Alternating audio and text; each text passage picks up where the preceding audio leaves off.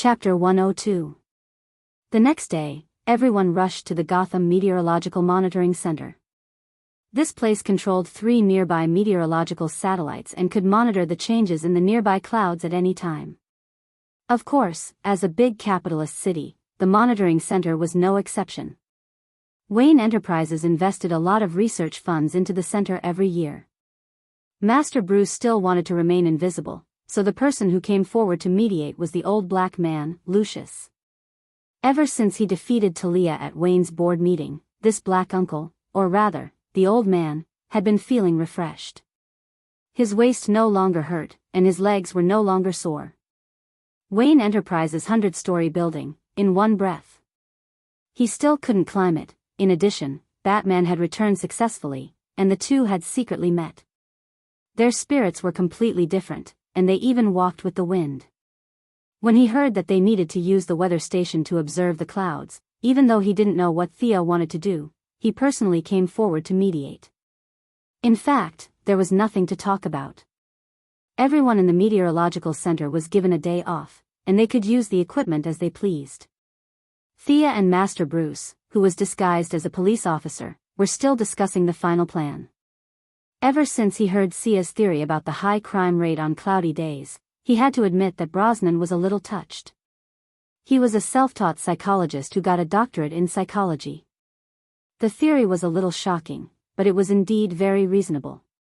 It was just that he had not noticed it before. Anyway, they needed to reduce the trace amount of radiation in the air, so they had to fire a few shots. Felicity, start sprinkling dry ice. Thea sat on a high chair in the weather station and ordered her number 1 follower. The drone this time was different from the small plane from before. This was a so-called civilian drone that could be equipped with missiles. The few of them felt that this blatant use of legal loopholes was great. The drone rose above the clouds and started spraying dry ice. In fact, the effect was about the same on the ground. This trip would cost millions, but Thea didn't care if she didn't pay for it. Lucius was a worker, and he didn't even bat an eyelid when tens of millions were transferred to his account. This small amount of money might seem like a lot, but when it was divided among the shareholders, it wasn't much. As a collective property, it was squandered just like that. This was the beauty of modern capital operations. As for who would lose and who would gain, it was hard to say. After the drone took off, Thea realized that as a minor shareholder, she had also wasted a portion of the money on this flight. She was a little depressed, but when she saw Master Bruce looking at her as if nothing had happened, she couldn't say anything. Felicity controlled the plane to circle Gotham twice and only returned to the surveillance center after all the dry ice had been sprayed. The originally thick clouds were now even darker, and the black clouds seemed to be heavy as they hovered in the sky. It seemed like it was going to rain, but it seemed like someone was pulling it back. After a full 10 minutes, the expected rain did not fall. To be honest, the strange weather in Gotham made Thea's hair stand on end. If there were such thick clouds in other places, it would be raining cats and dogs. Director, order your men to fire. Thea touched her chin and was prepared to fight to the death. If you don't rain, I won't retreat. At this time, the whole of Gotham was covered by the dark clouds. The lights in the surveillance center lit up, and some of the nearby buildings also lit up. Boom! Boom! A few shots were fired. Each rain bomb was priced at $200,000. If you ask Thea how she knew, she could have said that Gordon was signing the orders. The old director had always been a man of fairness and justice. He felt that the so-called cooperation between the police and the people should not be paid by Wayne Enterprises alone. He represented the government of Gotham and signed 5 orders in one go. In less than 10 seconds, another 1 million was fired. The original black clouds were no longer visible and were replaced by darkness. The air was filled with silence, and the few people in the surveillance center were a little nervous. Just as Thea was about to fire another 5 shots, a low rumble sounded in the air. Boom! Initially, the sound was very soft and could not be heard if one did not pay attention. Soon, the sound became louder. The water vapor concentration in the air has reached 179%. Felicity had been paying attention to the various data, and when she saw the numbers start to increase, she immediately said. According to the surveillance station in the western suburbs, the wind has reached level 5, a common-looking agent reported. The positive charge in the updraft has exceeded 450% of the normal value, said Master Bruce, who was disguised as a police officer. With the feedback of the various data, Thea knew that rain would definitely come. However, the clouds were still brewing, and once the rain fell, it would definitely be a storm. Babla, turn on the announcement we recorded and play it a few more times. Thea realized that the rain would not be light, so she quickly ordered Babla, who was hugging Robin tightly. Of course, she said that she recorded it for the sake of it. Actually, Felicity followed the previous idea and edited the second episode of the mayor's announcement, calling on the citizens not to leave their homes today and to stay at home obediently. Sometimes, Thea felt that if she stayed in Gotham for a few more months, this imprisoned mayor's popularity would break through a new high, and he might even be able to be re-elected. Initially, when he heard that they did not treat the mayor as an officer, the old-fashioned Batman was against it. However, when he heard that this was not the first time, he could only agree with it. Boom! The thunderous rumble finally sounded in the sky above the ancient city. Now, there was no need for them to do anything.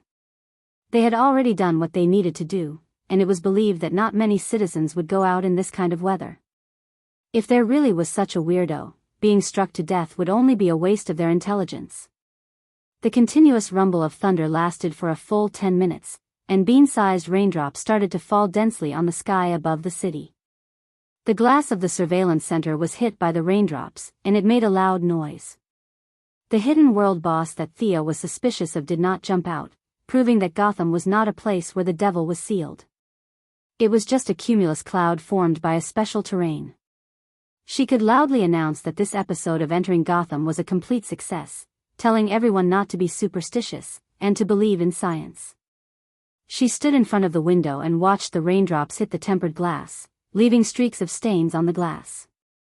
Of course, this was not because the cleaners in the surveillance center were lazy and did not clean the glass, but because the pollutants in the clouds were brought to the ground by the rain. Will Gotham be different tomorrow? Master Bruce stood beside her and gazed into the distance. There was a hint of worry and anticipation in his voice. It definitely will. Thea was still looking out the window and did not turn back. She was very sure of this. After all, they had spent millions. It would be ridiculous if there was no effect. After the rain, no matter how you looked at it, there would definitely be changes in the city. Chapter 103. The thunderstorm raged over Gotham for a day and a night. When the rain lessened, Thea asked the old director to shoot 2 more shots into the sky in order to disperse all the clouds. They could not waste the rest of the day. It was unlikely that the bad guys from Arkham would ambush them in a thunderstorm. A few of them went to the side to practice their martial arts, while the rest of them helped Batman make the sonic weapon. Most of the previous equipment had been taken away or destroyed by Bane after the Bat Cave was exposed. Fortunately, Bruce's clever brain was still around. He pulled some equipment from the Sky's Eye Society, and the few of them rolled up their sleeves and began to work. Bruce had been doing mechanical work for a long time, so his hands-on skills were not ordinary. Thea could build the magnetic skateboard with her imagination, so her mechanical skills were also very good. Felicity had been trained in Star City, so she was quite familiar with the work. She joined in midway, and the 3 of them were in full swing. They wore work clothes, wore glasses, had towels around their necks, and were fiddling with welding torches and sledgehammers in their hands. This scene fell into the eyes of the few people who did not know the science, and it was indescribably disharmonious. You two are one of the few billionaires of the bourgeoisie. Are you betraying the class and joining the proletariat? Do I have to give you a certificate or something on May 1st next year? Barbara felt that her dream life in the upper class should not be like this. She should keep her identity as a petty bourgeois and not try to squeeze into the upper class. Halfway through the process, Miss Firefly, who was always quiet, joined in, and the whole process sped up greatly.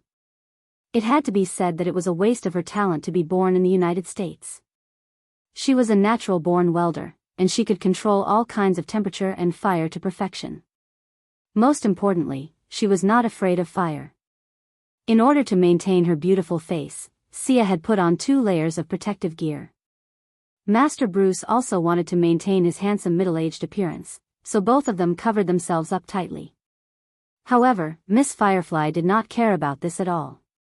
The sparks that splashed on her face were extinguished without any reaction. In addition, she was so skilled in the technique that Sia even wanted to ask if she had graduated from Lanshan High School.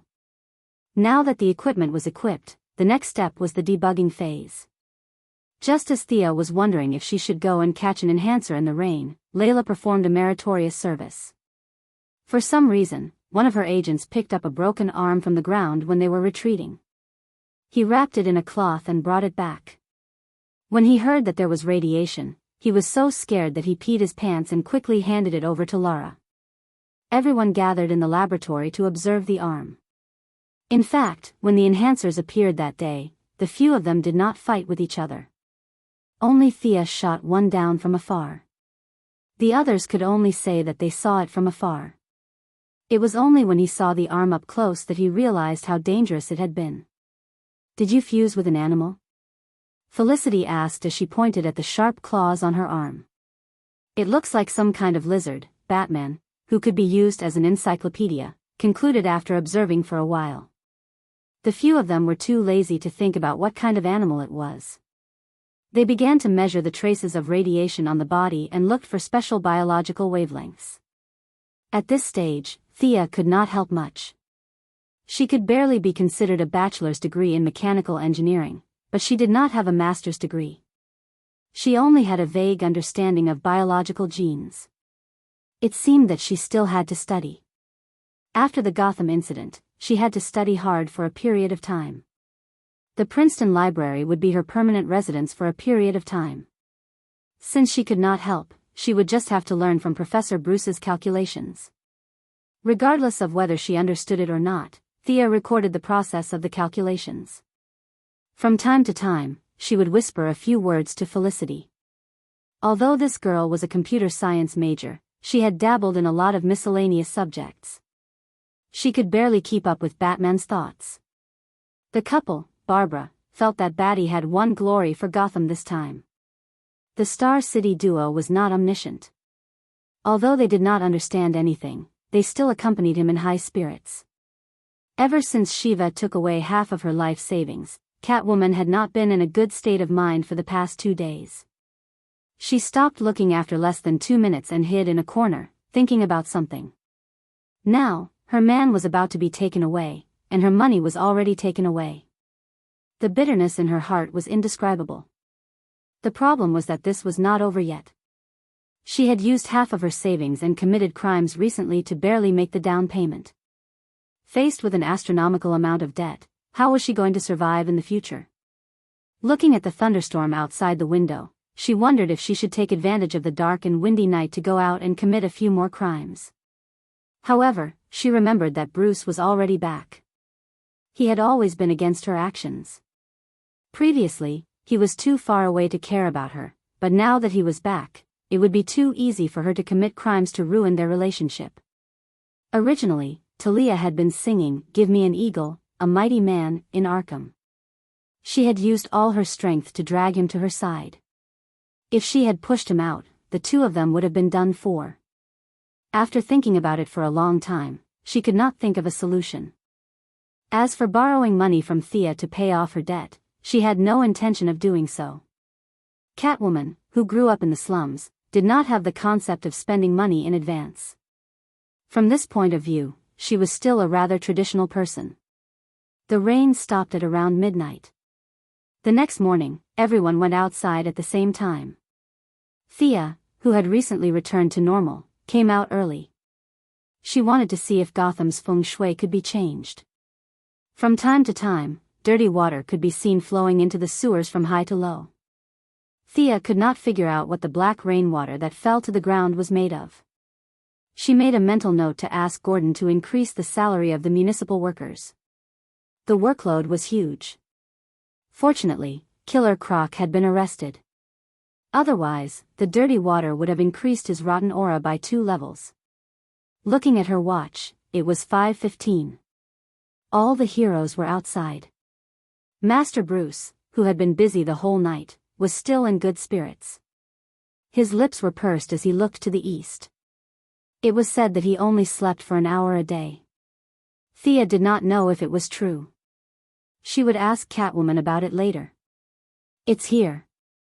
The one who shouted was Chief Gordon, who loved this piece of land to the extreme. First, it was a ray, then a ray, and finally a ray of sunlight shone on this piece of land that had not seen the sun for a long time. Thea was a little dazzled by the hot sunlight. She reached out her hand to block most of her vision. Countless rays of golden light shone through the gaps between her fingers, making her whole body red. The sun slowly rose, bringing with it rays of light. It lifted the last bit of mist above Gotham. Ha ha ha ha. Thea covered her face. She did not know why she wanted to laugh. She only felt that her body was filled with energy. Arkham, Bane, they would all be thrown into the trash. Chapter 104. Her smile infected everyone. Barbara and the young couple hugged each other and didn't let go for a long time. Laura was also looking at the morning sun, and a sweet smile appeared on her face as she thought of someone. "Old buddy, have I really done something wrong all these years?" Bruce walked up to Gordon and asked in a low voice. It was hard to tell what kind of emotions he was feeling. Happiness, excitement, depression, and maybe all of them. The old director, who had always lacked quick wit, didn't know how to answer this question. However, after living for so long, he at least knew who this sentence was directed at. He could only vaguely say, maybe it's a matter of perspective. Women and men see things from different perspectives. The old director was afraid that it would hurt his confidence, so he racked his brains and finally came up with an excuse. He then added, "She's also young, ambitious, and sharp. It's good to be young." Bruce looked at Thea, who was standing in the distance gracefully in the morning sun. Even with his experience of seeing so many women, he couldn't help but be affected by this scene. This was no love, just pure admiration. Perhaps it was indeed a matter of different perspectives between men and women. Bruce could only tacitly accept this fact and pick up his shattered belief. Otherwise, with his psychological condition, if he was suddenly told that what he had done for so many years was meaningless, he would become evil at any time. "I have to apologize to you. You entrusted your daughter to me, but my focus was on Robin. I will pay more attention to Barbara in the future."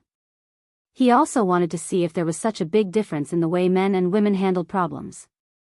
It just so happened that he had 2 experimental subjects under him to test. Gordon didn't know whether to thank him or to pay more attention to his daughter. According to his selfish desires, it was best for his daughter to live a peaceful life. Frankly speaking, as a father, he wasn't happy that his daughter had embarked on the path of heroism. In the past, Barbara had been slacking off, and her martial arts were sparse and mediocre, which was partly due to his indulgence. However, now that Bruce had clearly expressed that he wanted to treat his daughter with high standards, he could only smile wryly and express that he was fine with it. Besides, billionaires like them were all rushing to the top, and his daughter wasn't that delicate. It was always good to have more skills. There was no need to say anything about training. Unbeknownst to them, their father and teacher were preparing to train them fiercely. Barbara and Selena were kissing passionately while facing the morning sun. Thea didn't look at the lovey-dovey couple and walked to the 2 old men. "Uncle Bruce, can your wavelength transmitter be used today?" Thea also had a headache over this title for a long time. Calling him Mr. seemed distant, but calling him by his name seemed distant, so she could only act cute and call him Uncle. As expected, this form of address gave Batman a headache. He was only in his early 30s. Was he really that old? He touched his cheeks. Recently, he had been through a lot of trouble. His mouth was full of beard, and he did look quite old. Facing a 17-year-old girl, so be it. After pondering for a moment, he said, "Absolutely, but the area of effect is limited. The enemy has to be within 500 meters for it to be effective." "Are you going to attack today?" "Yeah, it's better to attack as soon as possible. Freeze hasn't fully recovered yet, so this is the best time to attack." Thea had already discussed Arkham's current situation with Bruce yesterday. Especially with the involvement of the Court of Owls, the severity of the situation had reached its peak. Even though Bruce wanted to wait for him to fully recover before taking action, every minute and second was precious. It wouldn't be surprising if the Court of Owls, the old nobles of Gotham, did something earth-shattering. They were both smart people. Without any conversation or eye contact, Bruce tacitly accepted Thea's current command. If he was healthy, the command would definitely be his. Even if Superman was in Gotham, he wouldn't have a problem with that. However, since he couldn't go to the front lines, he could only entrust Thea with full authority. Before 9 o'clock, the various police officers, volunteers, and veterans who received the call had already arrived at the scene. Those who knew each other were surprised by the sun in Gotham. Yes, the sun that could be seen everywhere in other places was a rare thing in Gotham. Even if it was sunny in the past, the sun wouldn't shine as brightly as it did today. Many people who had lived in Gotham their whole lives found it hard to adjust to the sun when they woke up. All the sunglasses in the convenience stores in the city were sold out. All the sunglasses manufacturers in America were awakened by the calls from their distributors. They worked overtime to stop the shortage of sunglasses. After that, they held meetings to find out what the problem was, whether it was the Korean missile crisis or the sudden change in the situation in the Middle East. Uncle Batman didn't slack off in the morning either. He analyzed the Scarecrow's poisonous gas sample that Thea brought back last time and made a targeted injection. The injection would provide immunity for 12 hours before the injection. Last time, it was difficult to release the poison in the crowd. This time, if the sonic weapon worked, the situation would definitely be one-sided. The Scarecrow was so crazy that it might just explode in the crowd. However, Bruce was a billionaire. The entire operation involved hundreds of people. He didn't have the time to make hundreds of bottles of injections. He could only give them to his own people. Even Felicity, who didn't go to the front lines, was given one too. However, he couldn't just ignore the righteous police officers and citizens. He racked his brains and made a strengthened version of the antidote. It had a capacity of 800 milliliters. He gave it to Robin, and it could protect her for an hour in the crowd after the battle. Barbara, you and Robin will work together this time. You two will deal with the Owl Court's Talon. I will also support you. It was the same team as last time.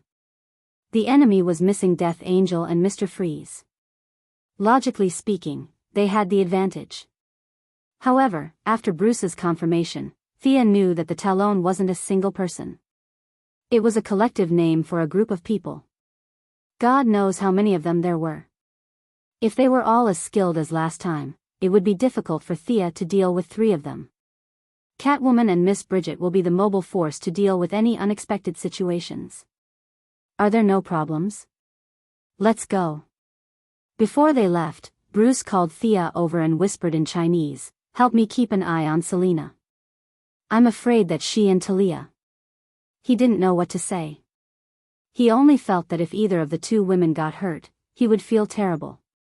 At first, Thea was stunned when she heard the familiar yet unfamiliar Chinese. However, she quickly realized that it was Miss Shiva who told him that she knew Chinese. Batman knew all the mainstream languages in the world.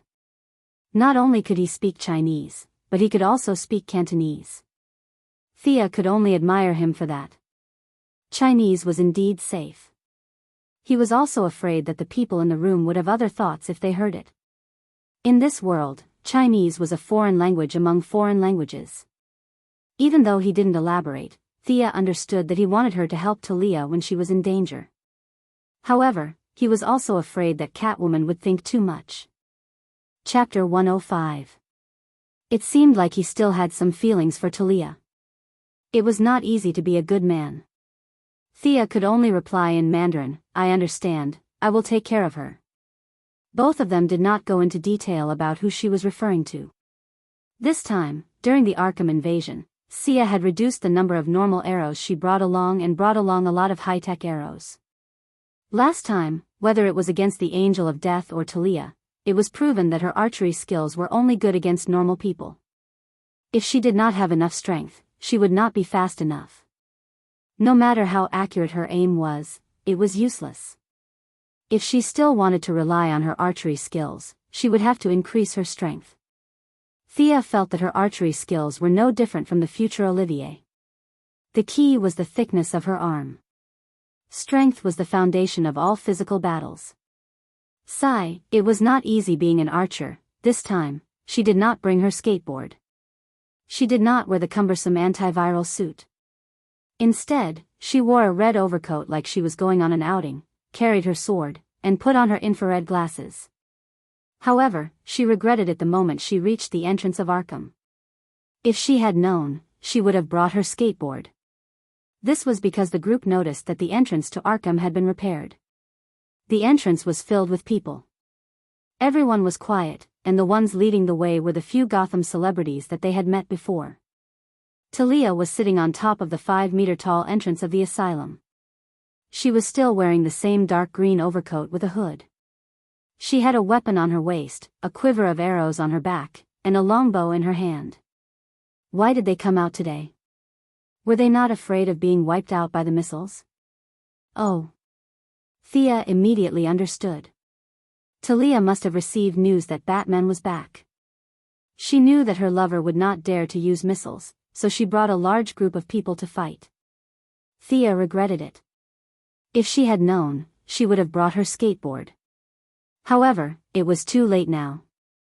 She lowered her head and ordered Lara, "Get the military helicopters here. If we can't beat them, they can cover our retreat." Yes, Thea felt like two groups of people had agreed to fight in the field after school. The elementary school students on both sides were already in position. Both sides were soldiers against soldiers, generals against generals, and the strong visual impact was constantly assaulting her brain. Since the other party dared to come out with such great fanfare, they must have something to rely on. He had to be careful. Seeing that both parties had arrived, Talia placed her left hand on the door and landed on the ground with a beautiful front somersault. She slowly walked out of the line and stood at the front, looking at Thea. Had she been the one behind the scenes all along? It was possible that she had both brains and subordinates. Thea saw that all the penguins and pig-faced people were standing quietly behind her. She was even more certain of her judgment. He wanted to let Gordon Sr. continue to assume the dangerous identity of the leader, but Catwoman had already taken the lead and walked out of the formation. Catwoman was fully armed today, with 3 daggers hidden under her tight black leather jacket. She held a long whip in her hand and a baton on her waist. Ever since she saw Talia, she had finally found a way to vent all her frustrations. "You're the cause of all this, right? You should know who I am. Let's have a showdown." Thea was happy to see them fight one-on-one. The two of them were about the same strength. Talia's martial arts had been learned scientifically, so her strength was stable. Catwoman's was much worse, and her level was sometimes high and sometimes low. However, when Catwoman attacked in a rage, it was hard to say whether or not her little universe would explode and kill the other party. Thea could only admire Uncle Bat's foresight. These words were still ringing in her ears, and the two women were about to fight. Her task was not difficult, as long as she could keep them alive. With a bitter smile, she drew an arrow and knocked it on the bow, ready to support the one who could not win at any time. However, to everyone's surprise, things took a big turn. Talia pointed at Catwoman, who was stepping forward, and said, "You and I have a personal grudge." She then pointed at Thea, who was watching the show, and said, "Her and I have a business matter." It was hard for Catgirl to describe her current state of mind. She had seen how Bruce had called Thea aside and warned her. Although she didn't understand Chinese, she knew what he was thinking as his lover for many years. He also had feelings for Talia. Where was her position? They had feelings for each other and a child, so it seemed more suitable than her. She stood up alone to challenge Talia, which meant that her life and death were up to fate. No matter who won or lost, this matter could be put to an end. However, when she mustered up her courage, she found that Talia didn't accept the challenge and even used the excuse that it was a business matter. This made her psychological barrier collapse, and her motivation to fight was gone. "Since it's business, then go ahead. Thea felt that her glasses were about to fall off. She watched Catwoman walk back briskly. What happened to the fight? I was still waiting for support. What's the meaning of this? However, before she could figure out what to do next, Talia's words made her feel what it meant to be thunderstruck. Sister, come out. This battle should be ours.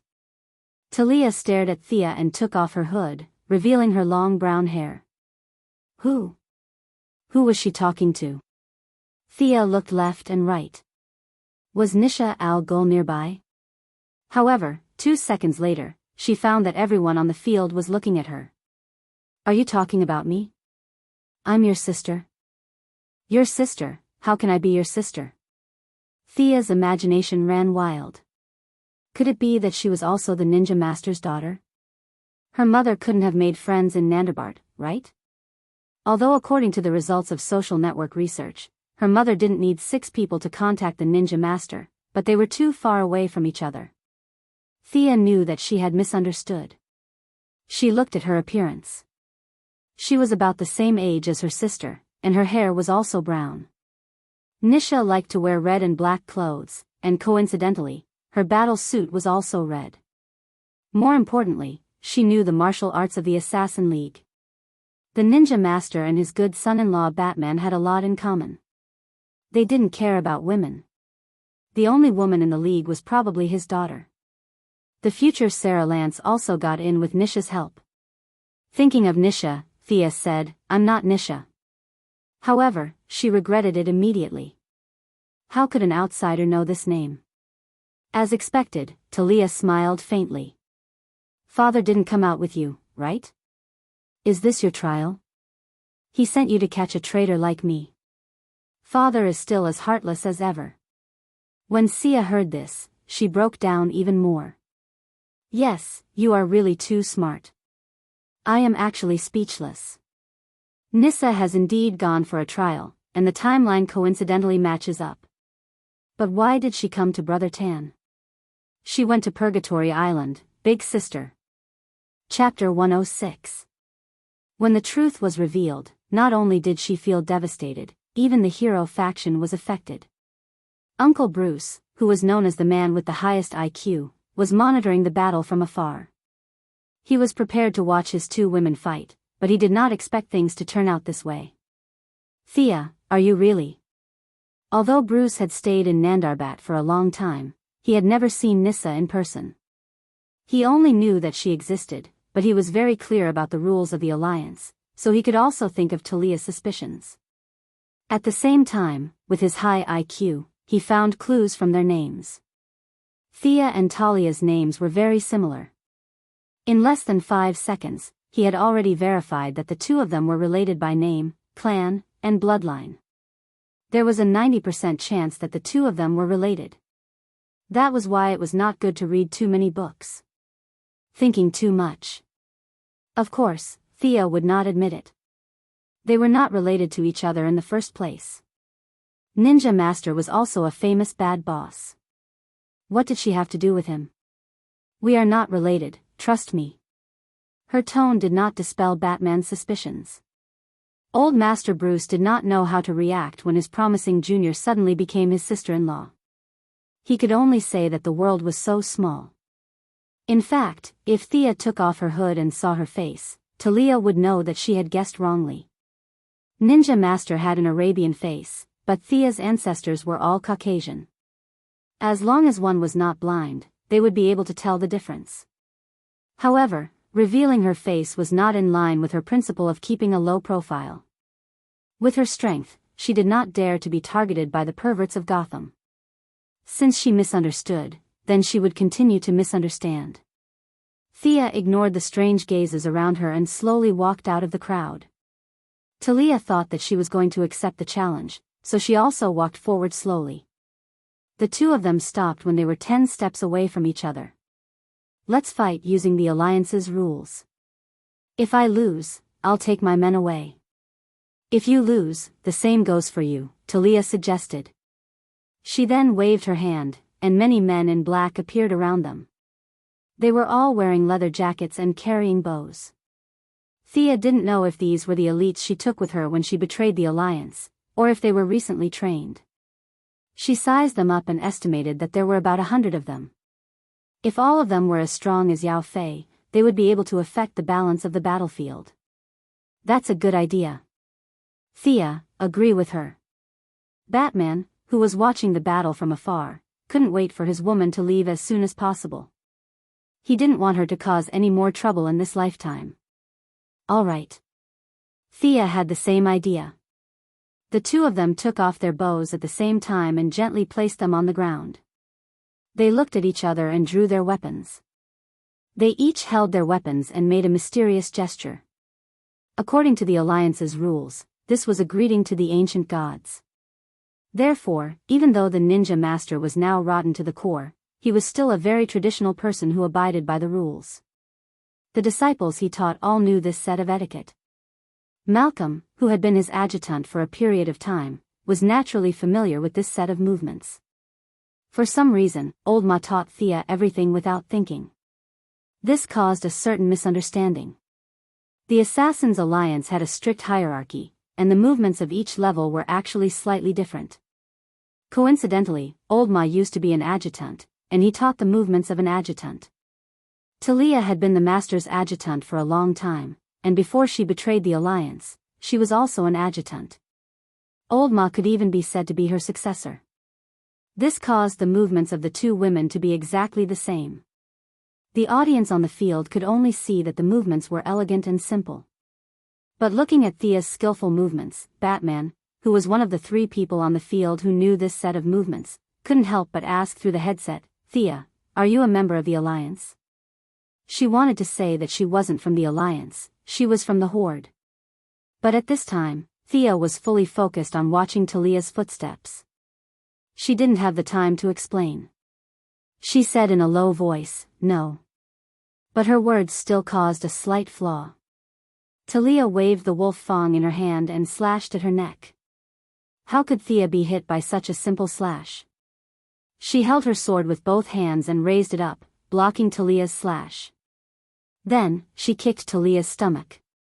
As a teacher who trained Yao Fei and would train Green Arrow in the future, Talia was very experienced. She leaned to the side and dodged the kick. Then, she changed her slash to a slice. Following the blade of Thea's sword, she slashed at her finger. Thea flicked her wrist and used the stabbing technique of Spanish fencing to attack Talia's middle. Not bad at close combat. Better than your archery skills. Talia immediately changed her move. Talia blocked the attack with her sword in front of her chest. My archery skills are the worst. You underestimated me. Thea continued to stab, slash, hack, and slash, trying to continue to gain the upper hand. Not bad at all. Talia had indeed underestimated Thea. She only felt that she had the upper hand in the last archery competition. Now that she was facing her younger sister, who was much younger than her, she underestimated her opponent. But no matter if it was the eldest daughter or the opposing faction, she couldn't lose. She also used speed to gain the upper hand. In the distance, Batman knew that his sudden interruption disrupted Thea's pace. He regretted it very much. Now that he saw her gradually equalizing the disadvantage, he felt a little better. Now that the two women were fighting, he also didn't want to see any casualties. He hated himself for being powerless. Previously, he could ask Thea to take care of Catwoman. But in the end, they didn't fight. The main character didn't fight, but the helper fought. This really made him speechless. He wanted to wear the bat suit and go to the scene to help, but seeing that he was still on crutches, he didn't want to send himself to death. It would be embarrassing if he was knocked to the ground by a small soldier in the melee. He wanted to give advice from a distance, but he found that the two women were very fast. It was almost like they were competing with each other. They knew their own moves. There was no need for him to give advice.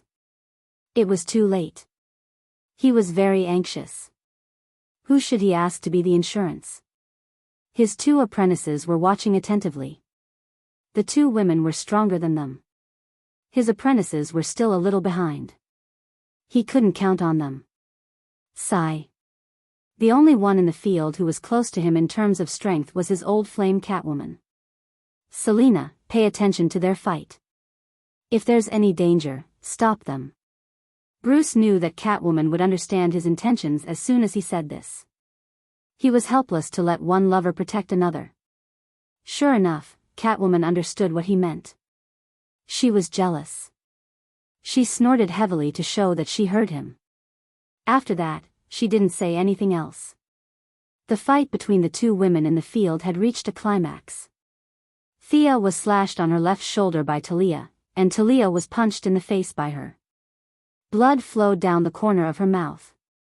The two women entered a stalemate again. They took 3 steps away from each other and took the opportunity to recover their strength. At the same time, they kept moving around the center of the field, trying to find each other's weaknesses. Chapter 107. Their fight this time was different from the previous archery contest. Last time, it was just a casual exchange. At that time, Talia was worried about being ambushed by a ninja master, and Thea didn't want to fight her, so both of them were very restrained. This time, it was different. Talia felt that her sister was valued by her father, and she couldn't get rid of the anger in her heart. Forget about Catwoman, she even forgot about her own son and husband, Batman. She just wanted to prove that she wasn't worse than her sister. At first, Thea was forced to do something beyond her ability, but she was strangely dragged out to take the bullet for Catwoman.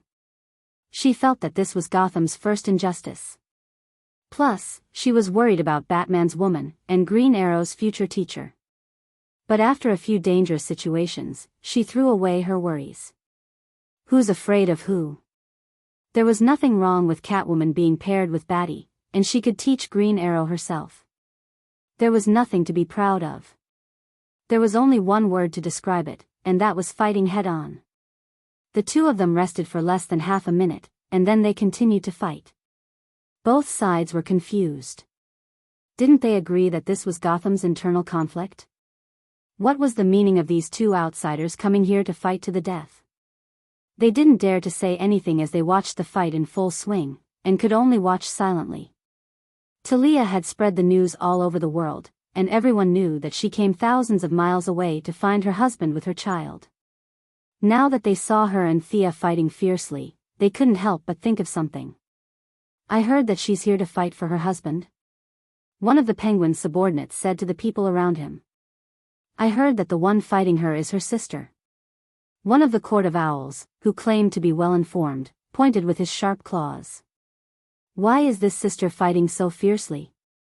One of the Gotham Police Station's 5th Division's 12th Operation Team asked. You still don't understand? It's obvious that the two sisters are fighting over something. I can't go into too much detail. One of the veterans, who claimed to be very experienced, told the people around him a story that couldn't be told. Both sides had nothing to do, so they could only kill time by gossiping. The story became more and more bizarre, and after a lot of artistic embellishments, it now seemed quite plausible.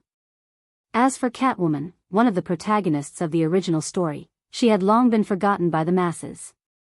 Therefore, when the final version of the story finally reached Catwoman's ears through her little friend, Miss Firefly, she was dumbfounded. The story had evolved into a very melodramatic one. Talia's younger sister had admired Batman since she was a child. When she grew up, she came out to seek true love. When her biological sister found out about it, she resolutely opposed it, which led to the war in Gotham. This news was leaked by one of Talia's subordinates who had followed him for many years. The authenticity of the news was very high, and after being deeply processed by the masses, it became like this. As for Catwoman, Talia didn't value Catwoman at all, and her subordinates didn't even know that there was such a person, so there was nothing to do with Catwoman in this story. Catwoman, who was brilliantly ignored, didn't know what expression to make. Her eyelids drooped, and she felt the gazes around her. She could only think, you guys can just ignore me, I'll steal everything from your house later. She didn't know that not only did she take the bullet, but she also took the blame. Thea and Talia's duel had entered the final stage. Talia had the advantage in terms of experience. Both of them were taught by their fathers, but when compared to a ninja master, the difference was obvious.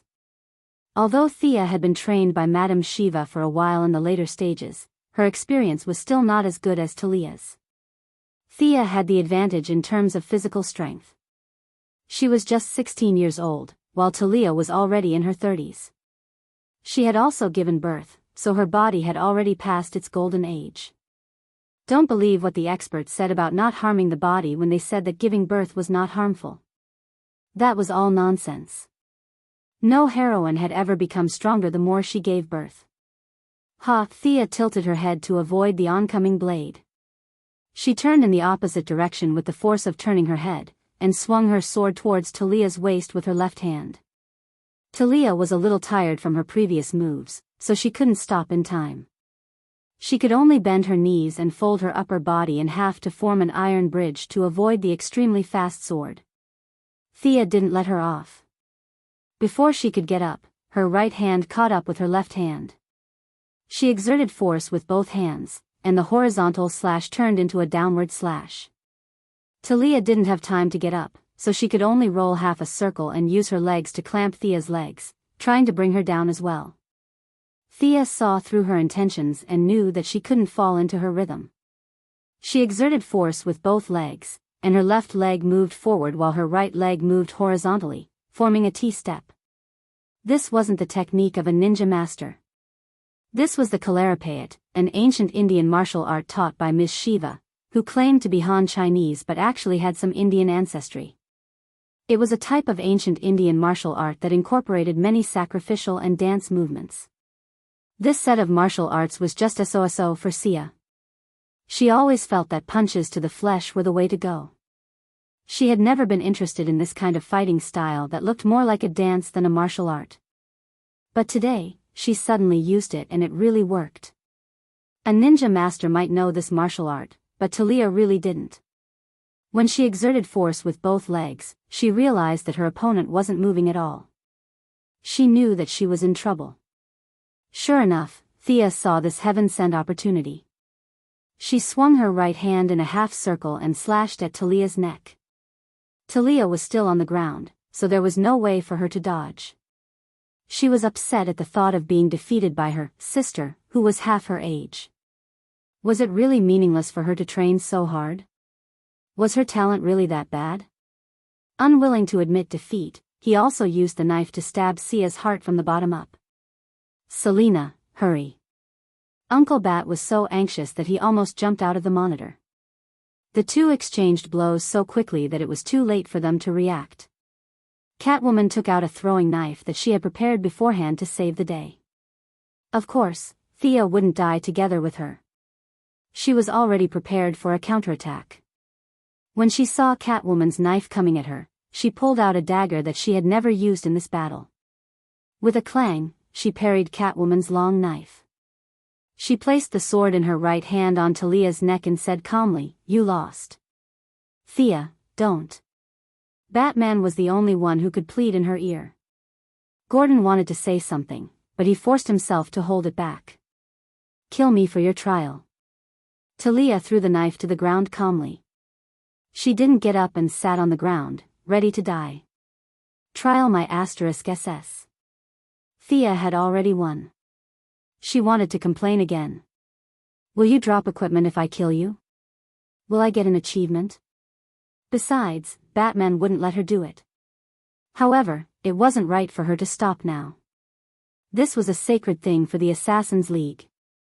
Didn't you see Talia's 100 or so lackeys watching in silence? None of them had the intention to save their boss.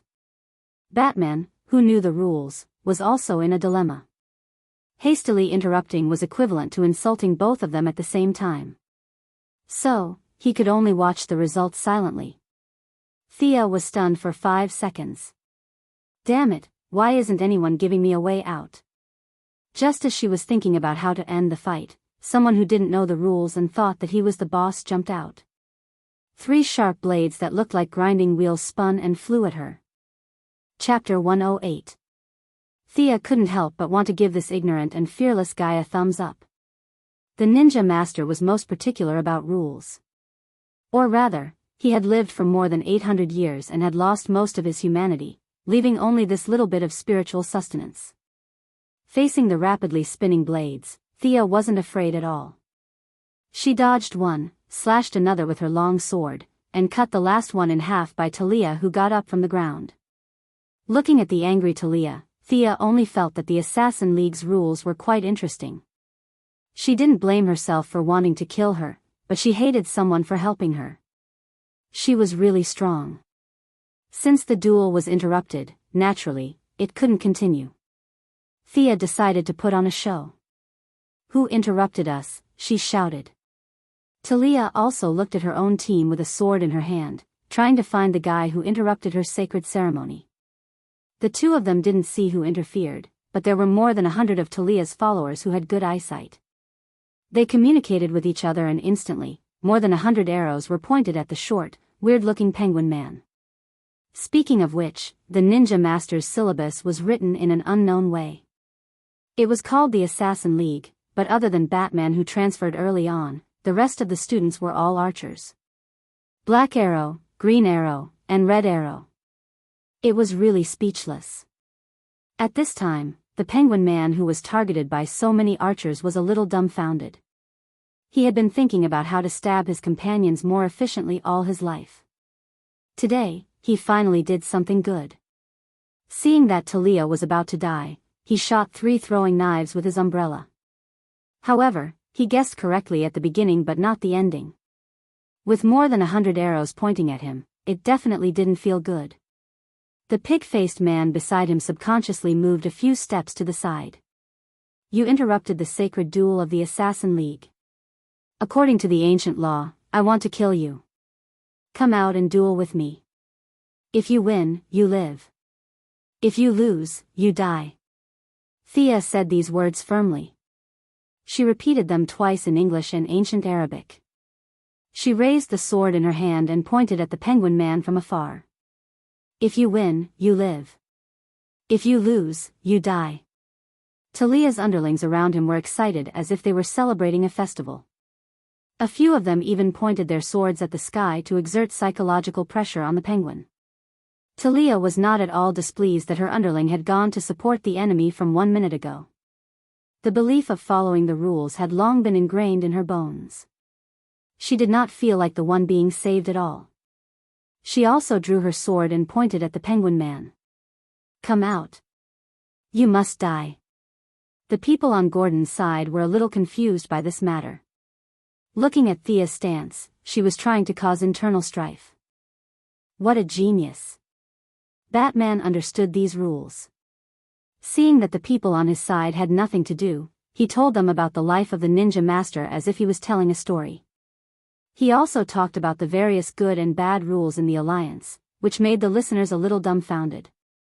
There was actually someone in this world who had lived for 800 years. Thea did not know that her clear past had been wrapped up by Uncle Bat using the mysterious atmosphere of the Alliance, making it seem blurred. Is there some kind of misunderstanding? The penguin man saw that the crowd around him had automatically emptied out. He did not dare to fight with Thea. The two women had fought for half an hour, and the flashes of their swords were frightening. He had relied on schemes to get to where he was, not fighting. Plus, he was a cripple. How could he win? The will of the Alliance is not to be questioned. You insulted the sacred duel, which is the same as insulting the ninja master. Thea felt that her acting skills must have improved a lot. Did she have anything to do with the ninja master? She was just using the tiger's skin as a flag. Sure enough, when she mentioned the ninja master, Talia's underlings roared to help her. At this moment, the penguin man really wanted to faint or someone to shoot him. As the former underground emperor of Gotham, although he had never met the ninja master, he still knew about the ninja master. He only felt that the ninja master was a legendary figure. Did I insult him? No, I really wanted to help. Okay, if you don't want to come out, then I'll just do it. Thea knew when to stop. It was fine to use the tiger's skin for a while, but if she used it for too long, it would attract the tiger's attention. Her relationship with Old Ma could not be exposed, and Talia was also a defector. It was hard to say who the ninja master's first target would be. She took out a frost arrow and aimed it at the penguin man. This time, she could use the Alliance's ancient tradition to kill this guy. Batman knew the rules, so it was fine if he saw it. After all, it was the Ninja Master's fault. She wondered if this guy's nickname was Penguin Man because his resistance to cold was so strong. Freezing Man could be exempted, so could he? Thea was ready to show them the power of science. Whoosh, an arrow was shot. The Penguin Man was pointed at by more than 100 arrows. It had to be said that he was a famous person and had some decisiveness. He subconsciously wanted to dodge, but he was afraid of causing a scene of hundreds of arrows. Therefore, when faced with Thea's arrow, he hesitated for a moment and decided to take it head-on. He hoped that he would not die. In order to leave a good name for the righteous side, Thea did not aim at his vitals. Instead, she aimed at the Penguin Man's lame leg. Puff! The moment the arrow entered his leg, the Penguin Man felt the surrounding temperature drop. He knew that he had been tricked. Wasn't it supposed to be a normal arrow? These were the last words that appeared in his mind. However, when the words reached his mouth, his lips were too weak to speak. TSK, what Penguin Man? Sia pursed her lips, this is all fake. He bragged so viciously and fiercely. In less than 2 seconds, his legs were already covered in frost. The speed of the frost was extremely fast. I believe that in less than 10 seconds, he would be able to go into the ice and pretend to be the Wumo King. Just as Thea was thinking about how the Penguin Man was dead, his subordinates would scatter in all directions. She would stabilize Talia and leave the rest of the soldiers to Gordon and the others. No matter how many reinforcements there were, they would not be afraid. This time, they had won completely. However, an angry roar broke her train of thought. A tall and muscular figure jumped down from a building not far away. In less than 5 seconds, he covered a distance of 100 meters. The person reached out his thick arms and ignored the gradually solidifying ice. He grabbed the Penguin Man's neck and pulled him up from the ground as if he was pulling out a carrot. His left hand pulled out the arrow from the Penguin Man's leg. He looked at the Penguin Man's pale face, grabbed his lame leg, and slammed it back and forth on the ground a dozen times like a dead dog. The ice on the Penguin Man's body was shattered. He lifted the Penguin Man up and looked at the result.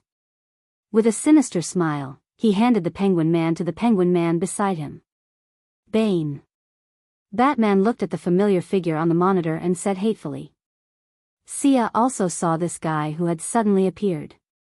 She had expected this. After all, Talia was here, so Bane wouldn't be far away. It was just that this guy had ruined her plan, which was a little annoying. Today, Bane came fully armed. His muscular body was at least 2 meters tall. He was bare-chested and carried his iconic green canister on his back. From time to time, liquid would enter his mouth through a tube that was covered by a mask. He said in a muffled voice, Talia, this is not what we agreed on. Chapter 109. Talia sneered. I don't need to explain to you what I'm doing. Bane, with his huge head, looked at her without backing down. Now is not the time. The two of them exchanged glances in the air. In the end, Talia waved her hand and the hundreds of men in black put down their bows. I won't be participating in today's battle. You can have fun. Talia blew Thea a kiss and left with her men. Do you want to suffer the wrath of the Alliance? Sia glared at Bane fiercely. It had to be said that she was a little too immersed in the role. She had perfectly imitated the vengeful spirit of a ninja master. To be honest, Bane didn't dare to provoke the master. Even many villains who were so bad that they were fuming with smoke would keep a respectful distance from the master, who had no magic and no technological equipment. You don't know how many trump cards he has prepared in the past 800 years. As a junior, Bane doesn't dare to confront him face to face. But he couldn't back down in front of so many people. Talia, who could have split the firepower, ran away first, but she fought for a long time, so it was barely acceptable. If he ran away without fighting, it would be too embarrassing. He had taken so much money from the Court of Owls, so he had to deal with it. I have no intention to be the master's enemy. I also respect the rules of the Alliance, but this guy can't die today. Bane's words could be described as groveling. He had never been so cowardly since he became famous. He secretly hated the Penguin Man. Why did you interfere and cause trouble? If Thea was still the same as before, she would have stepped down. She didn't want to fight with Bane. This guy had a big head and a thick neck. He looked like a warrior boss with infinite strength. It was too easy for him to deal with an agility type like her. But the ninja master's tiger skin could scare Bane, but at the same time, it was a double-edged sword. It also limited her. If she said, "Okay, then let's go home," that wouldn't be in line with her previous image. Anyone could see the problem. This role-playing game had to continue. Thea said gloomily, "Then you can try." After saying that, he used his fastest speed to draw an arrow. He didn't use his eyes to aim, but instead used his powerful perception to shoot an arrow at the unconscious penguin. Bane had also been paying attention to prevent her from attacking, but he had never seen Thea shoot an arrow. He had only heard from Talia that she was not as good as her. Now that he was facing Thea's highest level arrow, he had underestimated her. It was too late for him to run over. Penguin was the one with the most underlings present. The Owl Court had paid him a large sum of money so that he wouldn't die here today, so Bane had no choice but to give it his all. The green canister behind him boiled violently, and a large amount of venom flowed into Bane's body through the pipe. His arm visibly thickened. He grabbed a gang member beside him and threw the arrow at Thea. If the trajectory of Thea's arrow could still be vaguely seen, the human sandbag that Bane threw later had exceeded the retina's reception limit. The unlucky guy took Thea's arrow head-on and was killed before he could even make a sound. That's so fierce. The people present might only think that it was powerful, but Thea, who was close to the limit of human physical strength, knew the huge gap between them all too well.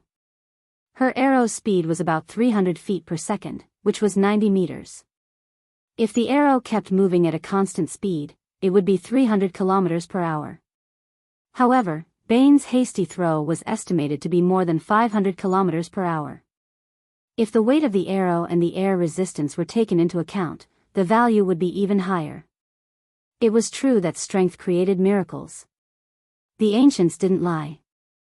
This person could only be defeated with wisdom, not brute force. Thea was momentarily stunned by this guy's shocking move. Bane's hasty use of the venom to strengthen himself was actually not a good thing. Now that the venom was attacking his brain, he threw away his worries about the Alliance and glared at Thea fiercely. This is indeed the Alliance's style. A bunch of scumbags who only know how to sneak attack. Do you dare to fight me one-on-one? Thea had more than 500 underlings with her, so how could she fight him one-on-one? She would spare his life this time, but next time, she would bring a skateboard and beat him up. Layla, are your snipers ready? Let's shoot him twice first. I want to see how strong his defense is. Thea's so-called 2 shots was just an adjective. The Heaven's Eye Society's agents understood perfectly.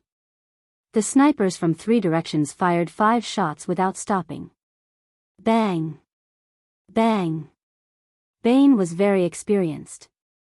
Perhaps because he was not very agile, he had no intention of dodging at all. He covered his face and heart with his hands and took 15 bullets head-on. The bullets were enough to penetrate a 4 mm thick steel plate from 1,200 meters away. However, such an impressive result was ineffective against Bane's strong body. The bullets were stuck in the muscle layer, and the ones at bad angles only scratched Bane's skin a little. With his strong self-healing ability, bullets were constantly squeezed out of his muscles and fell to the ground. No matter how confident Thea was, she did not think that her bow and arrow could be stronger than a sniper rifle. As for using her sword to fight, it was not within her plan at all. This guy was destined to be dealt with by her master. She would rather be a bystander. However, if she wanted to dodge, she would have to ask Bane for permission.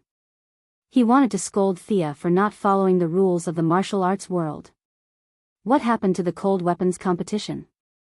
She looked cool when she squeezed out bullets, but in fact, how could the bullets not hurt when they hit the body? Although the venom accelerated the healing of the body, it did not come without a price.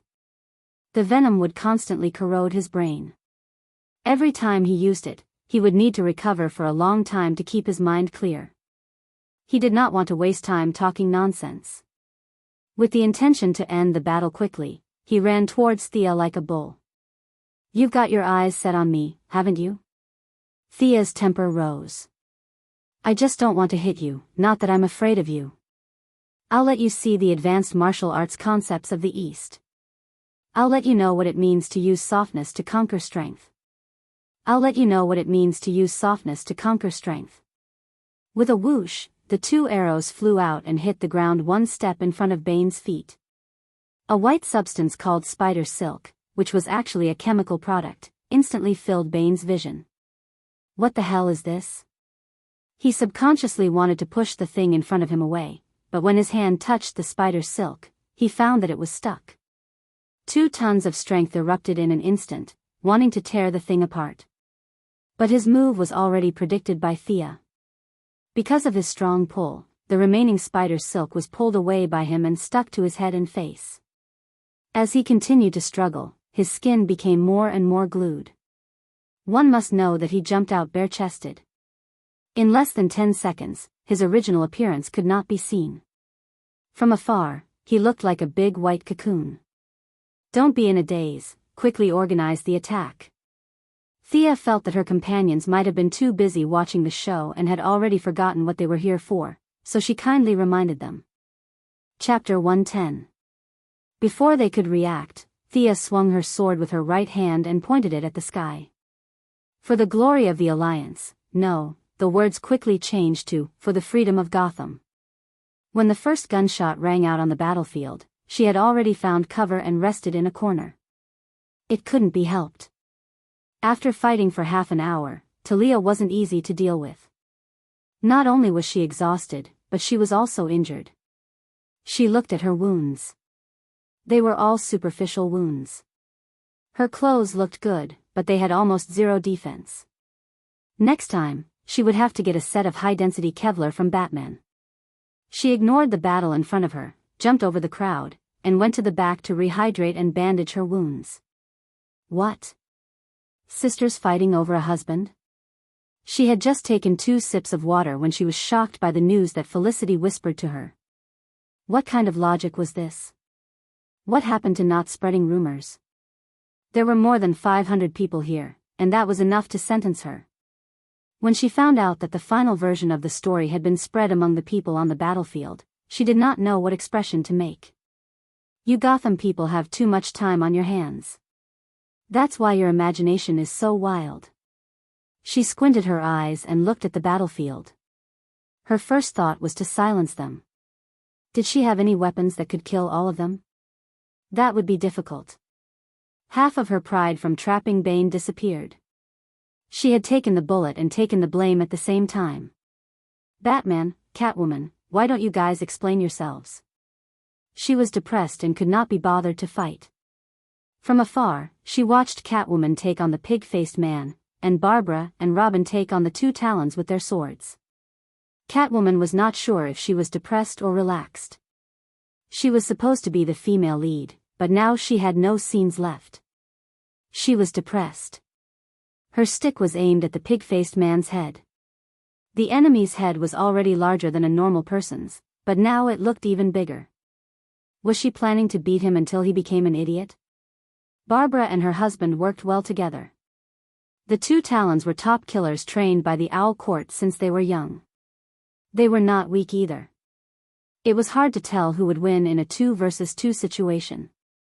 Thea, I know you need to recover your strength, but you won't be able to trap Bane for long. Bruce, who was monitoring the situation from afar, was very concerned about the enemy who had broken his back. Oh. Thea nodded in understanding. Her eyelids drooped as she looked at the large cocoon in the distance. Bruce was right. At first, Bane was not really trapped in the web. He had fainted because he had absorbed too much of the chemical substance from the spider silk. Now, with his amazing resistance to poison, he had gradually regained consciousness and was struggling with all his might. Counting the arrows on his body, he originally had 5 frost arrows. Killer Crocodile used 2, and the penguin just now wasted 1. It seemed that he would have to use another one today. The distance was a little far, so he could only use projectile. Fortunately, the power of the frost arrow was not reflected in the arrow. It did not matter if it hit the target or not, as long as it was within range. He pointed his bow at the sky and shot another frost arrow in Bane's direction. This time, there was no big head and thick neck to disturb the situation. The effect of the frost arrow was good. In just 10 seconds, Bane, who was about to break free, was frozen solid again. You have the ability to freeze too? Miss Firefly, who also did not fight in the front, looked at Thea with a strange tone. What's the meaning of your eagerness to try? You have such a big opinion of the Frost team. If you see the Frost team in the future, what kind of expression will you make? Of course, Thea could not say that Miss Firefly's condition was too serious. Medicine could not suppress it, so she had to prepare for physical therapy next time. She said embarrassedly, "It's not my ability, it's the power of the arrowhead. And there's only 1 arrowhead left. That's a good move. Is it liquid nitrogen or liquid ammonia?" In the distance, Batman saw her arrowhead for the first time. The cobweb arrow just now was already very impressive, but now the effect was even better. Knowing that she could not hide it, Thea and Bruce chatted for a while. The two did not talk about the core technology, and only discussed the theory. I say, stop chatting. Help us out first. Barbara Robin was a little tired facing 2 well-trained claws. Listening to them talk about all kinds of messy elements, she was getting more and more annoyed. Okay, I'm coming. Thea was not so easy to talk to because she wanted to flatter Barbara. After all, she first came to Gotham to rob the rich. Now, who in Gotham was richer than the Court of Owls? The accumulation of dozens of families for more than 200 years, however, this matter could not be done in public. It required some secret methods. She took out a special arrowhead. This arrowhead was installed with a nanoscale tracker. It was stolen from Ray Palmer's company by one of Old Ma's men. Old Ma thought it was useless and gave it to Thea. Even Felicity did not know about the arrowhead's creation. The Court of Owls was rich, but they hid it well. In order to find this group of fat sheep, Thea decided to use the tracker on the 2 claws. She aimed at one of the claws that was less agile. Robin's baton hit him, and he could only dodge to the side and look for an opportunity to counterattack. Thea kept moving in the crowd and saw this flaw. Without hesitation, she pulled out an arrow and shot. Her archery skills were not as good against Bane and Talia because one of them was strong and the other was agile. However, it was just right to deal with these people whose strength was between 2nd tier and 1st tier. The arrow hit him squarely in the stomach. Ouch! Even though the claws were brainwashed and did not have any sense of right or wrong, they could still feel pain. Knowing that he was ambushed, he waved the sword in his hand like a windmill and forced Robin to back off. He gritted his teeth and pulled out the arrow from his stomach. He looked around for the person who ambushed him. At this time, Thea retreated back into the crowd. She turned on the switch on her glasses and confirmed that the nanoscale tracker had entered his body and attached to his organs. She nodded with satisfaction and turned off the tracker. Now was not the time. Sia, our spies have reported that the major crime families in the city are gathering their forces and rushing towards us. Lara, who had always been quiet, reported the bad news at this time. How far are we? Less than 2 blocks. Was this premeditated, or did the Court of Owls do this on the spur of the moment? Thea felt that it was the latter. Talia's departure had dealt a heavy blow to the balance of power between the 2 sides. This was probably something they did not expect. If they were attacked from the front and the back, they would definitely lose. Thea observed the strength of the people in the battlefield. Selina, come back quickly. Catwoman heard the order and quickly sent the pig-faced man away. What's the matter? Thea handed her an arrow. You've seen it before. It's my magnetic arrow. I need you to insert it behind the enemy. It's best if you can cover the enemy within a range of 50 meters. Chapter 111. Sir, order your men to wait for the signal. Once the enemy is out of weapons, we will charge in and take them out. The field was too big for Thea to shoot that far, so she could only ask the parkour expert Catwoman to do the job. Thea, the thermal imaging shows that the enhanced man is coming out. Felicity, who had been staring at the monitor, also brought bad news. Robin, go prepare the wavelength transmitter. Thea fired a barrage of arrows to force Talon back. She then covered Barbara and herself as they retreated back to the main force. Regardless of whether they retreated or counterattacked, it was always a good idea to regroup. Catwoman, who was as agile as a human could be, ran from high to low. She weaved through the crowd and buildings. She had an excellent sense of direction, and after a few turns, she arrived at the back of the main force. She then used the dart technique to insert the arrows into the ground behind the battlefield. It's done, Catwoman said to Thea behind her. Find a place with thick walls and hide. Thea estimated the time and pressed the switch on the bow. Just like yesterday, a low humming sound was heard. Whoosh! Whoosh! Whoosh! Many of the Arkham bandits were shaken by the loud noise, and they didn't even notice that their weapons were gone. Attack! Director Gordon couldn't wait to blow the bugle and raise the Star-Spangled Banner high. The old man took the lead and rushed up with his pistol. His men saw how reckless the director was and how the enemy had lost their weapons. What was there to be afraid of? They charged forward like they were on steroids. The ratio of casualties on the battlefield instantly increased. The unarmed bandits faced the armed police. It was like the Native Americans facing the colonists. Even though their hearts were filled with hatred, they still fell to the ground unwillingly. Although Chief Gordon couldn't bear it, he knew that the enemy's reinforcements were coming. Having been on the battlefield, he knew his priorities and didn't mention anything about the Miranda Clause at all. His subordinates were also in a killing frenzy and had long forgotten that they were police officers and not soldiers. In later history, this day would be known as the Gotham Massacre. Countless humanitarian defenders sat in air-conditioned rooms and expressed their dissatisfaction with the massacre caused by the Gotham Police Department. Of course, this was a story for later. At this moment, not knowing that they were in the middle of a historical event, the police officers were rather restrained, but the hot-blooded citizens and veterans were overjoyed. They could no longer control the violence in their hearts, and they held their submachine guns and fired at the empty-handed criminals. In less than a minute, the dark ground of Arkham Square was dyed red by the blood of sin. Both the elite scarecrows and the loyal penguins fell to the ground in droves. To be honest, Batman didn't feel good when he saw this scene, but he also knew that he couldn't stop it. This was war. Either the good guys would be sacrificed, or the bad guys would be wiped out. It was impossible to knock everyone out and take them away. Thea and Gordon's decision wasn't wrong. Thea, on the other hand, didn't feel guilty. These were all bad guys, so if you locked them up, they wouldn't do anything bad. She noticed that some of the veterans were losing control, so she walked over to Lara and whispered, "The enhancers are about to attack from the west. You should lead them there and hold off the first wave of attacks."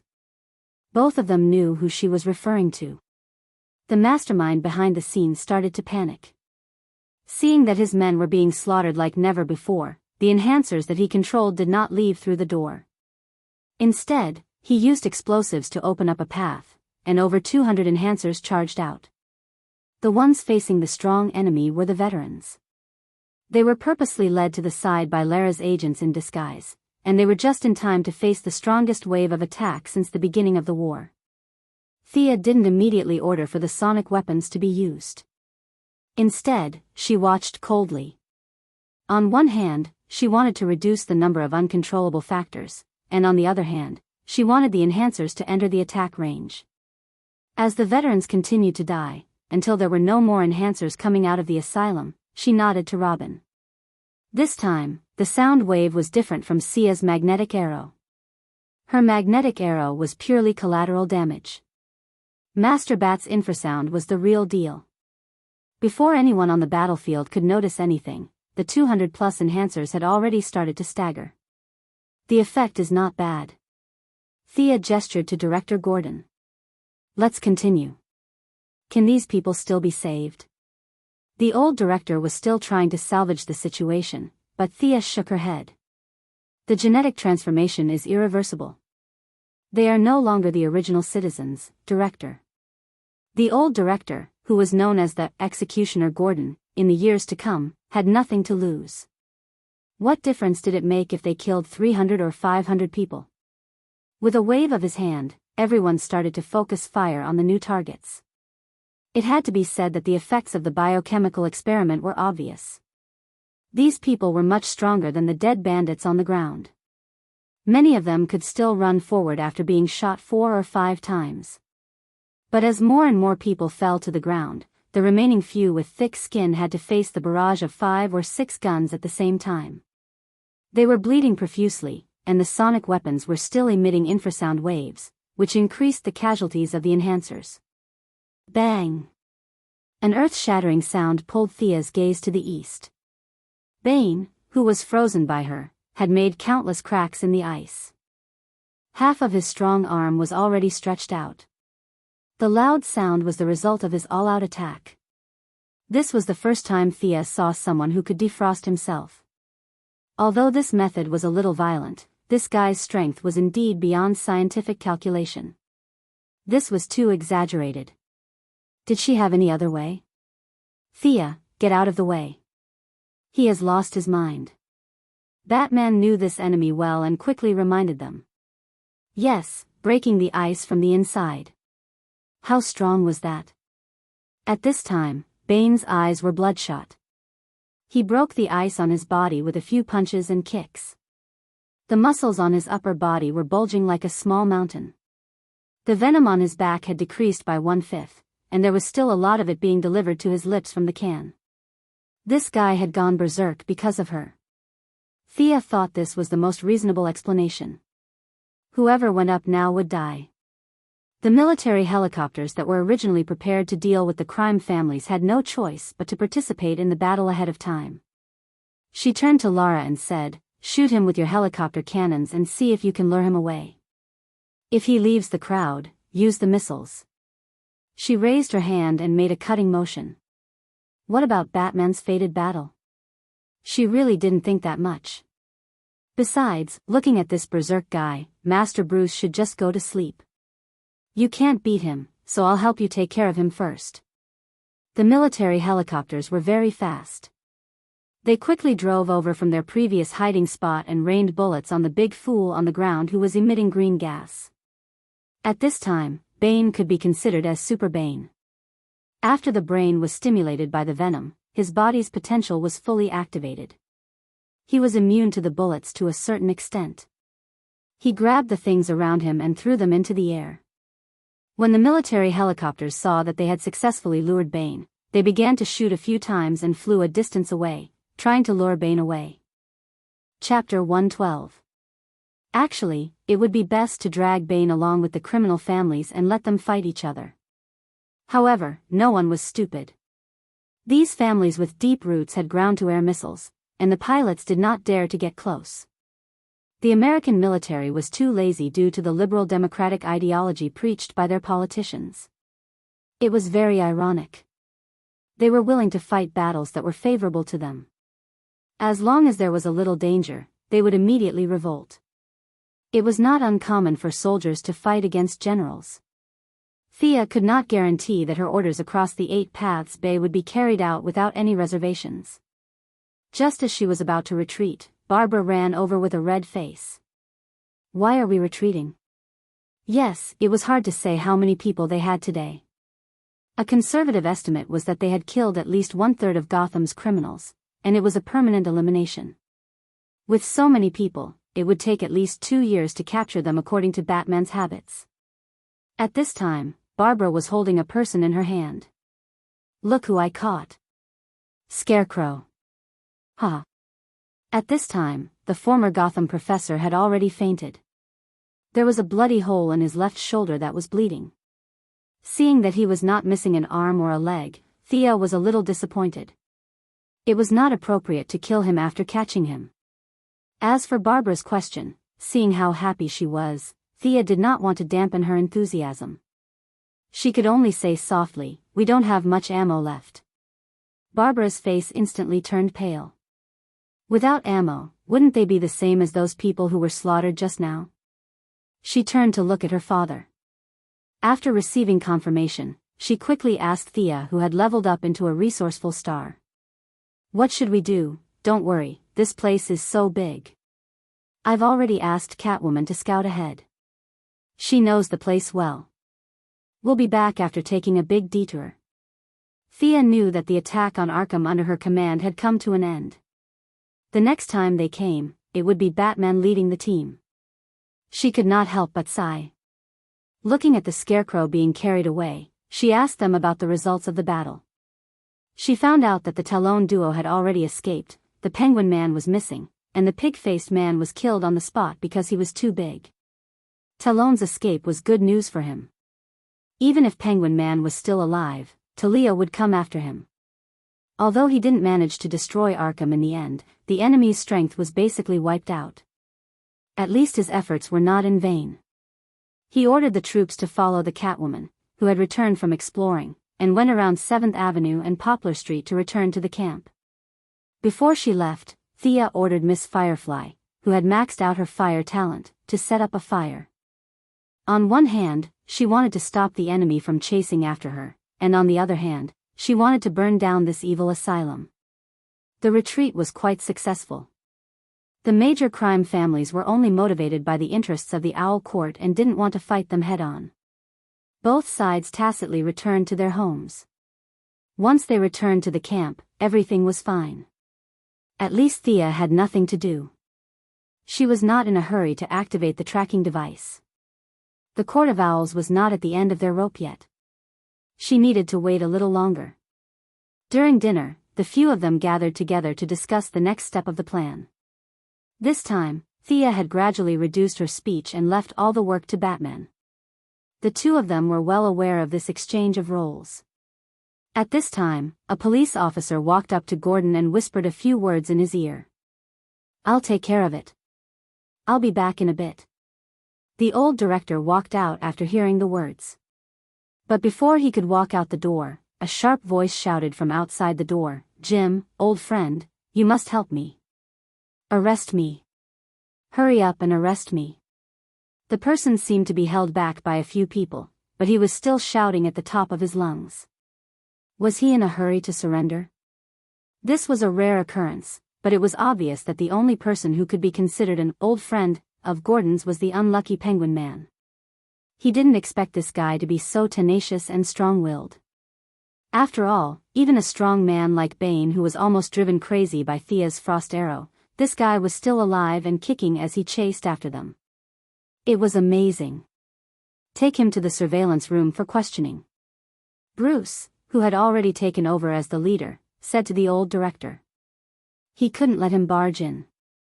The few people in the room weren't wearing their masks. Robin and the others weren't important, but Thea and Bruce were famous people. Their identities couldn't be leaked out. The few of them lost their appetite for dinner and went to see the former underground emperor of Gotham. The Penguin Man in the surveillance room could only be described as miserable. His hair was disheveled and he looked like a ghost. His originally lame leg was now completely necrotic. He had to be supported by his loyal subordinates all the way here. He probably knew that the few of them were looking at him in front of the surveillance camera. He cried and complained to the camera about his various evil deeds, which meant that they had to arrest him immediately. "What do we do with this guy?" Gordon, the boss of the police station, asked. This guy was obviously afraid of death. He used the excuse of surrendering, but in reality, he was here to avoid trouble. Anyone with an above-average IQ could understand this, but he couldn't throw him out because of his identity. At the same time, he subconsciously looked at Thea to ask for her opinion. He really didn't understand how the Alliance should take revenge. Looking at the high-end ceremony, would it cause a chain reaction if he said that he was going to take him into custody? Was it necessary for him to sacrifice countless police officers for a major criminal? It was a bit of an exaggeration to say that Thea was buried in the hole she dug, but at least half of it was buried. She couldn't say that she was acting during the day. Her relationship with the Alliance couldn't be exposed, so she had to keep it a secret. She thought about it again and again. She couldn't say anything, so she could only push the blame to someone else. Let Uncle Bruce decide. She turned and left the surveillance room after saying that. At this time, Uncle Bat was in a dilemma. With his IQ, he could see that Thea didn't care. Only Talia could scare Penguin like this. But this was the contradiction.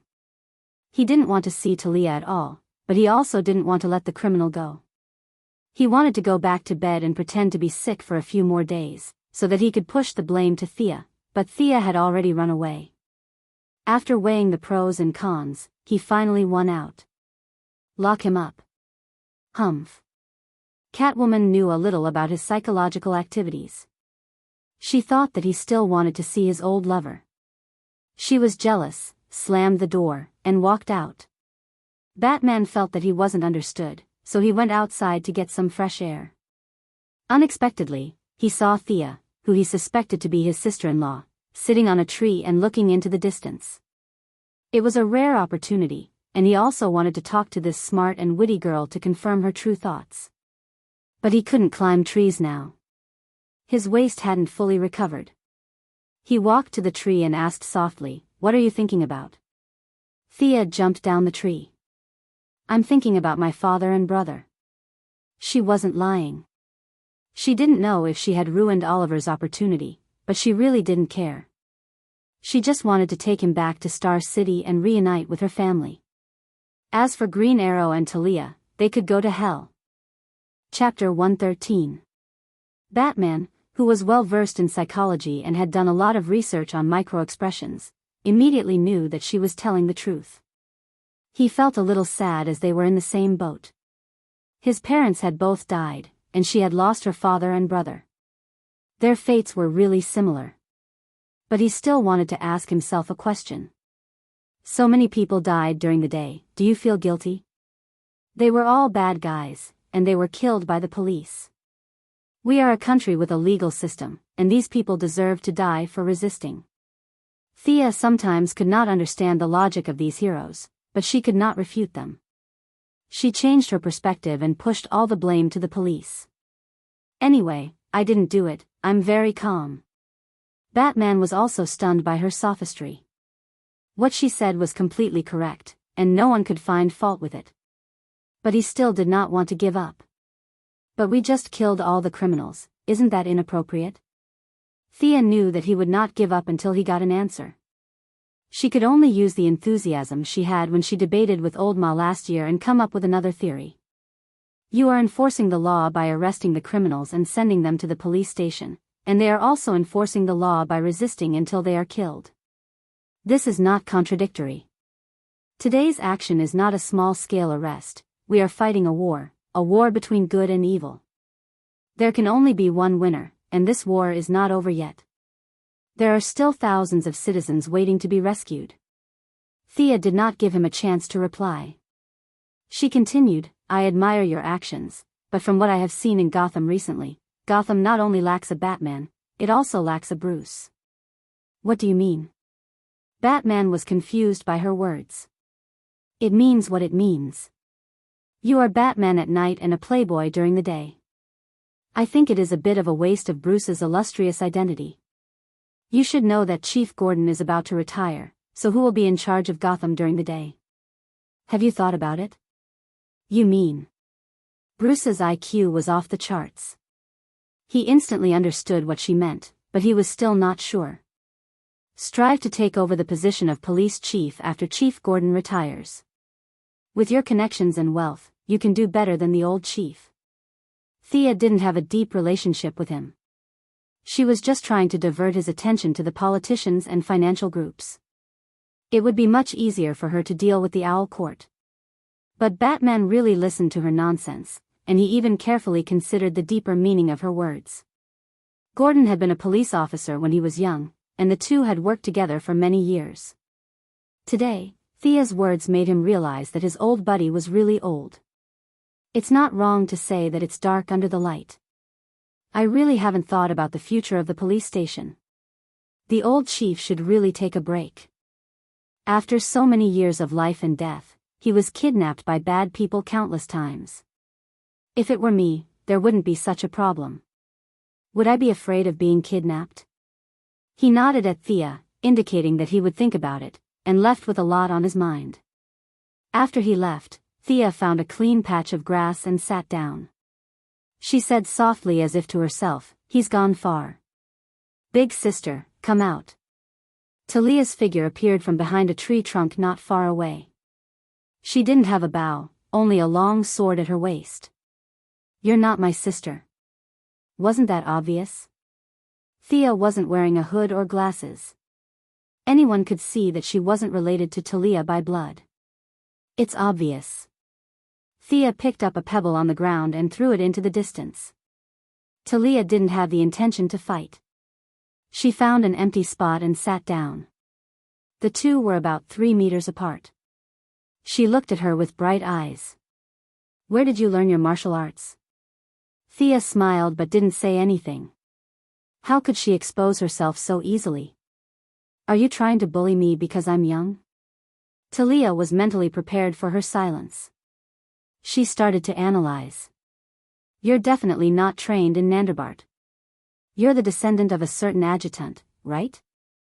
It couldn't be helped. The ninja master had lived for too long. There were more than 100 adjutants who worked with him. Although most of them died in Nandarbart, there were always a few exceptions.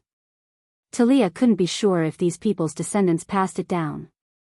You don't want to attract the ninja master's attention to Gotham, right? Since they couldn't see the light of day, things were easier. Yes. The two of them could reach a consensus on this point. Sia nodded. "According to the rules of the Alliance, I'll leave and not participate in the matters here.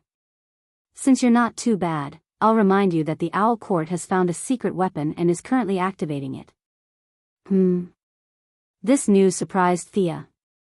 The court had a lot of cards up their sleeves. How could they have a secret weapon to turn the tables at this point? "What is it?" she asked anxiously. Talia smiled proudly. "I don't know. I only heard that they stopped the experiment of strengthening humans. That Professor Hugo is trying his best to solve it." Seeing that Thea was deep in thought, she threw a metal plate to her. "I owe you a favor this time. If you need anything, you can find me in Russia." After that, she walked quickly into the forest and disappeared in a few sprints. Sia was dismayed by this half-spoken approach. It was too difficult to build trust between people. What kind of weapon was this? She racked her brains but could not think of any other weapon that Gutan could have up his sleeves. She could only shout to her right. "Did you hear what she said? What weapon do you think it is?" I'm dumbfounded. "How would I know?"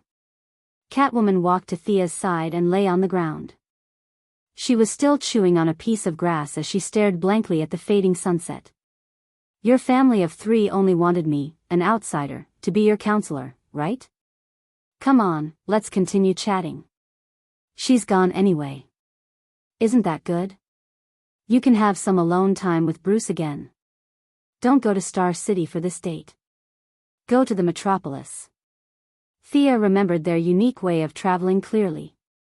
"No, I don't have money." Speaking of this topic, the feline girl felt depressed, and even Sia, who was half a teacher to Lady Shiva, felt awkward. Big Sister was too ruthless. Just look at how she forced the feline girl into such a state just so that her daughter could live a carefree life. Seeing that she still wanted to say something, Catwoman interrupted her and took out a scroll from her bag. "This is a painting I got from Killer Moth. Take a look and I'll sell it to you." Painting? Thea felt that her ancestors didn't have any artistic cells. It was better to talk about explosives and swords with her. Why talk about painting? Besides, she was poor. If you didn't talk about money, they could still be friends. However, it wasn't appropriate to reject it directly. She could only accept it and take a look. The painting wasn't long. It was less than a meter in length and width. It was obvious that the painting was very old and had been repaired by an expert. However, Catwoman violently cut it, so its value was reduced by at least 50%. The content of the painting was also very monotonous. It seemed to be a forest with a winding stone path in the forest. Other than that, there was nothing else. There were no people or animals. It could barely be considered a landscape painting. Chapter 114. It was supposed to be a very ordinary painting, but it was this ordinary painting that made Sia feel that her strong willpower was constantly being absorbed. At the same time, whispers came from the painting, the sky, and the trees. It would have been better if she could hear them clearly, but the voices were so soft that it seemed like a gust of wind could blow them away. No matter how hard she tried, she could not hear a single word. "Hey, what's wrong with you?" The feline girl was still waiting for her to reply, but after waiting for a long time and seeing that she didn't respond, she gave her a light push. "Me?" Sia didn't know what was wrong with her. She carefully looked at the scroll again. The great suction force had disappeared, but she could still hear the whispers in the air. She didn't know if it was because of her tinnitus or something else, but she could still hear the whispers in the air. There was definitely something wrong with this painting, but was it only affecting her or everyone else? Sia had to ask the cat girl to see if she had any abnormalities. "What era do you think this painting is from?" The software shows. Catwoman almost gave Felicity away, but she quickly corrected herself. "I think it's an antique that's more than 1,000 years old." Thea was not in the mood to pay attention to her slip of the tongue. She wanted to confirm one last time. She opened the painting and asked Catwoman, "Which master do you think left this painting behind?" Catwoman had actually looked at the painting several times. If she could figure out its origin, she would have sold it for money. She glanced at it casually. "I don't know." Thea had been watching Catwoman's subtle facial expressions from the corner of her eyes, but nothing happened.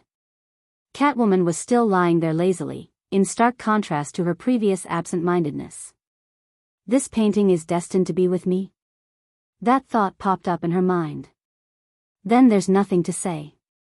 I'll buy it myself." Catwoman was a little embarrassed when she asked for the price. It was against her principles to sell such a worn-out and obviously stolen painting to her friend. But she was really in a tight spot now. A hero was a hero after all, so she did not have any psychological burden. Thea was poor, but a starving camel was still bigger than a horse. No matter how poor she was still a billionaire. The two of them completed the transaction happily. Catwoman, who felt that she had taken advantage of a fat sheep, was afraid that she would regret it and run away. Thea did not feel that she had been cheated. If there was nothing wrong with the painting, she would not have taken it. She secretly laughed at Catwoman's blindness. She would be poor all her life. Back at the campsite, they met to discuss the superweapon that Talia mentioned. Batman played dumb and did not ask her where she got the news from. Gordon and the others did not think to think so. As they discussed, they were all a little confused. As locals, they had no idea that there were any powerful weapons in their city. The old director also interrogated Penguin Man and Scarecrow, but to no avail. The spies under Lara's control did not give out any important information either. They only heard that Bane had finally regained his consciousness after 2 days. Now, he was hiding in Arkham to recuperate from his injuries. The remaining major crime families were fighting over the territories of Penguin Man and Scarecrow, who had survived the butcher's knife. The families fought, and the Owl Court did not stop them. In short, other than the illusory powerful weapon, the rest was good news. Thea got rid of her red leather jacket and changed into the high-density Kevlar combat suit that Batman provided. Wayne Group had been in the field of biopharmaceuticals for many years. They were at the top of the world when it came to micromolecular composite materials. Of course, to maintain the consistency of her personal style, the combat suit was still mainly red. This combat suit was extremely tough. It was immune to handgun bullets at close range, and bullets from rifles within 100 meters could also be stopped at the fabric layer. However, Thea politely declined the cape that Batman had given her along with the clothes. What was the use of the cape other than looking good? How many times had the red cape of a Supergirl been grabbed by the enemy and beaten to the ground? Why didn't they learn from such a painful lesson? However, seeing that the material of the cape was very particular, Thea did not refuse. Under Batman's regretful gaze, she handed it to Felicity as a souvenir. Her trip to Gotham was not in vain. Batman had been adjusting his body's condition for the past few days. His recovery ability was really strong. Injuries that took at least 100 days for an ordinary person were healed in less than a month for him. As the strongest fighter in the camp, Sia had to take some time to do some physical recovery training with him, even though she had taken someone else's battle suit. Batman had not recovered to his peak, but he was able to fight Thea to a standstill. One of their punches was heavy and the other was light. They were evenly matched. Right now, Sia's fighting ability was approaching perfection as the number of battles increased. She was about to form her own style, and it was only a matter of time before she would appear on Prometheus's list of 30 pugilists. When Barbara asked about Wing Chun, both of them said that they knew how to do it. It wasn't some secret that couldn't be passed on. However, Batman looked weird when he practiced, so Thea could only act as a temporary teacher. Speaking of which, it was strange. Ever since Sia was no longer the commander, Barbara, who had always been critical of her, actually took the initiative to ask her out for a walk twice. The relationship between the two was no longer as stiff as before. For the rest of the time, Sia had been making all kinds of arrowheads. It would be a waste if she did not use all the raw materials, as Wayne Group would pay for all of them. She plundered hard and added 10 sets of all kinds of high-tech arrowheads. She also got a lot of Miss Firefly's kerosene with the help of Catgirl and made 10 flame arrows. Because Bane was recovering from his injuries, a few city officials were rescued by Gordon. They were all chubby and did not look like they had been abused. The mayor, who was the leader, was frightened by Gordon's military power. Fortunately, there were no rumors of Chen Xiao's mutiny in foreign countries. Otherwise, he would have thought that the old director was up to something. He gave the authority of the city to the old director and hid in his house with the excuse that he was too injured. Thea was busy during the day and studied the painting at night when no one was around. She had used various instruments to measure it. The painting was indeed thousands of years old, but there was no pattern that matched the painting. That night, she thought about it for half the night. She was so restless that she could not fall asleep. The faint whisper floated in her ears again. However, no matter how hard she tried, she could not make out what it was saying. Just as she thought, did I get Gotham's disease and become schizophrenic? The characters with dual personalities in the anime are all amazing, but I really don't want to become like that. Come to me. I can help you. I'm not a bad person. The voice this time was different from the one she heard before. It was a little muffled, as if it came from underground. Let's go and see. She immediately made up her mind. Of course, it was not because the other party said that he was not a bad person. In this day and age, no bad person would say that they were bad. Every villain who was defeated had lofty ideals. Therefore, she did not take the words seriously. She would analyze the problem in detail when they met. Chapter 115. Ever since she changed into the Kevlar combat suit provided by Batman, the original antiviral suit had been eliminated.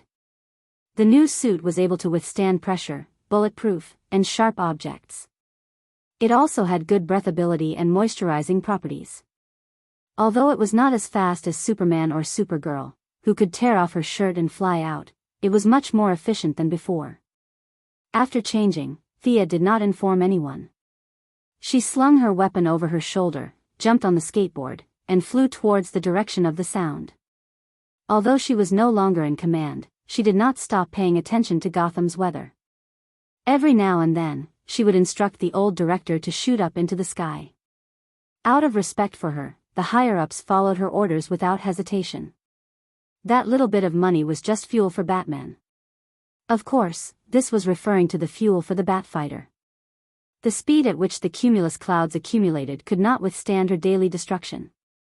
She could now see the bright moonlight at night. She did not know how much crime had decreased, but at least it was much more pleasing to the eye. Using the bright moonlight, she identified the direction. The voice was still occasionally heard. "Come to me. I can help you." It seemed to be coming from the south. Gotham was a large port city. The east was connected to the sea, the north and west were inland. As for the south, Thea only remembered that there was no one there. It was a muddy swamp. Although she had many doubts in her mind, she still entered a state of concentration. She did not fly at the highest speed. She constantly observed her surroundings and carefully flew towards the direction of the sound. As the surroundings became more and more desolate, her perceptive sense did not send out any warning signals. Her infrared scan did not show any signs of heat from large animals. "I'm here, young one." A low voice sounded from below. Thea took out a frost arrow and nocked it on her bow. She gradually lowered her altitude and carefully prepared for any attacks that might follow. However, when she descended to an altitude of 20 meters, her surroundings were still desolate. No matter how she looked around, she could not see any signs of life nearby. "Where are you?" Although it was silly to ask, she really did not see this so-called person who could help her. "I'm out. I'm not a bad person." Following his words, a gurgling sound of water could be heard. The swamp below began to ripple. A certain green guy that looked like a large sludge monster slowly crawled out of the swamp. Vines were flying everywhere now and then. Tons of mud was suddenly pulled into the air by the figure and then fell back into the swamp because of gravity. Thea stared blankly at the 5-meter-tall green humanoid creature in front of her. Who was this? Or rather, what was this thing? She looked at the bow in her hand. Her archery skills, which had been successful in the past, did not give her any sense of security at all. Could her arrows hurt this guy who was 5 meters tall and weighed several tons? The only thing that gave her courage was the skateboard under her feet. If she couldn't win, she could still run. Maybe, she couldn't say a single word. She quietly watched as the tall green creature moved around a few times, rubbing its face and stretching its neck. Guessing that she was not on its menu, Thea shouted loudly, "Did you summon me?" She had no choice. They were at least 50 meters apart. She was afraid that he would not hear her even if she shouted. However, it took him half a minute to respond. These short 30 seconds were enough to make her anxious. She was afraid that he would use his ultimate skill to kill her instantly. "It's me, young one." The green creature replied slowly. This made the short-tempered Thea's eyebrows twitch. If she could not defeat him, she would definitely teach him a lesson. "You. What do you want from me?" Thea knew that she had to lower her head when she was under someone else's roof. She lowered her altitude to the same level as him and asked respectfully. "It's a long story. Be patient," the green creature said calmly. Thea felt that this guy did not seem to have any bad intentions. She could only say that she was very patient and that they could talk until dawn. "I'm not a bad person." Thea did not understand why he kept emphasizing this point. It remained to be seen if he was really not a bad person or if he was just trying to numb her. "I'm a botanist. I became like this because of an experiment. My original name was Alec Holan. Of course, no one calls me that anymore. They all call me the swamp monster." The giant green creature, or rather, the swamp monster, sighed when he talked about the past. However, he quickly put the past aside and talked about the purpose of today's visit. "There are many supernatural beings in this world. I'm one of them. Our leader detected a supernatural reaction on your body. That's why he ordered us to come in contact with you." Thea's mind was filled with question marks. What did he mean by that? Was there a supernatural reaction on her body? Was she about to awaken her superpower? In her memory, version 1.0, Thea was just a normal person. She had spent half her life under the wings of the Green Arrow. She ran around everywhere and had a few boyfriends who were all courting death. It could be said that she would die if she came into contact with them. Since when did being a loner count as a superpower? I don't quite understand what you mean. Are you here to warn me or to capture me? It wasn't that Thea always looked down on others with malice. It was just that the people in this world were like that. They would burn and slice people up for no reason. The swamp monster shook his head. I'm here to help you. I've said that before. Very good and very powerful. Every villain said that they wanted to help others at the beginning. Their methods of help were usually daggers, explosives, brainwashing, and the like. Thea didn't say anything. She waited for him to continue. You should have obtained some kind of sacred relic. This relic awakened your bloodline. You're not a normal person. You have the legacy of the ancient sages. Relic? This wasn't hard to guess. The painting that Catwoman stole from the killer moth was the beginning of everything. Because she didn't know whether this was a blessing or a curse, she brought that strange painting with her when she went out.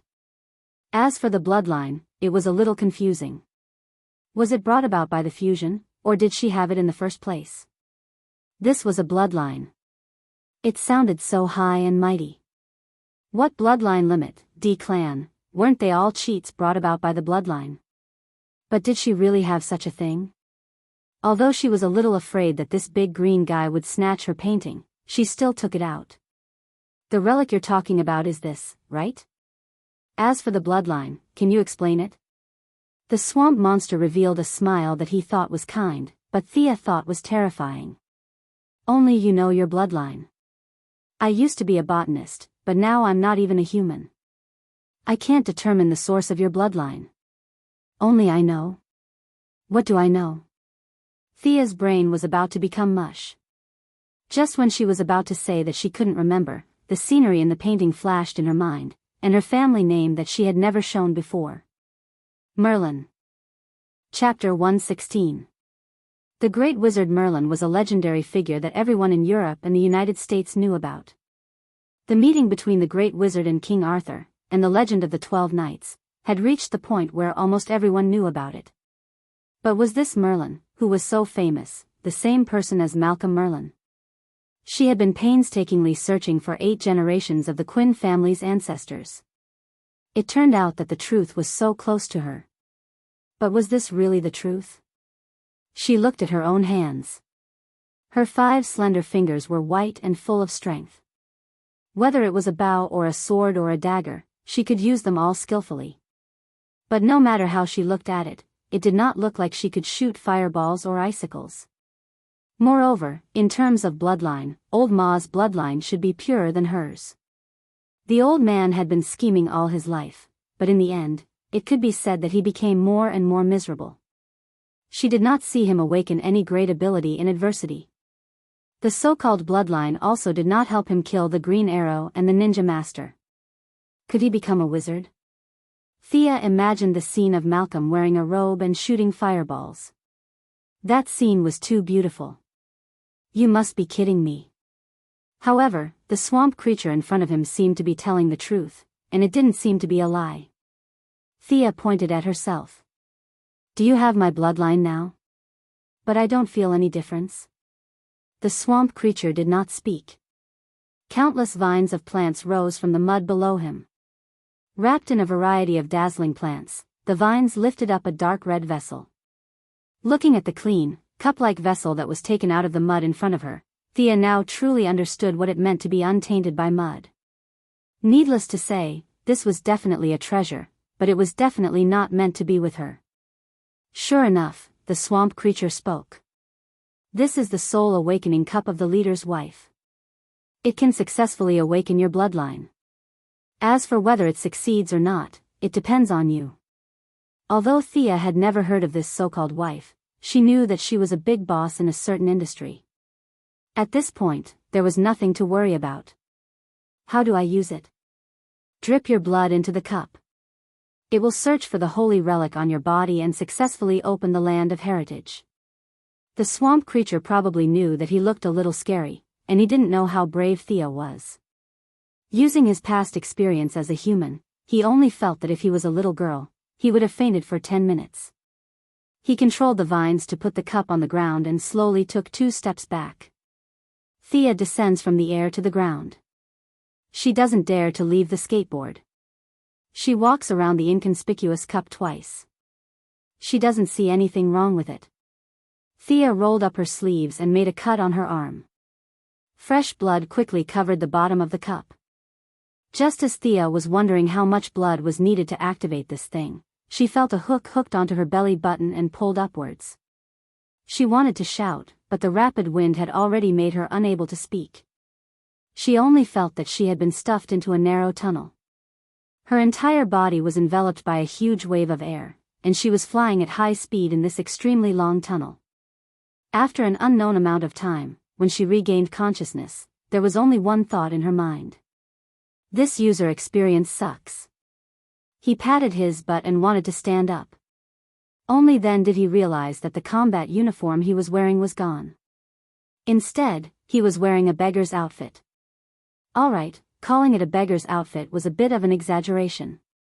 However, this coarse cloth jacket didn't look gorgeous at all. It's just that this jacket looks thick, but in reality, it feels very bad to the touch. What's going on? Where's my underwear? Thea realized that she only has one piece of clothing. It's very empty and uncomfortable. She can't help but feel a little annoyed at the guy who designed this part of the process. But fortunately, she's a woman of the underworld and doesn't care about trifles. She didn't bring her Kevlar, bow, dagger, and so on with her. Only the sword of Osriel that she previously seized is lying quietly on the ground. Thea jumped twice on the spot. Fortunately, her thing isn't too big. Even if she doesn't have any clothes, it won't be too much of a burden. This is good news. Because the surrounding looks very similar to the forest path in the painting, Thea looked very much like the forest path in the painting. The trees were tall and dense, and there were signs of a battle. As the saying goes, don't enter the forest. However, do I have a choice now? She pulled out her sword and slashed at the nearby trees. Not bad, this is my sword. I didn't get myself a fake one. Looking around, it seems that this is the only stone path in front of her. This path is very long and winding, and it seems to go straight to the top of the mountain. Thea took a deep breath. The feeling of not having any underwear lingered on her body. She tried her best to use the secret technique that Madame Shiva taught her. She abandoned all distracting thoughts and focused on walking up the mountain. The path was neatly built. Thea didn't know if this is a real scene or a world in the painting. She didn't see any animals or birds along the way. Her surroundings were quiet.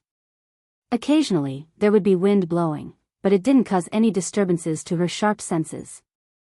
Just when she was about 1/5 of the way up the mountain, she received a warning from her perceptive sense. There was a tingling sensation that seemed to be stabbing her brain. Someone is ambushing me. Thea quickly saw the target. A guy with a face full of black fog and a body full of armor jumped down from a tree and slashed at Thea. At this time, the enemy was in mid-air, and his body was full of openings. In theory, it was the best time to attack. However, because she didn't know how strong his armor was, Thea chose to dodge. Thea did a side roll and advanced to avoid the heavy slash. She didn't get up, but used the sharp sword in her hand to slash at the unprotected foot of the enemy. The armored man reacted quickly. He lifted his foot to step on the edge of her sword. At the same time, he used the huge two-handed sword to slash at Thea's head. This guy is very powerful. Thea used her agility to pull away and focused on defense. She peeked at the opponent's attack pattern and waited for the opportunity to find a flaw to determine the winner. Through the continuous exchanges, Thea gradually figured out the ins and outs of this guy. Looking at his skills, he definitely wasn't a nobody when he was alive. His two-handed sword danced vigorously, and ordinary people would have been hacked to death if they encountered him. Thinking of this, Thea was a little puzzled. Is my bloodline really Merlin's? Why did the mage selection have a martial arts competition? Or was it that the mages of Ancestor Merlin's time were all warriors? Although she was a little puzzled, she still easily dealt with this guy. Thanks to the ninja master's knowledge, Thea had long seen through this guy's swordsmanship. It was an ancient English battle formation swordsmanship. Whether or not he was a knight of the Round Table was unknown, but this set of swordsmanship was something that Thea had learned before. Moreover, as a master who had been in seclusion for 800 years, he had long studied the ways to break these swordsmanship. As long as she followed the recipe, she would be able to defeat this guy. Soon, Thea found the flaw that she was waiting for. The Black Fog Knight used a move where he held the sword with both hands and stabbed forward. Thea used the edge of her sword to block the knight's sword. Then, she charged forward fiercely and stabbed the sword in her hand into the knight's face. The Black Fog Knight immediately stopped. The shocking killing intent from before dissipated in an instant. He crossed his sword in his right hand and knelt on one knee on his left knee. He performed a salute that Thea couldn't understand, and then disappeared like a breeze. Chapter 117. After killing the Black Mist Knight, Thea did not let down her guard. She carefully made her way to the top of the mountain. The second half of the journey could be described as uneventful. In fact, by the time she was halfway up the mountain, she had a rough idea of what was going on. The original purpose of this checkpoint was probably not to let the apprentice sorcerers slay the knights blocking the way. If he guessed correctly, it should be to test the reaction speed and basic physical fitness of the people who came. To put it bluntly, it was to select the person who would run away in the face of danger, and the person who could run away quickly. However, Master Merlin probably did not expect his descendants to have such a weirdo like Thea. She killed the obstacle with just a few punches and kicks. The Black Mist Knight's martial arts were outstanding even today. The medieval ancestors of the Merlin family could only scurry away in front of him. It was impossible that ancient martial arts were better than modern martial arts. A skill must be more refined and refined. After countless generations of refinement, the final version must be stronger than the original version. Of course, if there was inner force or true inner force, it would be another matter. Anyway, Thea did not know that there was such a power system in this world. Otherwise, a ninja master who practiced for more than 800 years would have ascended. Phew. Thea climbed to the top of the mountain. The mountain was really high. She took a deep breath and stabbed her sword into the ground. Although she did not meet any enemies along the way, she did not feel relaxed. She wondered how her ancestors who were chased all the way to the top of the mountain were feeling. They must be so tired that their tongues were hanging out. She hoped that the second level would not be too difficult. The ground in front of her was not so much the top of the mountain. It was more like a square. The entire top of the mountain was flattened. In the depths of her sight was a large British-style palace. The palace door was at least 10 meters high. There were several tall but damaged knight statues around it. Thea did not recklessly push the door open. She wanted to observe for a while. Besides, judging by the height of the door, she might not have the strength to push it open. It seemed that the designer of the level did not want the challengers to push it so recklessly. The two thick and wide doors slowly opened. Thump. Thump. Heavy footsteps kept beating on Thea's heart.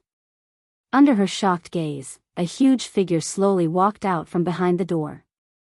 It had 2 horns on its head, crimson-yellow eyes, 4 feet and 2 wings. Its body was covered in lava-like scales and it had a tail as long as its body. Red dragon? Fire dragon? Thea didn't know what the scientific name of this thing was, but she knew that she was no match for it. Not to mention her, even Bane couldn't defeat this thing even if he used up all the venom in the jar. Uncle Merlin really wants to select a mage? His previous thoughts must have been wrong. How could those medieval village women and local nobles who had never left their homes be able to defeat this thing? He must have been scared shitless. Or could it be that the way he completed the first stage was too unusual, and the result of taking an unusual path was to increase the difficulty for himself? Thea looked down at the sword in her hand. No matter how she looked at it, it didn't look like it could slay a dragon. Could it be that he still had to test his agility by running in while the red dragon was attacking? Thea shook her head.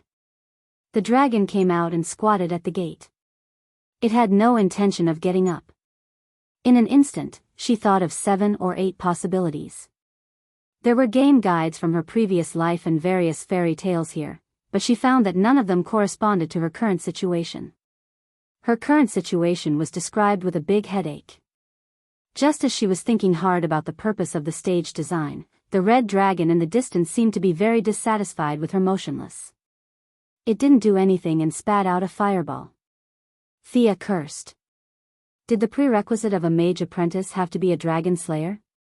Or was it that the ordinary people in Merlin's time were so fierce that killing a dragon was like killing a chicken? In the face of a fireball the size of a washbasin, any skills were useless.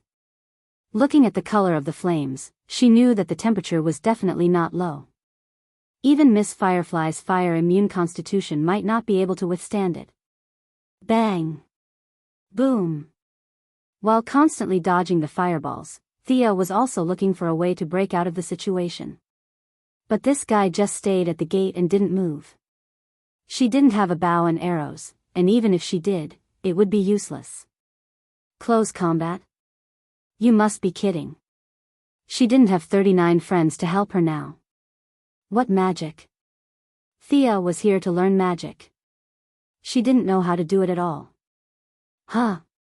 Thea, who was running around, inadvertently found that a piece of ground was burned by the fireball. It seemed that there was only fire and no chemical reaction of burning oxygen. It was not scientific to talk about oxygen in such a magical place. Thea didn't have time to think about it. She rushed to the edge of the fire pit and touched it with her hand.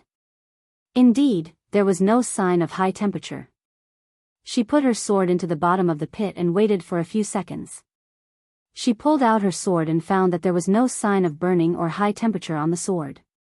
Was it fake? No, she touched the edge of the fire pit with her sword. There was still a physical impact. Vaguely understanding the purpose of this level, Thea reached out her left hand and imagined a pistol. In an instant, a Beretta 92F appeared in her hand. The weight of the gun was very real. She tried to shoot it again. The sound and trajectory were exactly the same as a real gun. She got it. This was a test of her imagination. No matter what kind of weapon she imagined, as long as she could defeat the red dragon, she would pass. Wasn't it just a test of imagination? Thea was not afraid of anyone with the mindset of the people from Earth in her previous life. So what if he was Mage Merlin? Did he think that the most powerful creature for ordinary people was a dragon? Not to mention his strength, his knowledge was just so. Thea first imagined a governor version of the Terminator. The burly man was instantly formed, and after receiving the order, he charged forward with the Gatling gun. The red dragon was indeed powerful. In the face of the governor's provocation, it responded with a washbasin-sized fireball. Neither of them dodged. In less than half a minute, the governor died heroically. Thea did not waste this half a minute. She immediately thought of the giant robot in the Pacific Rim. The robot she was operating was the indescribable Crimson Storm built by the country. It was red all over, 150 meters tall, and held a serrated sword in each of its 3 arms. It rushed forward aggressively. Suddenly seeing such a huge creature, the red dragon that was lying on the ground pretending to be dead was so shocked that his eyes almost popped out of their sockets. Although he was an illusion, he still had his intelligence and experience from when he was alive due to the support of magic.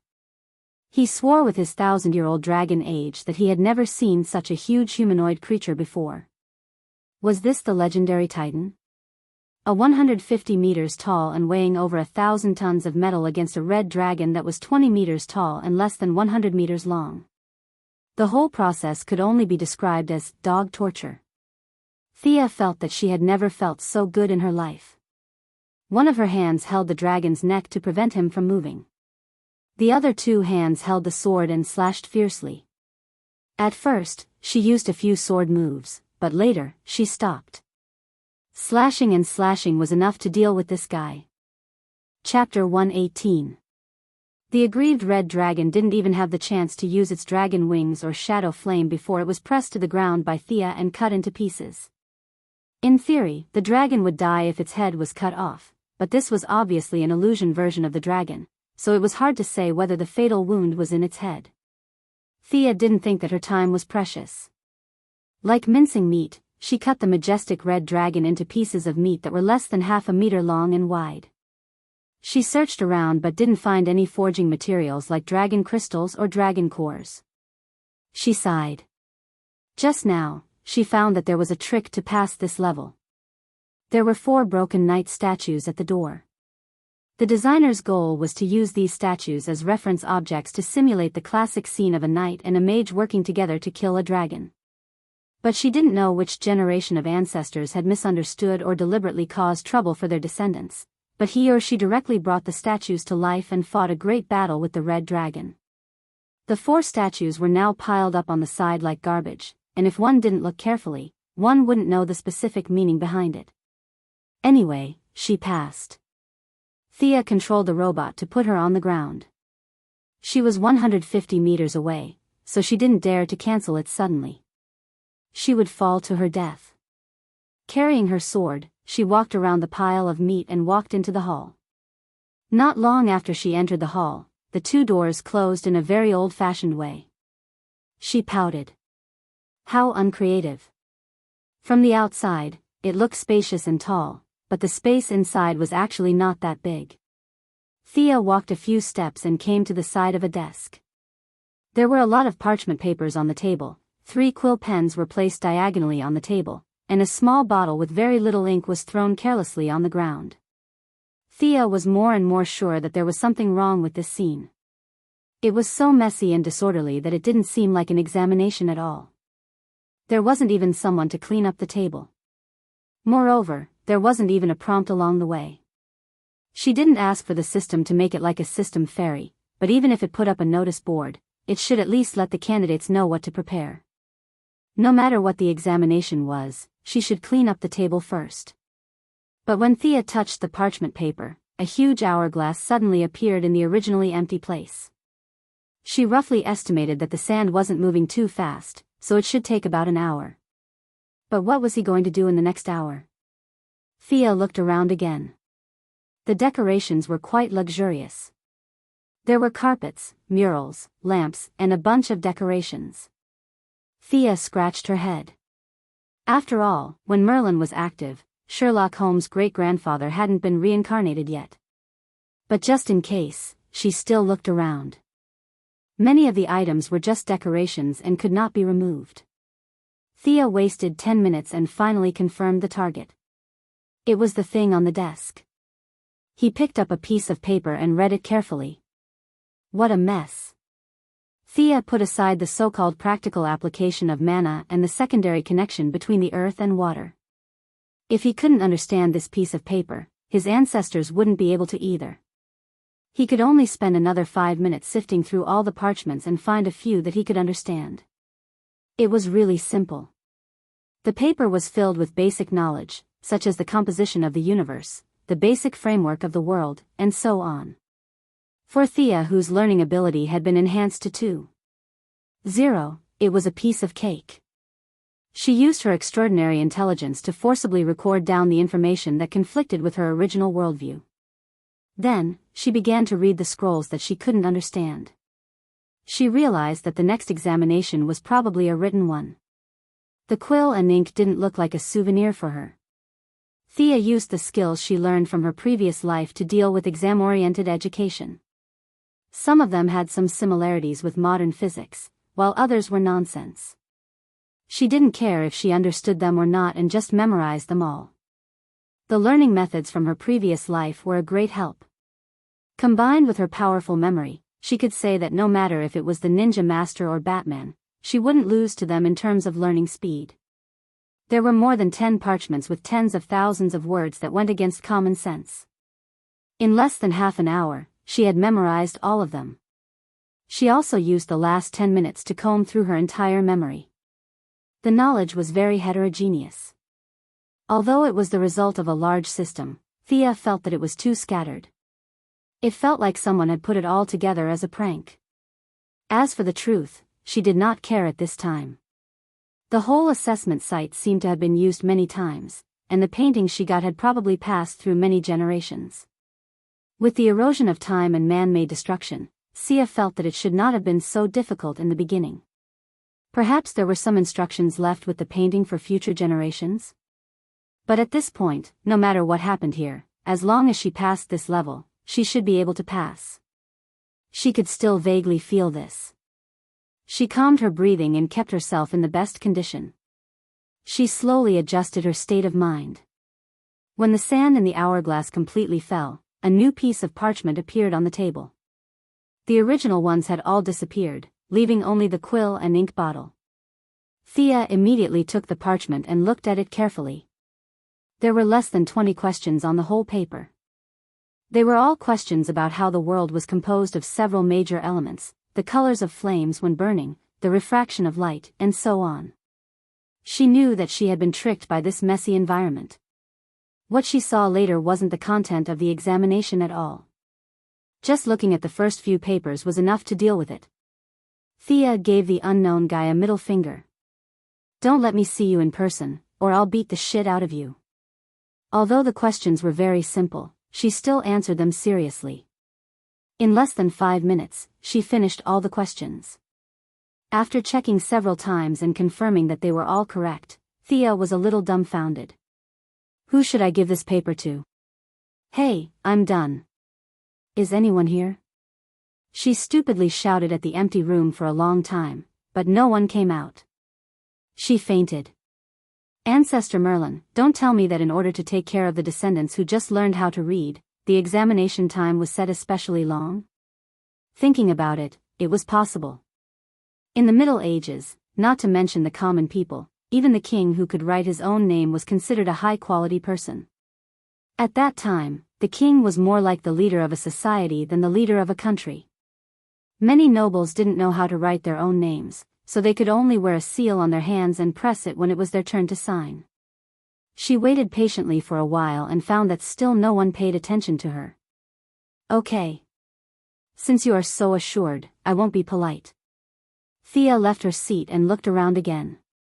Although the hope was not big, what if she could find something good? Using the treasure hunting skills taught by Big Sister Catwoman, Thea began to explore the surrounding walls and decorations. Her efforts paid off. She found nothing on the walls, but she found a pitch-black dagger in an ornament decorated with antlers. Chapter 119. The dagger was only the size of a palm, with a double-edged blade. The workmanship was not exquisite, and there were no decorations on the handle. No matter how one looked at it, it was just an ordinary weapon. Thea played with the dagger in her hand for a while, but she did not see anything special about it. She did not know if she could bring it out, so she put it on her belt and continued to search around. Time flew by, and when she repeatedly confirmed that there was nothing in the room, more than an hour had passed. There was no clock in the room, so she could not estimate the exact number. She could only make a rough estimate. Bored, she put her legs on the table and closed her eyes to rest. Just as she was getting impatient and was about to get up and push the door open, the answer scroll on the table disappeared silently like it did in the beginning. Then, when she was unprepared, an invisible flame seemed to burn from within her body. What is this, ghost? She really didn't know what to do with this thing that she couldn't see or touch.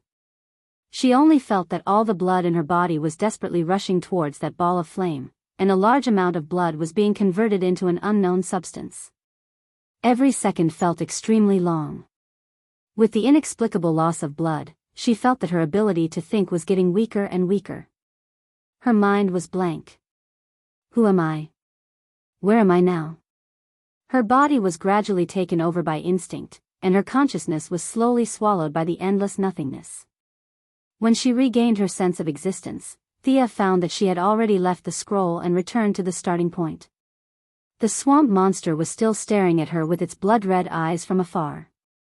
She touched her body, and the Kevlar was still intact on her body. The dagger that she found earlier was hanging conspicuously on her waist. But she was not in the mood to care about the dagger now. She only felt that her body was sore and weak, and she had no strength at all. What happened to me? And how long has it been? The target of the question was naturally the swamp monster not far away, but her voice was a little soft, and she did not know if the swamp monster could hear her. The swamp monster scrutinized Thea from head to toe. His terrifying gaze gave her goosebumps. He slowly said, "You do have extraordinary potential. Your bloodline has been successfully activated. Thea didn't know if she had any potential.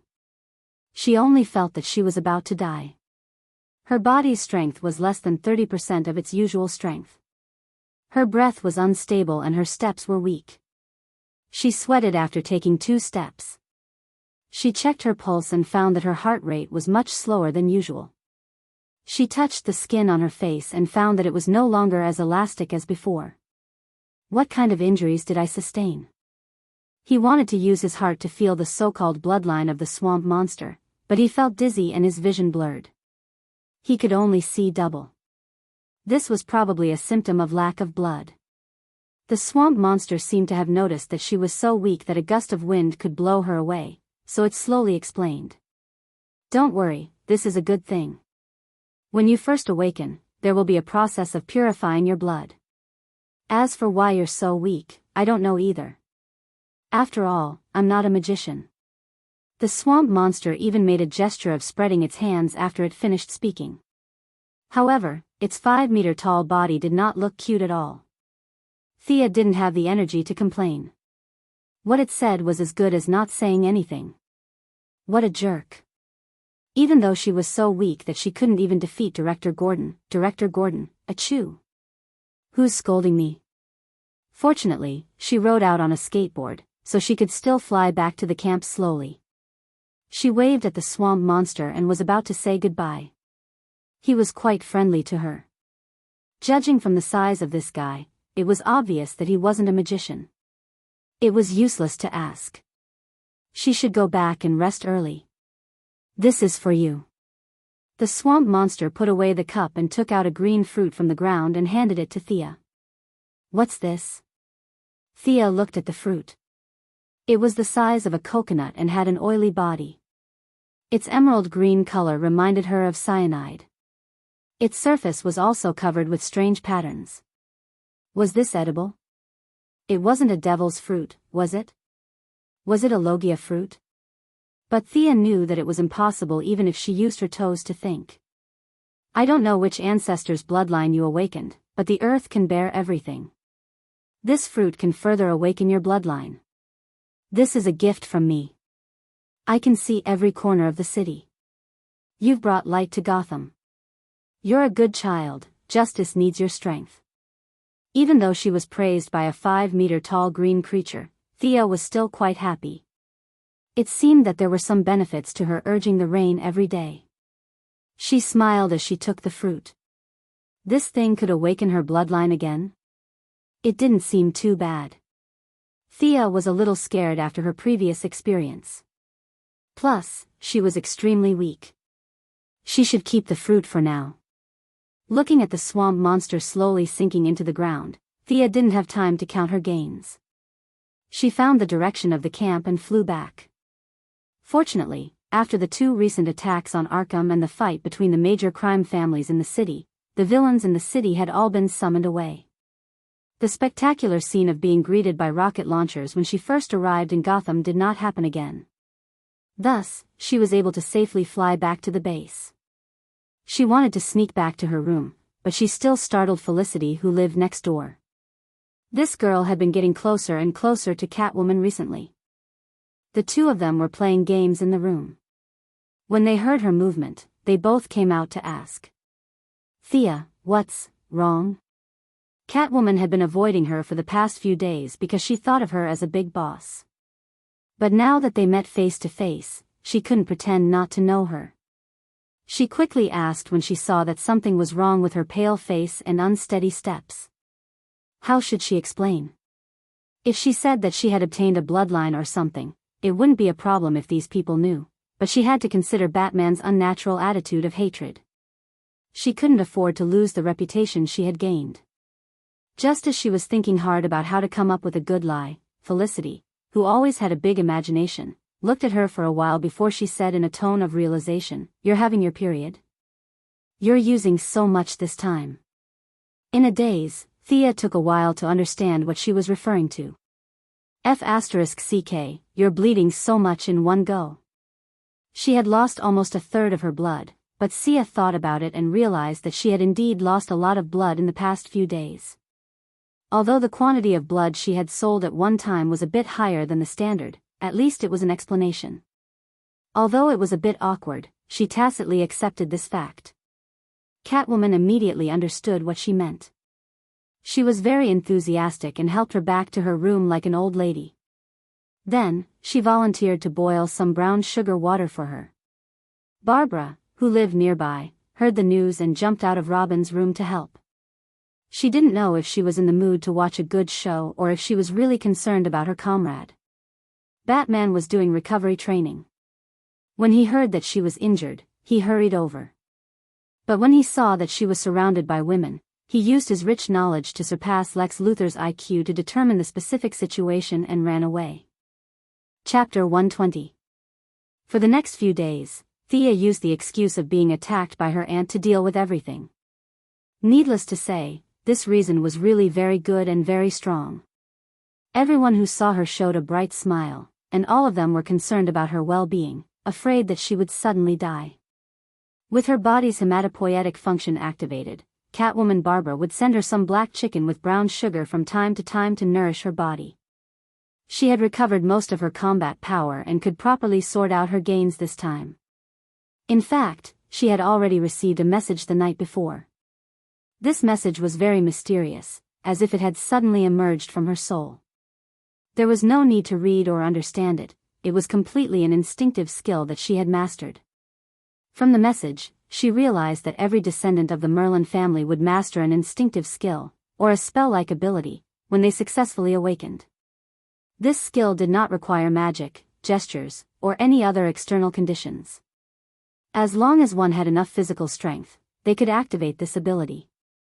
Through observation, a silver-white unicorn tattoo appeared on her left shoulder blade. It could be visible or invisible. This tattoo could be said to be a dual skill. During the day, it was a yang tattoo and would constantly absorb sunlight. When the skill was activated, it would summon a unicorn to accompany her in battle until it was cancelled. At night, the tattoo would be a yin tattoo and absorb the power of the moonlight. It could use the power of the shadows to create a clone of Thea with the same ability as her. Unicorn? Thea pondered for a moment. She opened the door and saw that no one was paying attention to her. She hurriedly closed the door and windows tightly. Thea prayed silently and concentrated on the tattoo. She hoped that the movement would not be too big. She concentrated on the tattoo and activated it. A faint white smoke flashed and the assistant she had been eagerly waiting for landed in front of her.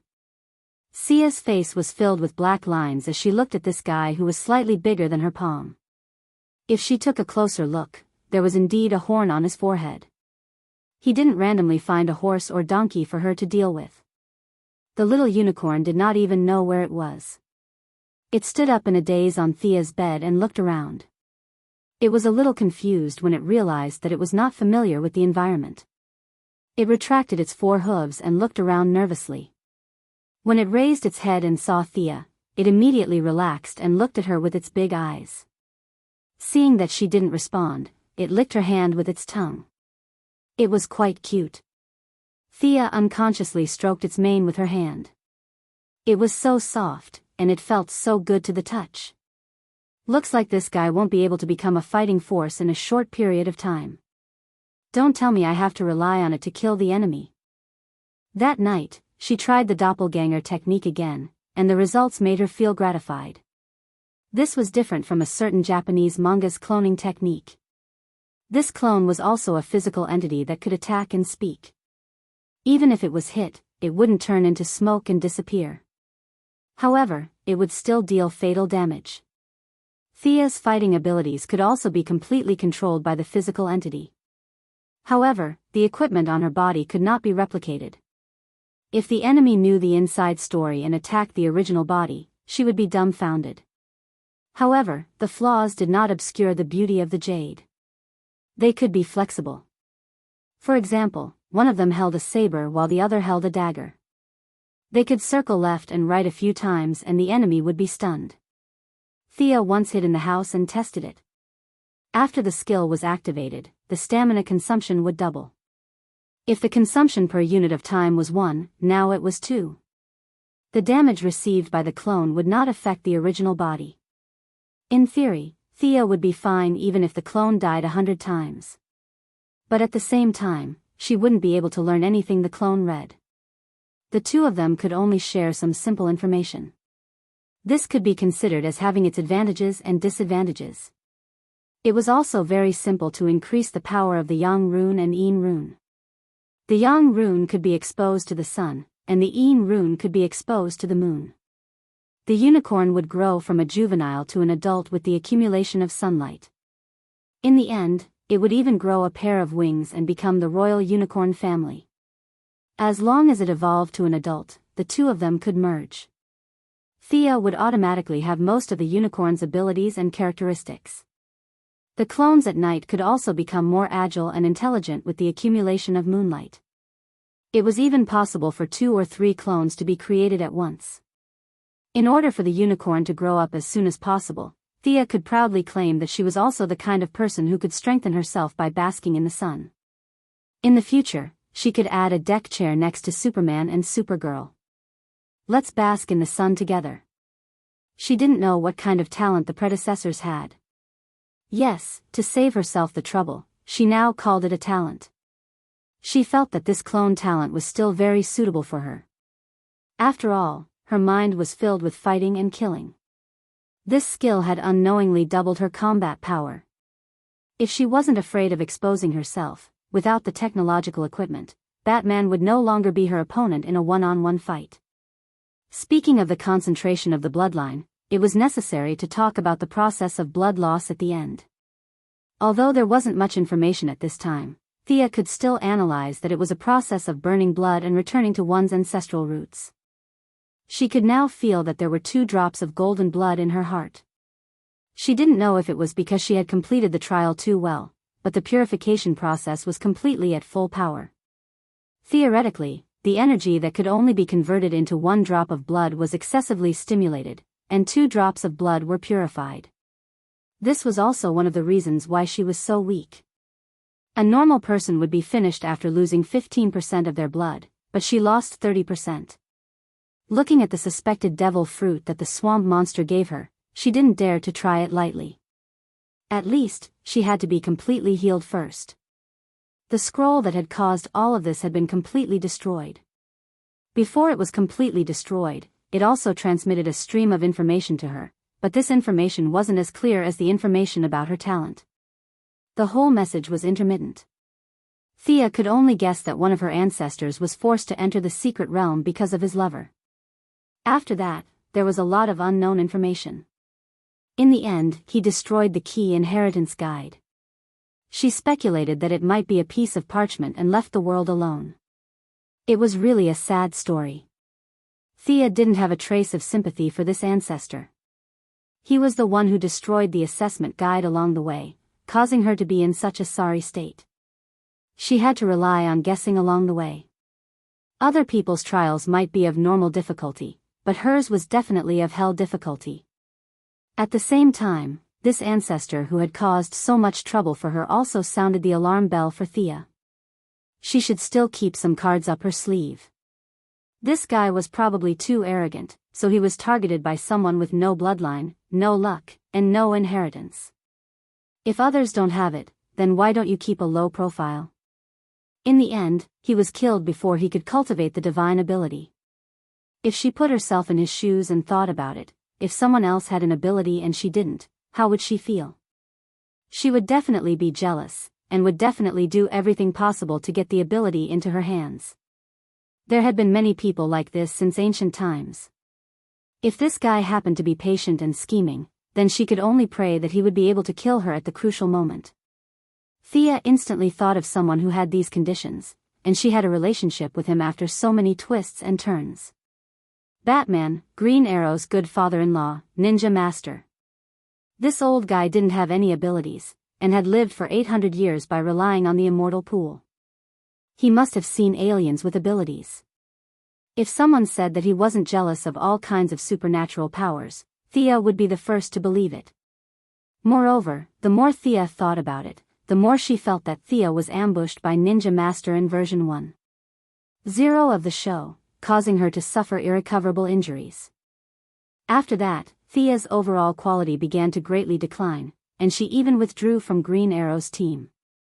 Was there some inside story that she didn't know about? There were so many people around Green Arrow: Laurel, Sarah, Felicity, and a bunch of other women. They were all important, so why did he have to ambush Thea? Throughout the entire show, Ninja Master had only personally dealt with two people. One was Thea, and the other was Green Arrow. There were many doubts, and perhaps only Ninja Master himself knew the truth. Malcolm's experience was also very strange. He came to Nandabard alone because of the death of his beloved wife, and Ninja Master began to teach him without hesitation. In just 2 years, he was promoted to the position of adjutant. With his 800 years of life experience, couldn't he see that Malcolm was ambitious? Wasn't he someone who lived under someone else's roof? All kinds of clues proved that he knew about ancient bloodlines. In some aspects, he even knew more about them than the descendants. After all, too many things had been buried by history over a long period of time. Was this also the reason why he valued Batman? The Wayne family had a long history, and their glory could be traced back to the Crusades in the Middle Ages. Just thinking about it gave him a headache. He picked up the dagger he had found in the trial. At first, he thought that the black blade was rusty, but after rubbing it a few times, he realized that this was the color of the dagger. There were a few words engraved on the dagger and the handle. Thea, who could barely be considered a mage apprentice, used the knowledge she had memorized and the search engine to finally understand the meaning of these words. Black Fog. Chapter 121. Through the transformation of her bloodline, Thea's perception had undergone earth-shattering changes. At this time, the originally illusory perception in her body and the spiritual power derived from her bloodline merged to form a looming energy, which could be called magic power for the time being. When she used this magic power to communicate with the inscriptions on the dagger, she would use a special method to change the appearance of the original magic power and launch it out. The consumption of magic power was very small, and the consumption was the dagger's own energy. The user only played the role of guiding the direction. But it was this function that made the essential difference between a normal person and a mage. After playing so many games, Thea quickly figured out the purpose of this weapon. It could create a pure black fog in the line of sight. She didn't know what the original designer thought, but in any case, outsiders couldn't see through the fog, and the people in the fog couldn't see anything, including Thea, who was the one who released the fog. This thing was originally used for running away, right? But now, technology had developed to the point where there were smoke bombs. The magic power of this dagger was somewhat useless, and the black fog was only aimed at human vision. Using thermal imaging technology, one could still see that there was a living person inside. Thea played with the dagger a few times. The main character could pick up a storage ring or a dragon egg after falling down, but she only got a broken dagger. What bad luck! She rewrote the contents of the parchment that she had hurriedly memorized and tried to find common points through the engraving method on the dagger. But to be honest, the effect was really bad, and there were too few references. There were some results on the internet, such as the story of Merlin and the female ghost, the battle between the snowman and the mage Merlin, and all kinds of information mixed together, and it was impossible to distinguish between the truth and the lies. Thea didn't dare to practice recklessly. Most people would go crazy at a high level, and it would be too ridiculous if she practiced the wrong path as soon as she started. There was also no one to guide her. The swamp monster did mention the Xanadu madam, but he also said that she was a mysterious person, and that she was the descendant of some ancient race and could live forever. Compared to her, the ninja master was like a child. For this kind of person, her concept of time must be incomparably indifferent. It was very likely that she would only realize this matter 10 years later. If he waited for her, it would be too late. In fact, there were still a few magical heroes in this world. At least Thea knew of Constantine's great name. However, she remembered that this person was like a reincarnated pervert. She didn't want to be attracted to him. Since he couldn't figure it out, he could only take it one step at a time. First, he had to recover his body, adjust his condition to its peak, and then eat the fruit of the earth that the swamp monster gave him. Although her body was weak and she couldn't practice martial arts with Batman, she didn't completely rest. Considering the fact that his future enemies were all monsters, he had to increase his own strength. Magic was not something that could be mastered in a short period of time. It required a lot of study and accumulation. Of course, like Shazam, who dreamed every day, "I want to fly to the sky and stand side by side with the sun, the world is waiting for me to change," he would shout, "Shazam," to the sky when he encountered a situation, and then a thick purple lightning would strike him, and then the originally thin and weak little boy would become a muscular magician with a height of 180 centimeters. Thea disdained this kind of quick method. What was the difference between this and the indescribable country's Lord Guan Yu? His foundation didn't increase at all, but every time he was possessed, he would consume a lot of blood essence. This method was simply stupid. If this kind of trash was still in the Xianxia world, he would be possessed in minutes. During this period of time, taking advantage of the good moment when her relationship with Batman was at an all-time high, Thea asked to borrow the Bat Belt to take a look. Bruce didn't refuse this junior who he valued very much. Thea could finally see this legendary belt. Before, it was exaggerated, but after careful analysis, it actually had a very simple principle. Because he used a lot of nanotechnology in the belt, his weapons were not suitable for himself, but this nanotechnology was very high-end, which made Thea's eyes light up. Batman's nanotechnology was not the same as Ray Palmer's. One of the two nanoscaled weapons, the other nanoscaled himself. It could be said that they started from the same place but ended up on different paths. If she gave the nano suit to Batman, with his pride, he wouldn't turn into a small person to fight. Similarly, the Atom Man couldn't use his various weapons because he didn't have such a high martial arts foundation. This belt inspired Thea a lot, and she had begun to develop her own new technological equipment. The skateboard's improvement in a short period of time was limited, and it was really powerless against a bull-like enemy like Bane. If there were only one or two of them, it would be fine, but there were a lot of strong bad guys in the United States. Her strength was already the weakest in the bucket. Whether it was close combat or long-range bow drawing, her strength had become more and more limited. After considering several factors, she set her sights on Marvel's Winter Soldier next door. Of course, she wouldn't be crazy enough to cut off her arm and replace it with a metal arm. She was going to use Batman's technology to nano the metal arm, which was usually divided into 3 parts. They were the arm ring, the bracelet, and the ring, which were all common accessories for women. No matter the occasion, wearing accessories would not be very conspicuous. When encountering an enemy, she could turn on the switch on the bracelet, and the ring would begin to flip over to cover the palm, the bracelet would become the wrist guard and forearm armor, and the arm ring would become the upper arm armor. After the 3 were connected, the energy block designed by the Quinn Group would provide power. In theory, the limit was 10 tons. Thea also designed 3 holes in the palm armor so that 3 claws could pop out after clenching her fist. Of course, this was copied from Uncle Wolf. Considering that she might attract the attention of a ninja master, she felt uncomfortable facing bad guys with her bare hands. She couldn't always bring a sword with her, so this was a stopgap measure. As for whether it was a one-handed mechanical arm or a two-handed one, in the end, she decided to use one hand, and like Winter Soldier, it would be the left arm. Of course, she was not a brainless fan. She considered shooting arrows and guns with her right hand. No matter how clever the mechanical arm was, it would not be as flexible as her fingers. She only needed a lot of strength, and her left arm was enough. Magic could not be seen in the light now, but technological weapons were fine.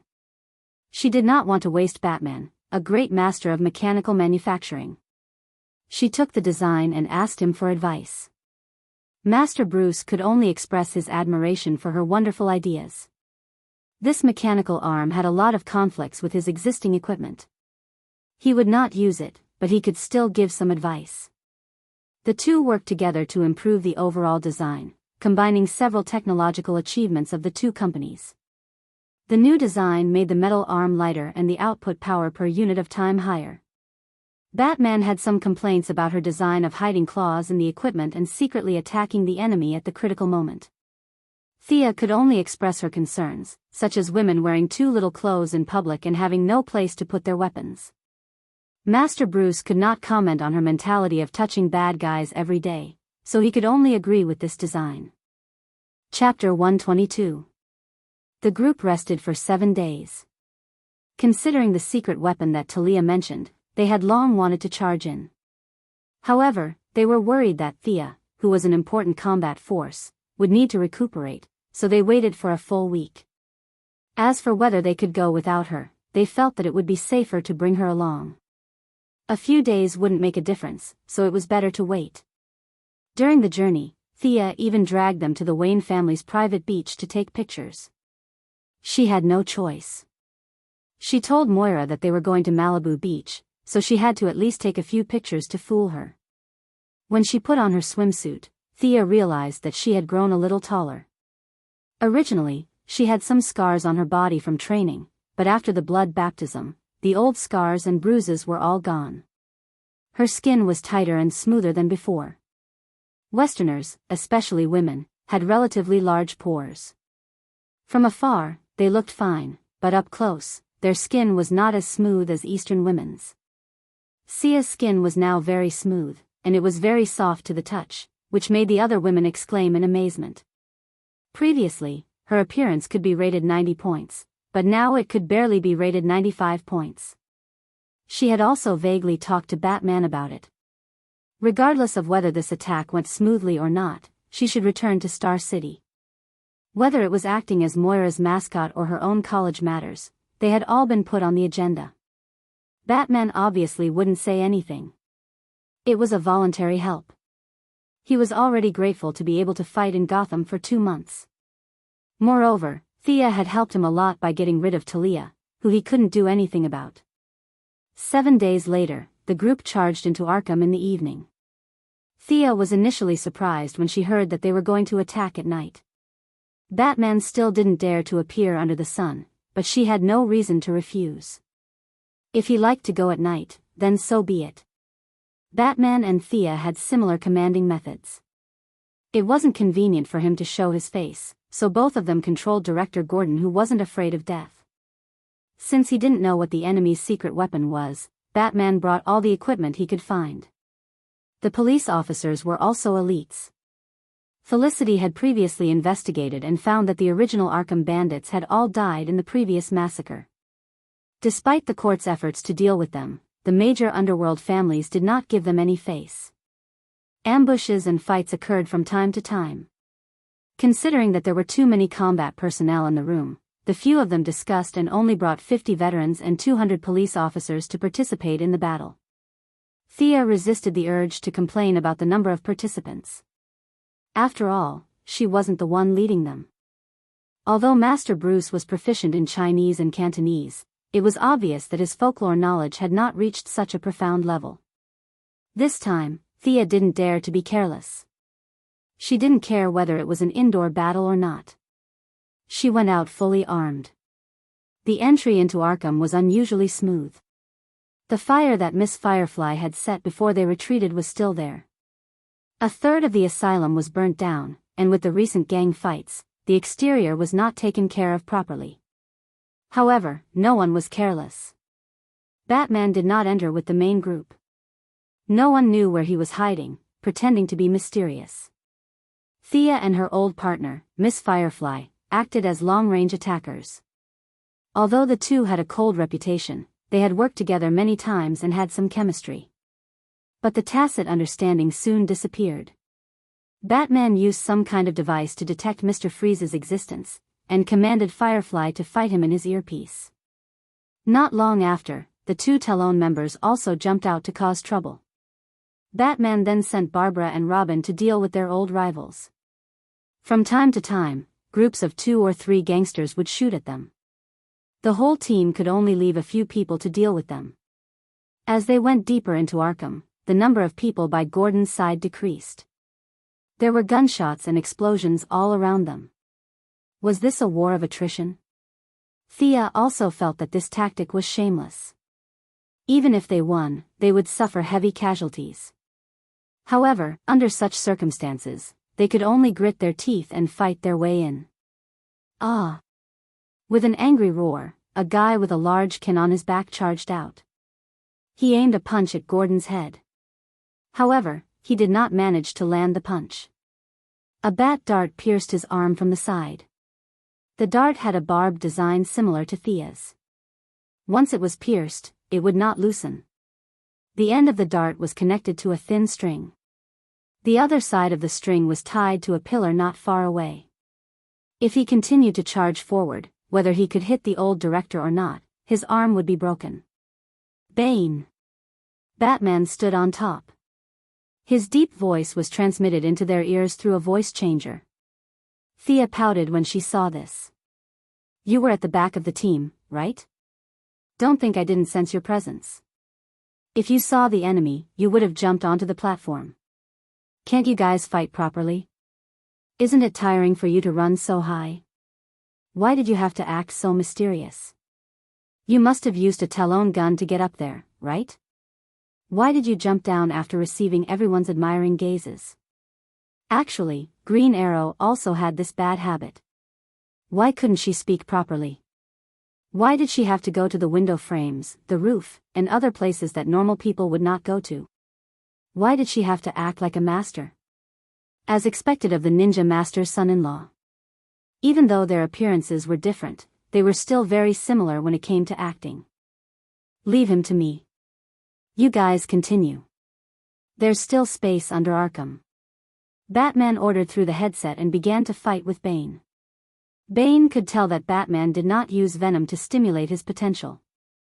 Most likely, he was still traumatized by Thea. This time, he was purely using his martial arts skills to fight with Batman. Thea looked at him. He was indeed quite strong. If she fought him alone, she would not be able to take him down. However, if she used the magical version of left and right inter-combat, he would not be able to last more than a minute if two Thea attacked him together. Seeing how serious Batman was, Thea did not plan to gang up on him. Only by defeating Bane would he be able to become the invincible Batman again. This was a knot in his heart. He and Catwoman protected Gordon as they led the remaining people into the depths of Arkham. Catwoman quickly found the elevator that led underground. Catwoman, who was a master of unlocking, opened the elevator door in a few seconds. They did not encounter any enemies underground, nor did they find the secret weapon that Talia mentioned. Instead, they found a large number of Gotham citizens. There were too many of them. There were at least 1,000 of them. All of them looked dispirited and many of them had fainted. Gordon and Thea's team of less than 50 people could not transport them. The elevator could only transport a dozen people at a time. The fight above was like a battlefield. These people would be courting death if they went out. However, many of them were already in serious condition. There were people fainting on the ground every minute. Gordon, who lacked the quick thinking, automatically looked at Thea. His meaning was, Batman is busy outside. Please come up with an idea. Thea pondered for a while. Felicity, how many meters are we underground? Use the 3D model to see if there are other tunnels nearby. It was impossible to transport 1,000 people in one elevator. If they really transported them, half a year would pass. Chapter 123. There should be an underground passage, you guys, look for it. Old Master Batman spoke in the earpiece. His voice was intermittent, making people suspect that he was doing some kind of pleasurable exercise. Of course, Old Master still had his integrity. He was panting because Bane was not easy to deal with. Half of the police officers were sent to look for the exit, and the rest made some simple stretchers to take care of those who had difficulty moving. Thea and Catwoman sat on the side and rested, watching the old director run around. They found the exit quickly, but it was not a broad road, but an abandoned sewer. The sewer was very wide. It seemed that Gotham used to be a city with a lot of rain. The sewer was tall and sturdy, but the dirty ground did not look like there were any signs of human activity recently. Looking at the dark and abandoned sewer, they were a little troubled. It was too dark. What if there was an ambush? It's high enough here, I'll ride the skateboard and scout. Thea, as the one with the highest combat power, could only take on this difficult task that no one knew about. Catwoman was a little embarrassed, but she was not as agile as Thea. She reminded her to be careful, and the two girls hugged gently. I'll go in first, wait for my signal. Thea took some kindling and a torch, called out to them, and entered the sewer alone. After a while, when they could no longer see her, she activated her blood mark. Clone technique. A lifelike shadow floated out of her body, and in less than a second, the shadow was completely materialized. It was dressed exactly like her, and looked at Thea vividly. It was a strange feeling. The same body, the same thoughts, but different perspectives. It was like looking into a mirror. The clone's equipment could also be changed, but the effect was really speechless. It was just an empty shell. Thea tried the sword that the clone carried, but it was not as sharp as a nail clipper. She cancelled all of them and passed the torch over. Thea's original body was still on the skateboard. She pointed into the distance and ordered, "Go scout." The doppelganger curled his lips in a very human-like manner, took the torch, and moved forward. That's a lot safer. Thea followed behind him slowly. She would never put herself in danger. If it wasn't for this secret technique, she would never do such a dangerous job. After walking for less than 10 minutes, Thea also sent a signal to the people behind her. Although the smell was bad, there was no danger. "Selena, you stay at the back. I'll take the lead." The old director thought highly of the meticulous Catwoman. Although he was almost 60 years old, he still had the spirit of taking the lead. He ordered a few police officers to take the lead, and he himself followed closely into the abandoned waterway. Although Thea lit some fire sources to provide illumination along the way, there were too many people in the team. They were busy for 20 minutes before the whole team entered the waterway. Catwoman saw that there was no one around and quickly followed them. Most of the Gotham citizens who were captured were young and fit. Even though they had been imprisoned for a long time, they were still physically strong. Now, to escape for their lives, those who could still move were running at top speed. It was very quiet in the earpiece. The heroes were all silently dealing with the enemy. Catwoman was still a little dissatisfied with their speed. Just as she was about to ask how long it was before they reached the surface, Aya. Thea's voice came from the earpiece. The few of them were a little surprised and quickly asked what happened. "Oh my God. I'll lure it away. Hurry up." Boom. Boom. Thea was halfway through her sentence when she was drowned out by all kinds of violent sounds. What happened? Catwoman, who was the most idle at the moment, quickly asked. However, no one answered her. "What are you guys planning?" Batman shouted angrily at Bane. Bane only laughed coldly and did not move at all. He took advantage of Batman's weakness and punched him a few more times.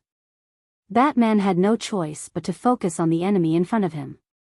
The few of them were still trying to figure out what was going on when they heard a muffled sound not far away.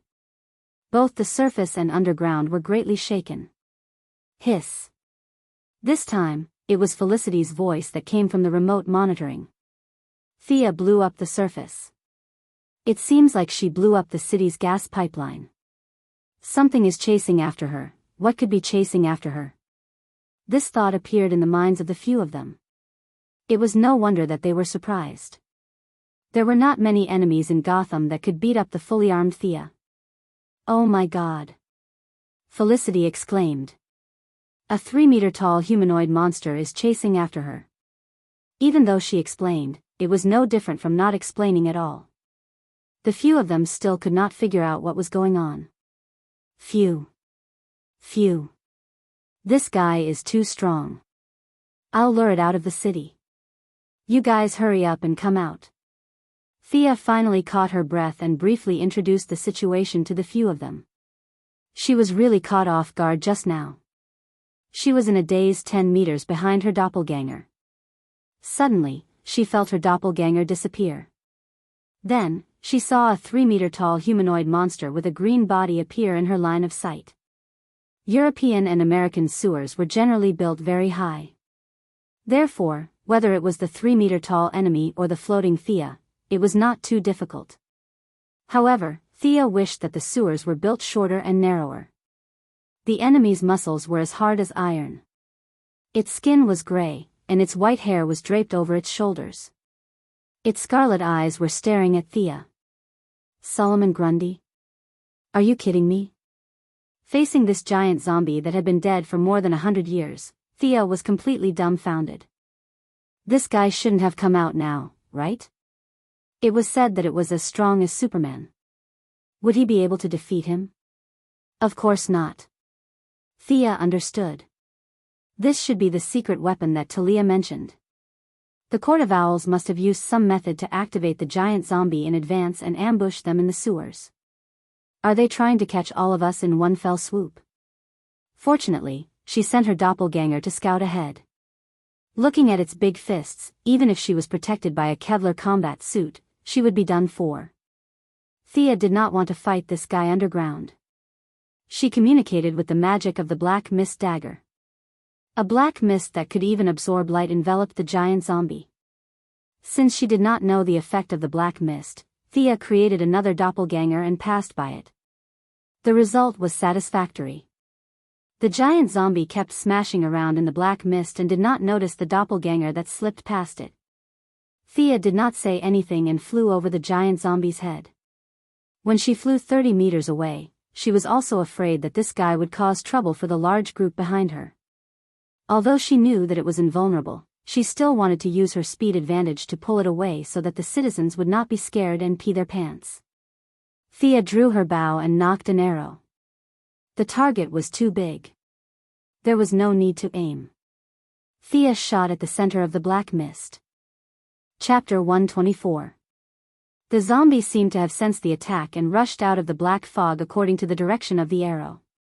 Thea glanced at the zombie and saw that her arrow had fallen to the ground. Very good, very strong. It did not break through the zombie's defense at all. Without another word, she ran.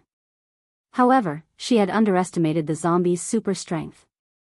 With its powerful strength, its speed was also unbelievably fast. It did not even slow down when it turned corners. With its huge body, it would probably catch up with Thea in a few seconds.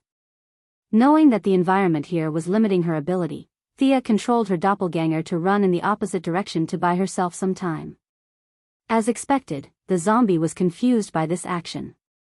Its slow brain did not know which direction to go. Thea could not race with it in the tunnel. She had to return to the ground and fly up quickly. She looked around and took out a flame arrow, aiming it at the gas pipeline. After thinking about it, she felt that it was not safe. She threw a cloud of black fog in the zombie's path and created a new doppelganger. She handed her a gun and pointed it at the gas pipeline. Thea's original body quickly ran away. What happened next was what Felicity saw. The entire Arkham area was shaken by a huge earthquake. The original location of the pipeline was blown into a huge hole that was 20 meters deep and 30 meters wide. Thea successfully escaped into the sky, and the zombie Grundy was exposed to everyone's sight. Thea shot 2 more arrows with a frost arrow and a flame arrow, but the results were close to nothing. The zombie was not only invulnerable to weapons, it was also impervious to fire and water. Furthermore, it was extremely strong. Other than not being able to fly, it had almost no weaknesses. Thea did not dare to fly too high or too fast. She only wanted to pull the zombie out of the city. Whether she asked the swamp monsters for help or the remaining heroes to gang up on it, there would be room for her to use it. She also told Uncle Batman about the situation here. Batman and Old Gordon approved of her plan to pull the monster out of the city. However, when they heard that there was such a strong monster in Gotham, they did not believe it. Fortunately, Batman was knowledgeable, calm, and experienced. He reminded Thea to be careful and said that he would be there soon. Thea wasn't expecting much from him. Bane wasn't easy to deal with. He should be able to win, but if he wanted to kill him immediately, it would be a dream come true. It was better to rely on oneself than on others. Thea was afraid that this guy would go back and attack those that couldn't fly, so she had to slow down and shoot a few arrows from time to time. Although they couldn't break through his defense, it was better than doing nothing. Through continuous probing, Thea felt that Grundy was not as powerful as the legends made him out to be. Or rather, he was brainless.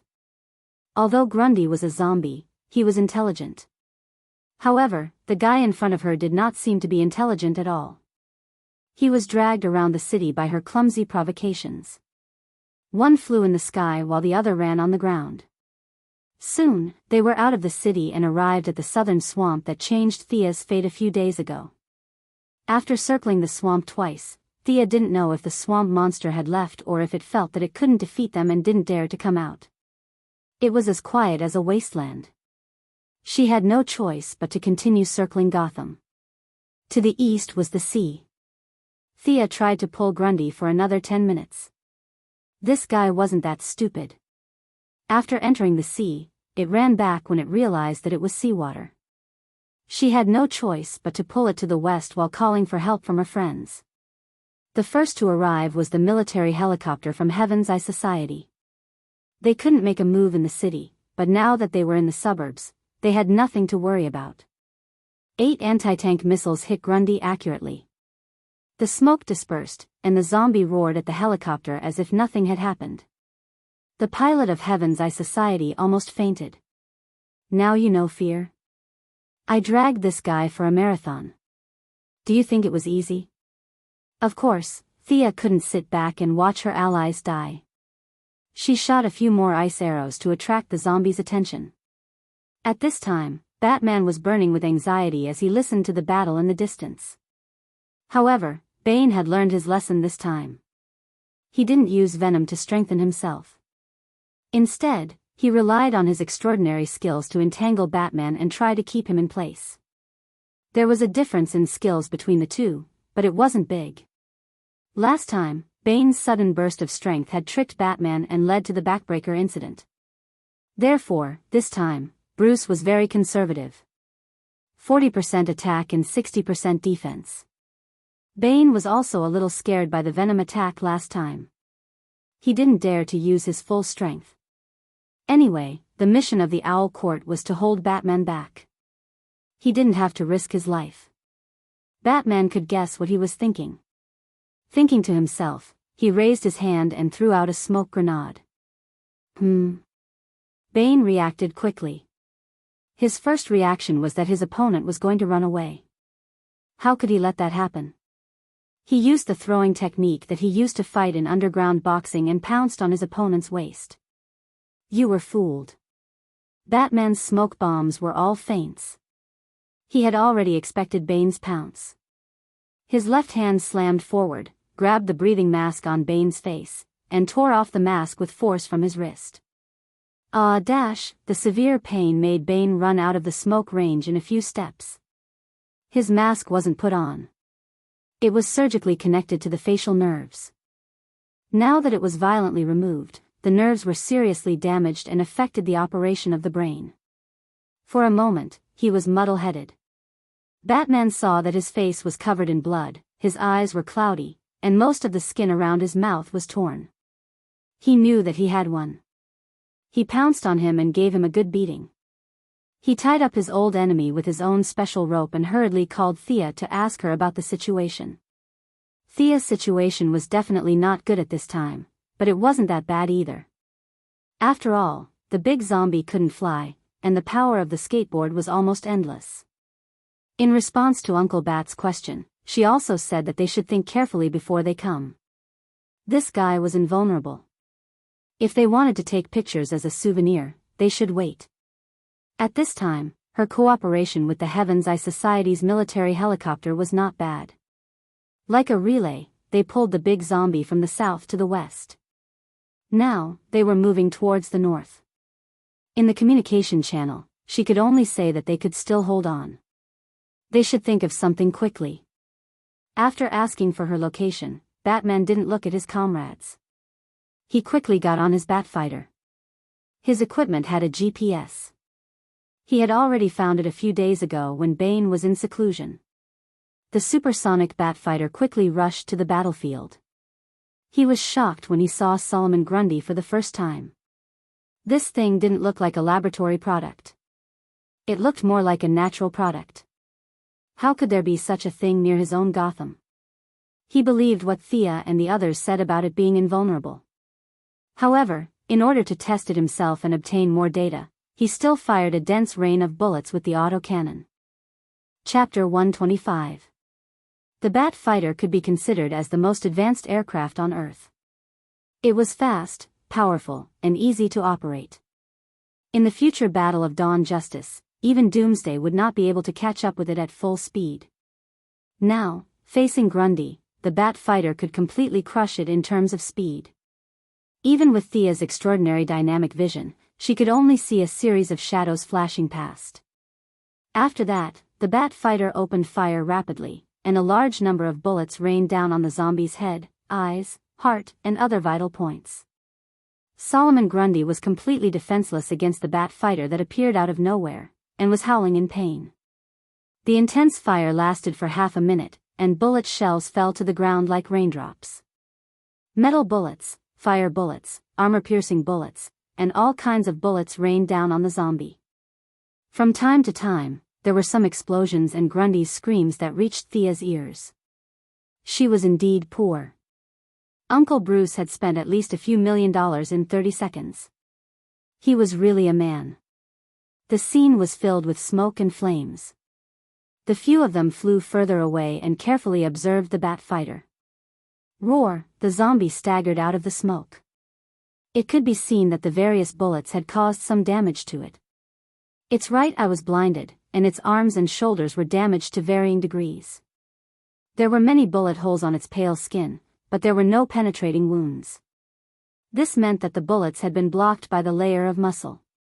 There was not a single drop of blood on the wound, and it was still squirming, trying to repair the bullet holes. It seems to be recovering, and it's not slow. Thea turned the detection function on her glasses to the maximum. She was a little disgusted by the white, dead flesh, but she still reminded him. Does your freezing have any effect on it? Batman naturally saw it too.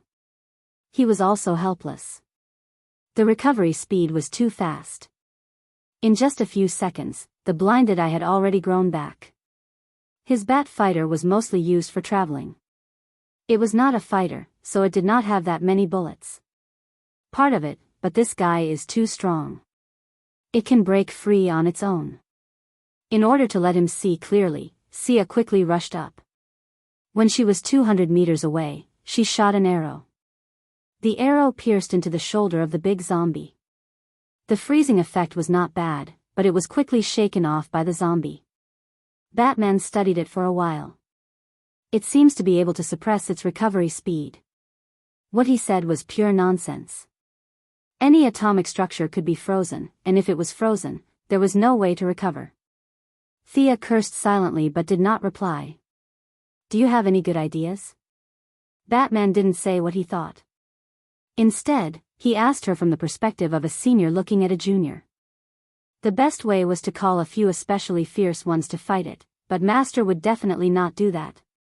Laser weapons won't be very effective against it, and nuclear weapons can't be used easily. I think we should find a place to freeze it and bury it deep underground. To be honest, this idea was similar to what Bruce had in mind. His plan was to find a valley to lure it in, block both ends, and then pour high-speed cement inside. It was hard to say who was the wiser one, but it was all a trick to take advantage of the zombie's weakness of not being able to fly. Both of their plans were reasonable, but they also had shortcomings. Thea didn't have that many arrows, and there weren't enough valleys near Gotham. Just as he was considering which plan to use, Catwoman's voice sounded in the communication channel. Talon ran away, but we caught Mr. Freeze together. Can we use his freezing ability? Catwoman's voice was definitely not calm. It was easy to guess that they had spent a lot of effort to capture Mr. Freeze alive. This was good news. Thea's freezing arrow could only be used in emergencies, and it didn't last long. Magic still couldn't be seen in the light of day, and she didn't know how to summon wind, rain, fireballs, and icicles. In fact, that kind of magic had disappeared from the world. No matter how powerful a fireball was, it couldn't be more powerful than a missile. Magic was more reflected in its mysteriousness and indestructibility. Okay then, let's use the freezing plan. Batman also felt that it wouldn't be easy to find a deep hole in the mountains. If he accidentally ran into another superhero's territory, he would be embarrassed. Then, he discussed the specific measures with Thea in the communication channel. Needless to say, they found a lot of problems. First of all, Freeze's gun didn't have such a long range. Even though Catgirl and the others took off his helmet and put a dagger on his neck to threaten him, he couldn't do anything about it. The gun only had a maximum range of 50 meters. It wasn't designed for combat. To be honest, the distance was very close. Grundy's super strength was too great a threat. A random car sign or something like that would be very lethal. 50 meters was a distance that even Thea didn't dare to get close to, let alone Mr. Freeze, whose reaction speed was ridiculously slow because of his freezing ability.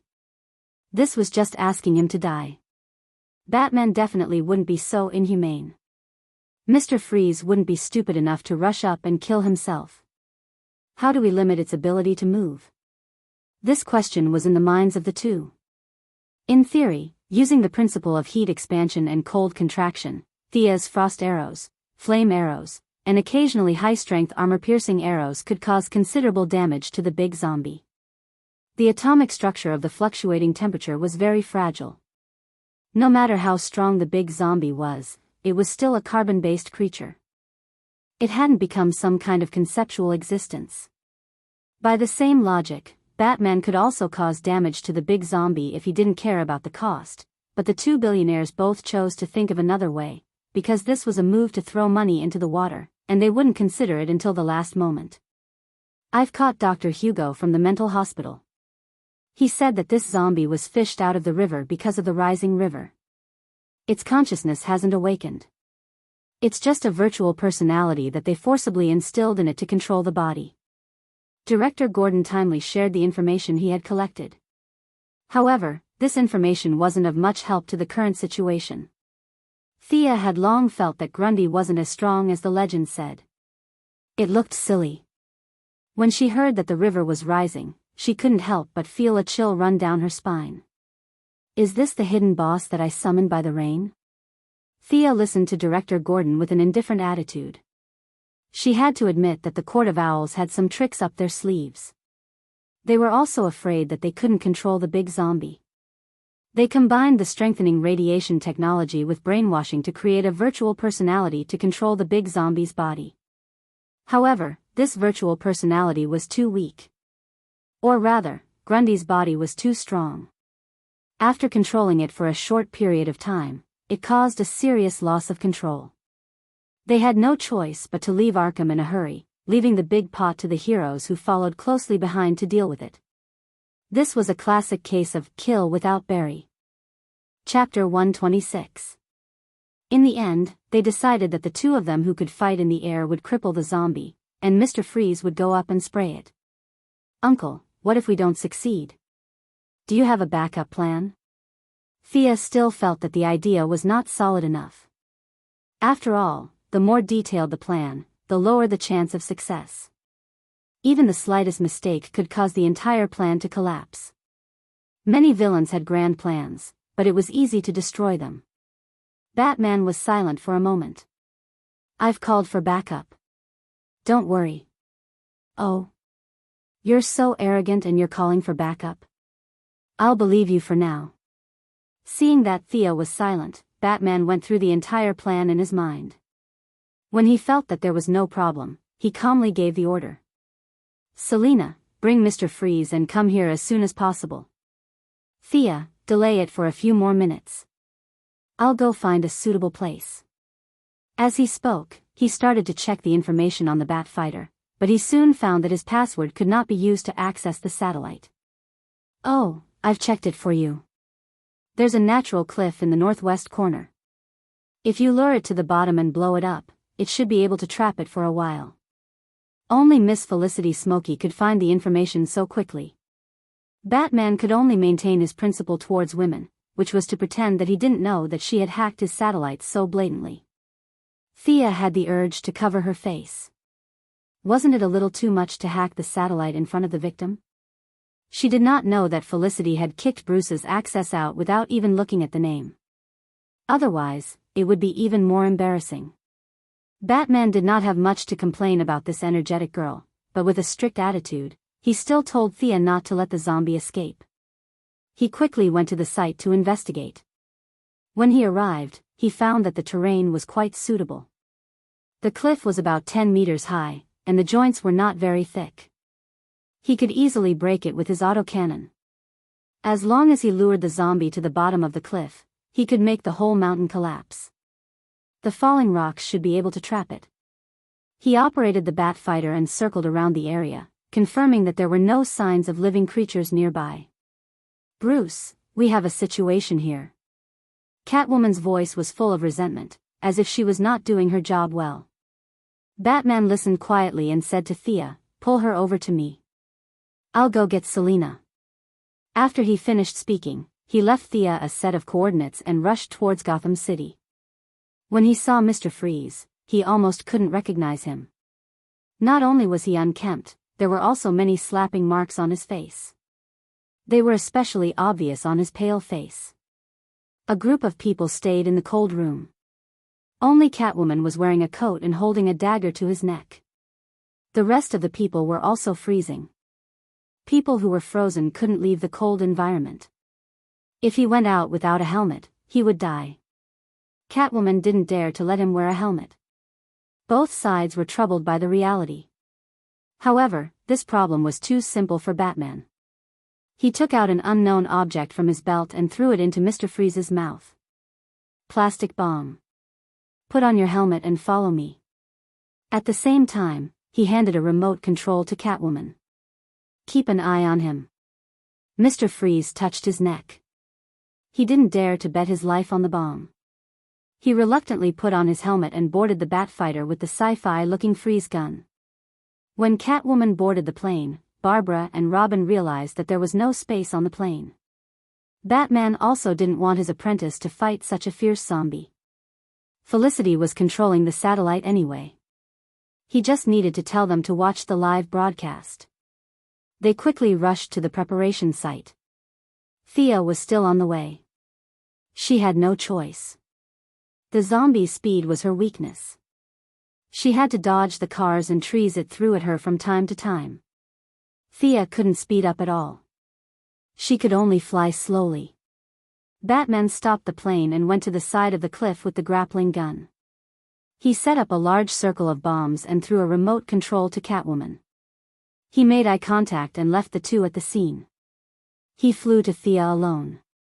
Mr. Freeze looked at the two remote controls in Catwoman's hands. His eyelids kept twitching. "Sister, you won't make a mistake later, right? Please don't make a mistake." At this time, Thea was still pulling the zombies aggro. The Sky's Eye Society's military helicopter had returned early because of the lack of fuel. When she saw Batman coming to pick her up, she didn't say anything and just left everything to him. It would be a lie to say that she wasn't tired. She concentrated on moving from the center of the city to the south and circling around the city for a few hours. She attacked at night, but now it was dawn. Not to mention the consumption of arrows, she was not as focused as before. She was still in this state after the awakening of her bloodline. With the help of the sun rune, she could more or less absorb some sunlight to recover her strength. Otherwise, she wouldn't have been able to hold on. She flew quickly to the preparation site. This was the first time that Thea saw Mr. Freeze up close. Their eyes were definitely not friendly. Last time, her canister plan didn't cause much damage to Mr. Freeze, but all his armor and weapons were destroyed. This time, he was wearing an old model. He was not afraid of frostbite because of his special body, but he couldn't avoid the freezing effect. Ordinary people could defrost by heating, but he couldn't. He couldn't even touch it at room temperature. He could only defrost it in the freezer. What kind of environment was the freezer? The defrosting speed was as slow as a tortoise's.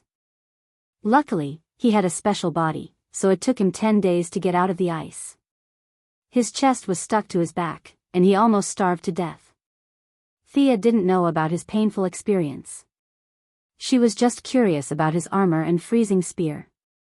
She secretly thought that she must study his equipment carefully when he was locked up. Bang! The sound of air exploding from afar woke up the three people who were silent. Is that a bird? Catwoman, who was naturally sensitive to fish and birds, asked curiously. That's an airplane. Mr. Freeze, the cryogenic scientist, despised Catwoman's ignorant and incompetent look. That's Superman. Felicity, who was remotely controlling the Wayne family's satellite, immediately discovered the identity of the intruder. She screamed like a diehard fan, her voice so loud that it made everyone's eardrums buzz. Thea was speechless. That's enough. Can you not be so exaggerated? The person who came was wearing blue tights with a big logo on his chest and an obvious red cape. It was obvious that he was Superman. His face was strong, and his expression was full of sunshine. He seemed to be the embodiment of positive energy. He stayed in the sky far away and didn't come down to greet them. Sia felt a lot more at ease now. Both of her legs were still there. Wouldn't that little zombie fall into the bowl with a handful of her hands? Thea's sharp spiritual power sensed a strong sense of peeping. She looked up at the sky reflexively. That sunny guy was looking at her with shining eyes. Damn. I just said hello, and you're peeping at me. What is he looking at with his X-ray vision?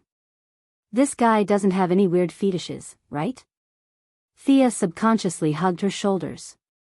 Chapter 127. After thinking for a while, she understood that this guy was not using his superpower to look at girls. He must have noticed something strange about her and took a peek. Sia harumphed heavily. Her secret had been discovered, and there was no point in hiding anything when dealing with this group of cheaters. Her golden blood was so obvious that it would be difficult for her not to be discovered. Next time, her combat uniform had to be equipped with an X-ray protection function. There were too many people with X-ray vision these days. If she met a few perverted ones, she would be at a disadvantage. However, when she glanced at Superman in the sky, she saw that his face was full of uncertainty. In the end, he did not say anything. He just greeted Thea thoughtfully and did not say anything further. Could it be that this guy did not see it?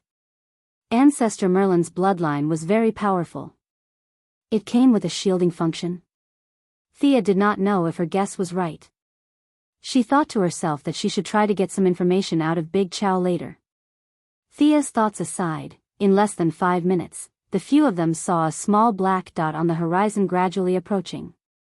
The bat fighter was afraid that the zombie could not catch up, so it did not dare to drive too fast. It could only fire a few shots and fly for a while before firing again. To be honest, this made Batman feel a little uncomfortable. His fighter could fire backwards, but it was really uncomfortable to shoot and stop like this. He also had to concentrate on avoiding the ground-to-air cars and electric poles thrown by the zombie.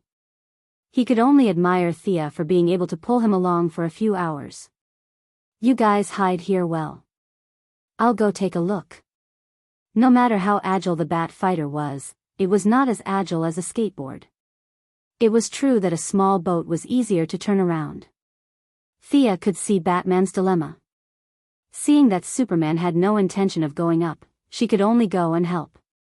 However, when she was less than half the distance, an accident happened. Batman did not know if he was too relaxed or the angle of the fighter was too small. A boulder weighing more than 100 pounds was thrown out by Grundy like a sandbag. With a crack, it broke the left wing of the bat fighter in half. Looking at the bat fighter spinning and crashing into the ground, Thea hurriedly raised her speed, found a good landing spot, and shot 4 entanglement arrows into the ground. As it turned out, the anti-jump-off spider webs that Dr. Hoffman had designed to save people who had committed suicide were very useful. Under Superman's surprised gaze, the bat fighter was caught by 4 layers of dense spider webs. Thea hurriedly flew over and rescued Uncle Bruce, who had treated her quite well. At this time, Batman was wearing a black helmet, black armor, and black cloak. Even the skin on his face was black. He was purely embarrassed and angry. He had lost so much face in front of his old rival. In his heart, he secretly cursed himself to increase the bat's sensitivity by 300% next time. Due to the failure of his mech, the original plan of digging deep into the ground and burying them had to come to a temporary halt. At least, these few people could not carry out the plan. Fortunately, the reinforcements who wanted to laugh at their old rivals finally decided to step in. Superman did not act rashly. Instead, he used a long-range attack to test his opponent's strength. 2 orange-red lasers shot out from his eyes and directly hit the big zombie. The big zombie, who had been attacked by the lasers, took 2 steps back. It let out a deafening roar at Superman. Ignoring the lasers on its chest, it picked up a huge rock on the ground and threw it out. Superman, who could move faster than the speed of sound, would definitely not be hit. He nimbly turned around in the air and dodged the rock. He focused on the outcome of his battle. The development of the situation was somewhat beyond his expectations. The heat rays that had always been effective did not cause much damage. At the same time, the enemy's strong self-healing ability also shocked him. Was this guy really an Earthling? This self-healing speed was almost on par with us aliens. Superman believed in the principle of not fighting blindly if he could kill, so he did not waste any time. He pulled his left hand back to his waist and raised his right fist high. Then, he rushed towards Grundy. The distance between the two of them instantly shortened as he flew at supersonic speed. Although Grundy had been brainwashed and could only move by instinct, his body's natural reaction was still there. Facing this punch, he did not retreat. Instead, he roared and raised his huge fist to meet it. Boom! There was a loud explosion at the place where the two of them collided. The huge force squeezed the air in all directions. The trees and rocks that were closer to the two of them were instantly smashed into powder by the powerful shockwave. Catwoman and Batman were experienced and had already found a place to hide. Thea also quickly increased her altitude to avoid the powerful shockwave. This kind of strength was too unreasonable. No wonder Batman did not like Superman. You have such great strength. You make us, who have worked so hard to train in martial arts, feel ashamed.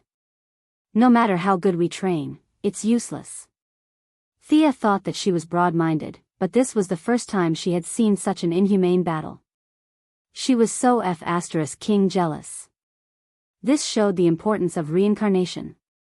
Fortunately, Superman was not omnipotent. His body was too strong, and his talent points were all added to his strength, speed, and vitality. His magic resistance was frighteningly low.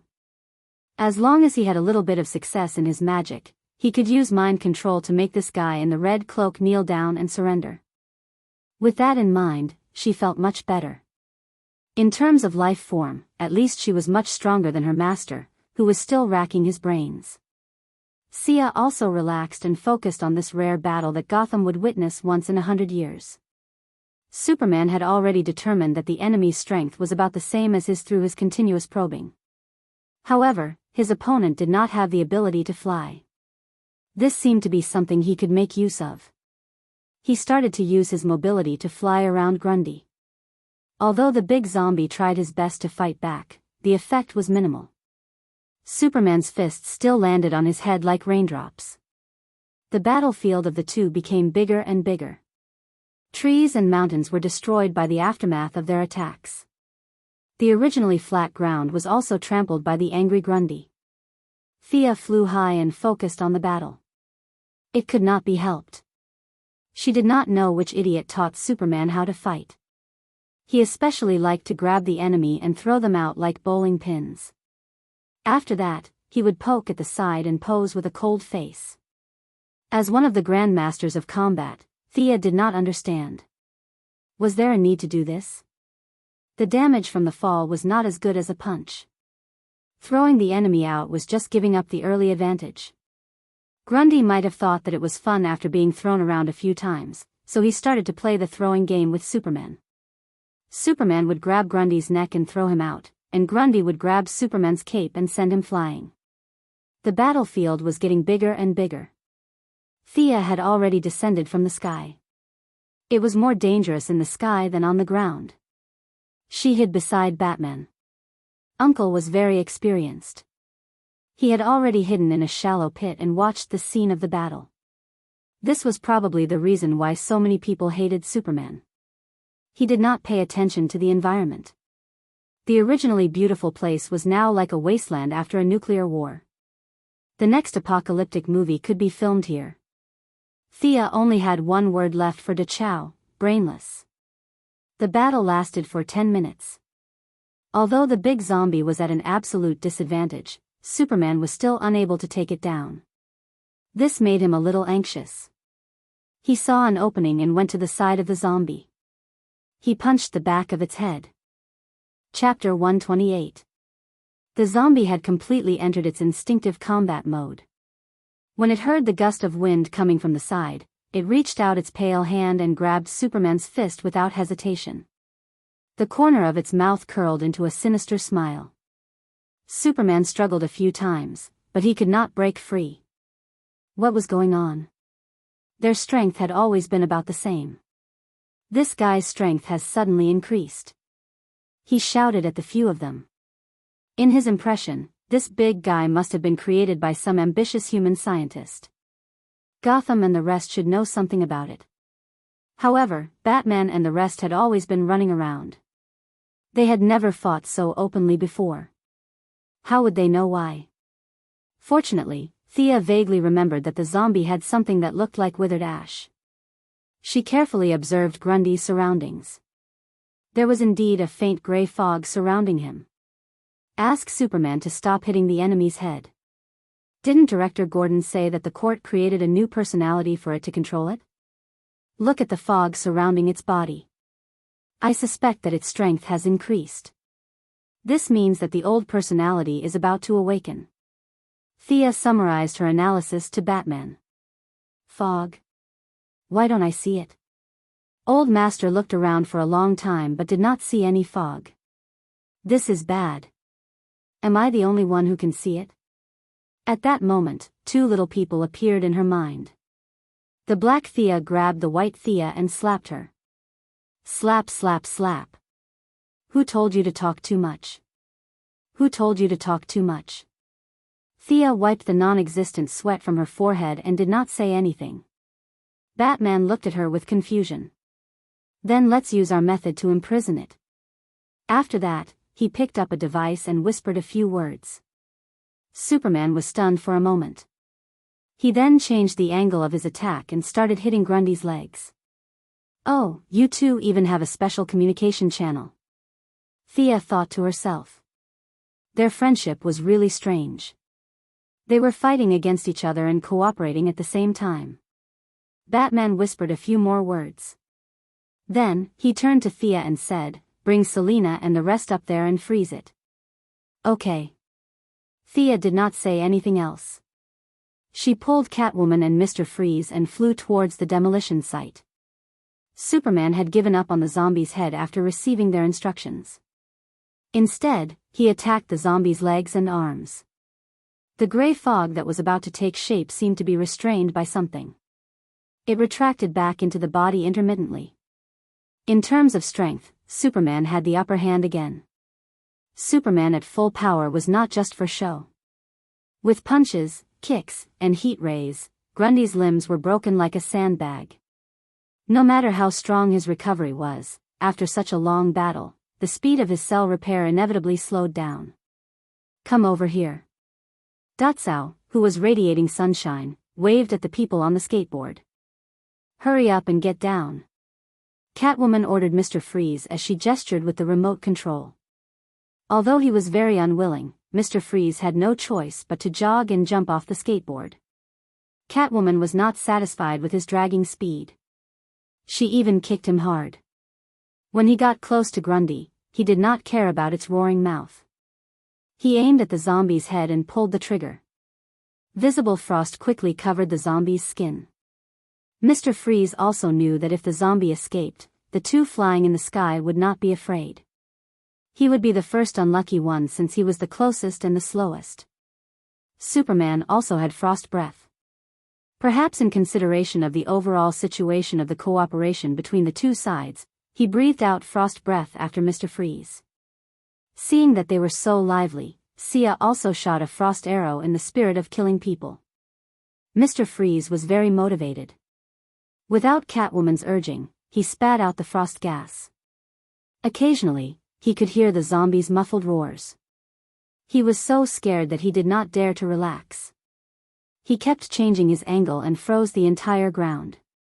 He only stopped when the air in the pressurized barrel was completely exhausted. He took a few steps back and watched the development while panting. Batman was not idle at this time. He changed the Batfighter with half of its wing broken into a Batcopter.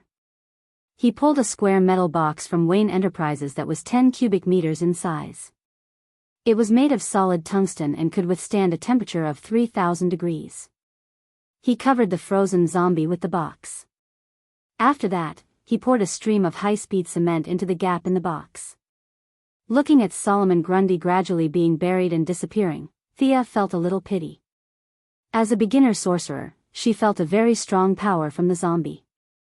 This power was not the power of the body, but something of a higher level. She could not explain it clearly.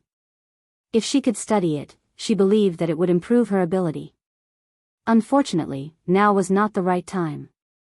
It was not good to do anything in front of Batman and Superman. Moreover, she was very weak. Even if she obtained the power from the zombie, it might cause more trouble due to her lack of control. "You are? Sister Kara Danvers?" Superman flew to Thea and asked in an uncertain tone. He always felt that this girl was very strange. His X-ray could not see through her at all. All kinds of abnormalities could not be seen by others, but he could see a lot of sunlight entering Thea's body every minute and every second. After coming to Earth for so many years, this was the first time he saw someone who could absorb sunlight. Because he could not see how he looked when he was basking in the sun, he was not sure if Thea's reaction was the standard reaction of Krypton.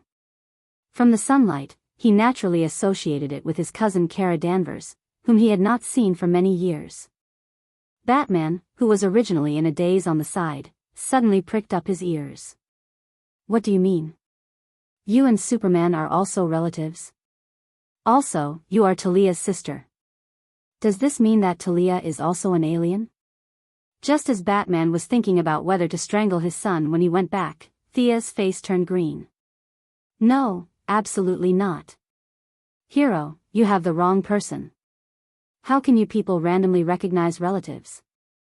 You recognize relatives in front of Batman, and your reputation will drop by thousands in an instant. What's more, I am not. I'll leave first. Contact me if there's anything." Hearing her denial, Superman did not say anything. He coolly said goodbye to Batman and nodded at the others. With a standard takeoff motion, he broke through the sound barrier and disappeared from their sight. Batman's expression was normal as he chatted with Thea for a while. It was all nonsense about whether she was tired or not.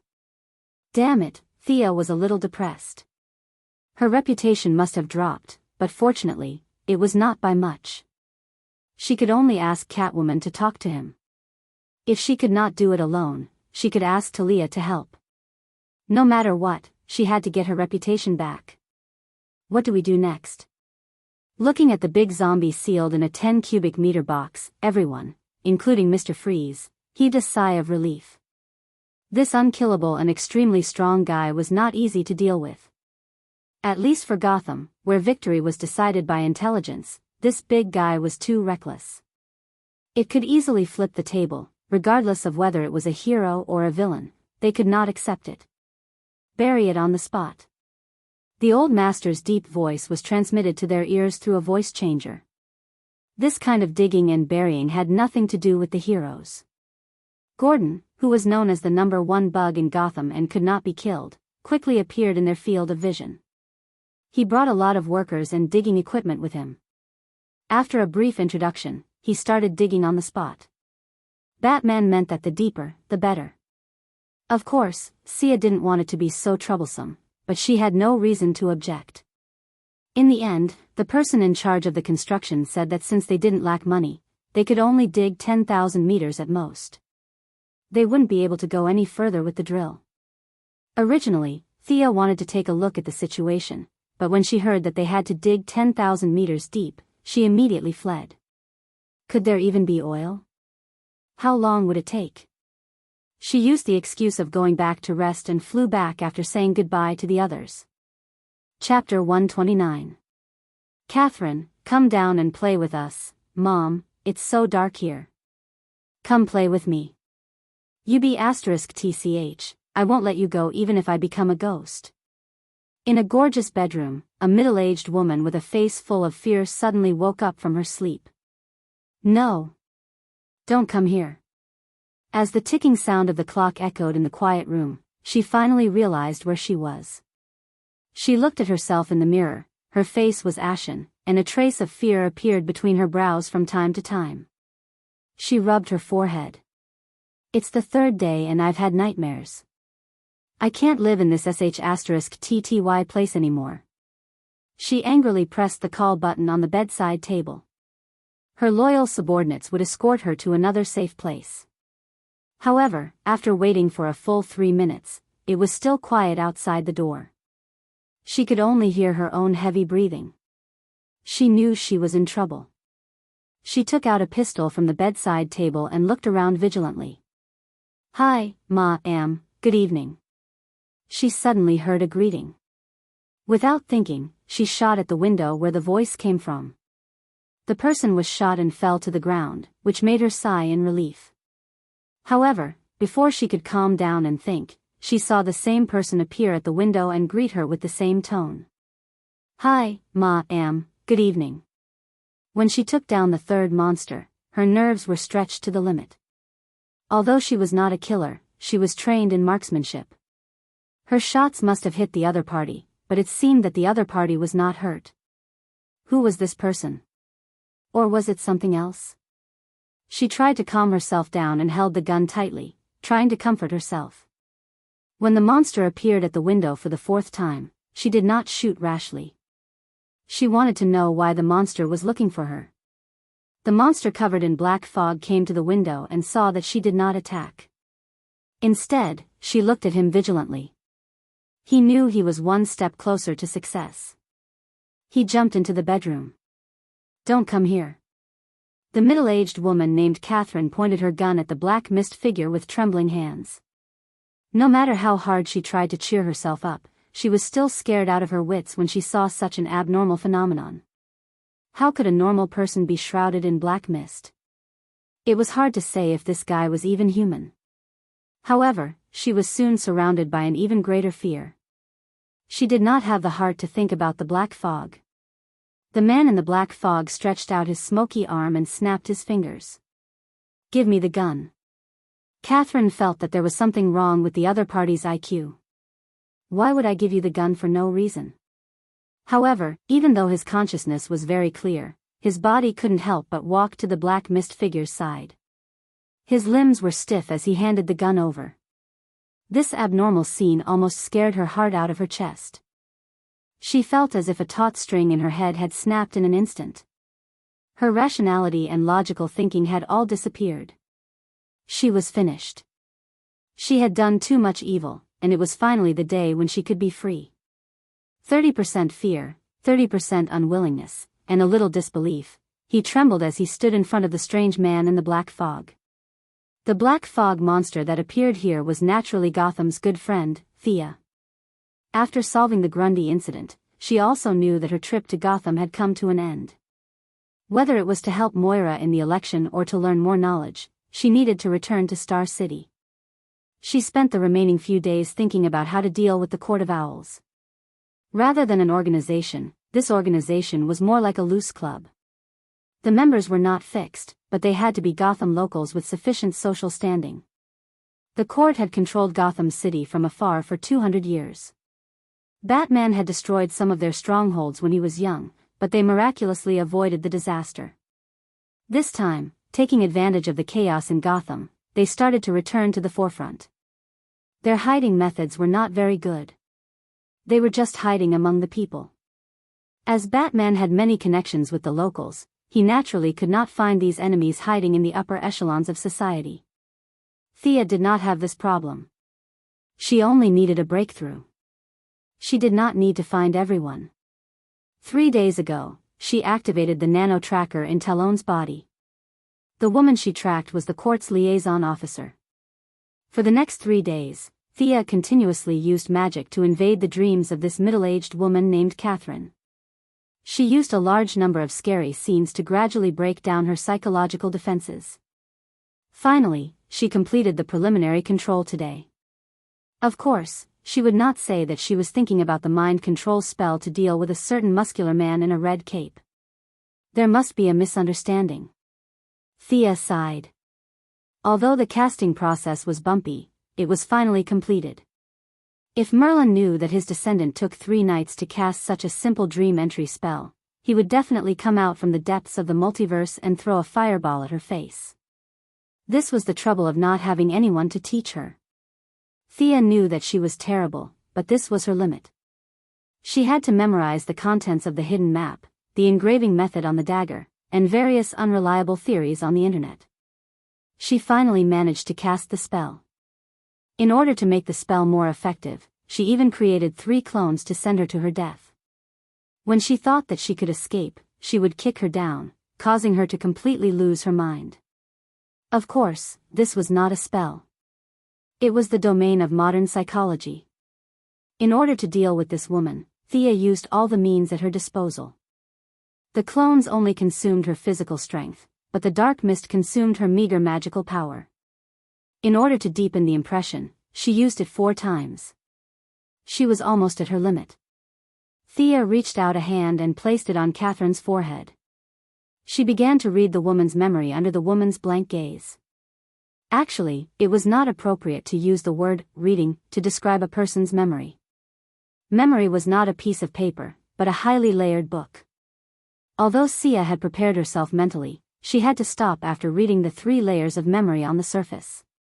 There was too much content, and she needed to keep digesting it. She had to throw away the messy thoughts and memories of the middle-aged woman and only keep the various matters about the court that she cared about. She let out a laugh that she thought was normal, but it was actually a terrifying sound after the voice changer. Thea sat on the side and took out her notebook to study how to read the woman's memory more efficiently. The liaison officer of the Court of Owls, Catherine Monroe, stood motionless in the same place. It was not that she was too scared to move, but that she had lost control of her body. After Thea violently read her memory, her brain was more or less damaged. At this time, she was muddle-headed and could not differentiate between a dream and reality. Thea summed up the gains and losses and improved the reading method. Instead of the original reading method, she changed it from the original reading method to a point-based reading method. She did not want to waste any rubbish memories and increased the speed to avoid arousing suspicion if she left the camp for too long. This time, there was an accident at the beginning of the reading. Catherine's brain was filled with a lot of thoughts like, am I dreaming, when will I wake up, and so on. Interesting, this middle-aged woman's mind was not completely controlled by the spell. Instead, she thought that she was still in a dream. She buried the previous few conversations deep in her heart. This was a typical ostrich's mind. She originally planned to gather the people in the court to do 1 vote and then withdraw, but now it seemed that she could do more. Thea continued to probe deeper. This time, she did not linger on the memories, but plunged into the deepest part of the memory. Soon, she found a lot of consciousness at the bottom of the memory. These were the woman's most terrifying memories, which were buried deep in her heart after being washed away by time or through psychological treatment. Thea found the memory that she used to scare her. The whole memory in her mind was dark and had a slight trace of magic. This mass of memory was trying its best to devour the terrifying memories around it. When it completely wiped out the surrounding memories, the middle-aged woman named Catherine would be frightened to death. Her breathing would be disordered and her heart would stop. Of course, Thea could not let her die. This woman's will was not strong, and she was in a high position. This was a weapon that she could use to control the court. Yes, she originally only wanted to sell the hammer, but now that she saw another possibility, she immediately changed her plan. She wanted to control the Court of Owls. Whether it was for the family's wealth or to set up Gotham, these so-called upper-class people were too useful to her. Furthermore, with their help, she might be able to find a way to further her magic training. Thea began to consciously modify the nightmare that she created. Because it was more or less tainted with her own magic, the memory did not reject her. Following the steady output of her magic, the old gray memory was replaced by a memory with magic. This new memory was modified by her into a very old-fashioned obedience contract. This middle-aged woman named Catherine Monroe would acknowledge Thea's orders from the bottom of her heart. Her daily conversations and actions would not be affected at all. In addition, the memory of magic had completely taken over the area of her terrifying memories. She would no longer have any feelings of fear. Perhaps this was a blessing in disguise. In the final stage, Thea left a small cluster of her mental strength in the deepest part of her heart. If Catherine was forcefully brainwashed, this cluster of mental strength would detonate her consciousness and turn her into an idiot. There were too many people with superpowers in this world. She had to be careful. Huff, huff. Thea withdrew from Catherine's consciousness. She had used up a lot of her mental strength. If it was not for the fact that her mental strength was far superior to that of an ordinary person, she would not have been able to withstand such a large consumption.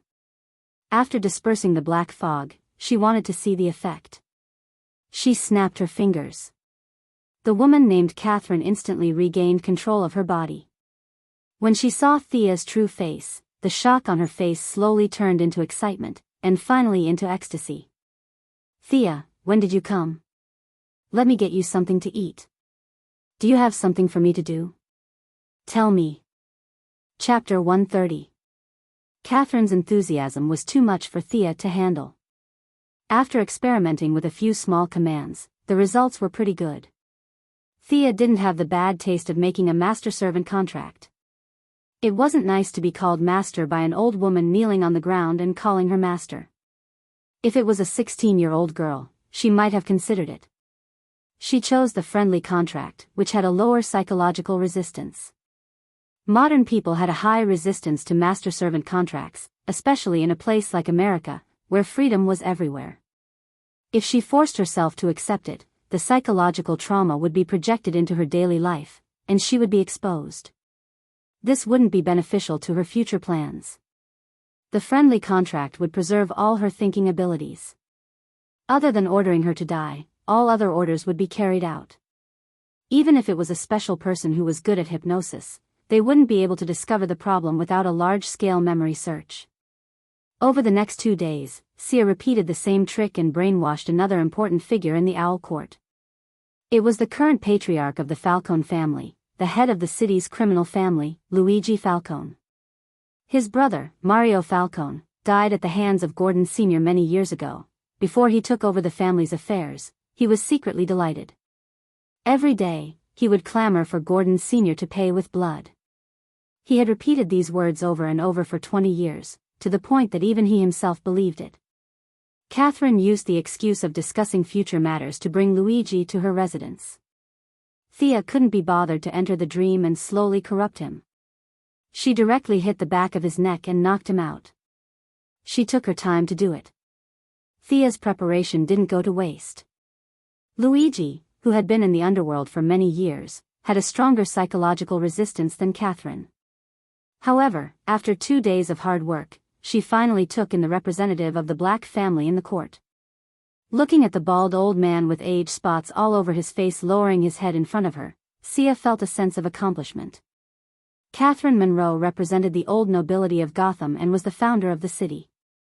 She could determine the direction of the court to a certain extent. Luigi Falcone was the godfather of the underworld in the city.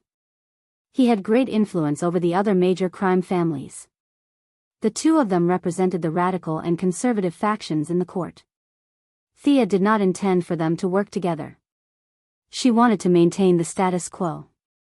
As long as they could continue to transfuse blood to her, they would have accomplished their mission. Both of them reported directly to Thea. Even if one of them betrayed her, the other had the ability to hold them back and wait for further orders. "From now on, I need you to transfer 3% of the court's operating funds to my secret account every month." She looked at her two subordinates who didn't like each other and continued. "Also, instruct the families in the court to collect all books related to the mystical realm, the older the better. I want the original." The monthly percentage did not seem large, but it was actually an astronomical figure. This was the contribution of dozens of families. It was too important for the cash-strapped Thea. It was the same for books. Asking Thea to collect them would cost her life. Many of these families had been passed down for hundreds of years. There might be notes and books from their predecessors that had been passed down to the present day. Rather than letting them gather dust in their hands, it was better to let her use them. Finally, she asked for various human experiment data and reports on the resurrection of the dead. Amazing. Thea flipped through the reports. She was impressed by the results of the court's research. They had started the research on the resurrection of the dead 50 years ago. Needless to say, their initial goal was the instigation of these old nobles who were afraid of death.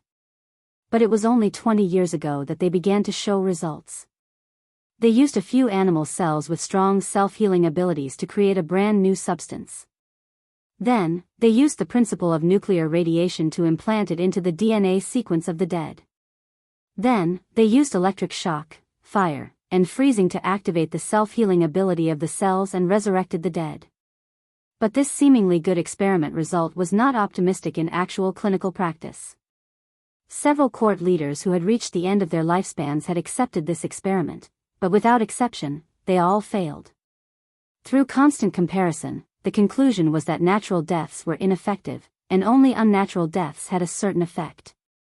10% success rate? Thea looked at the final conclusion and laughed a little. How much money had been spent in the past 50 years? A sea of resources had been thrown into the water in exchange for a 10% success rate? Throwing this unreliable document aside, Thea picked up a small bottle and looked at 3 drops of almost transparent grayish-white liquid. The blood of Solomon Grundy's heart. These drops of blood were a pleasant surprise for Thea. She did not expect that the court was also thinking about the big zombie. They found the big zombie that floated out of the water. On the one hand, they simulated control, and on the other hand, they spent 15 days without rest to extract these 3 drops of almost transparent blood from the big zombie's heart. For ordinary people, this blood was very strange and beyond common sense.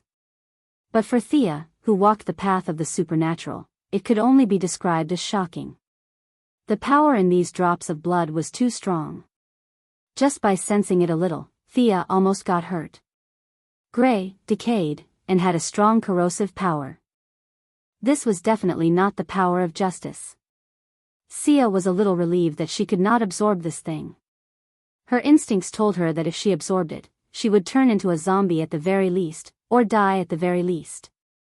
This was not a power that a living person should have. But not absorbing it did not mean that she had to return it to the court. This thing was still useful to her. Living people could not use it, but dead objects could still be used. Thea looked at the sword of Azrael in her hand. This sharp sword was brought into the trial, which meant that it was extraordinary. With the analysis of the dagger, Thea had determined that this sword was originally forged as a magical weapon, but for some reason, this crucial step was not completed. The runes were not carved, and the magic circuit was not written.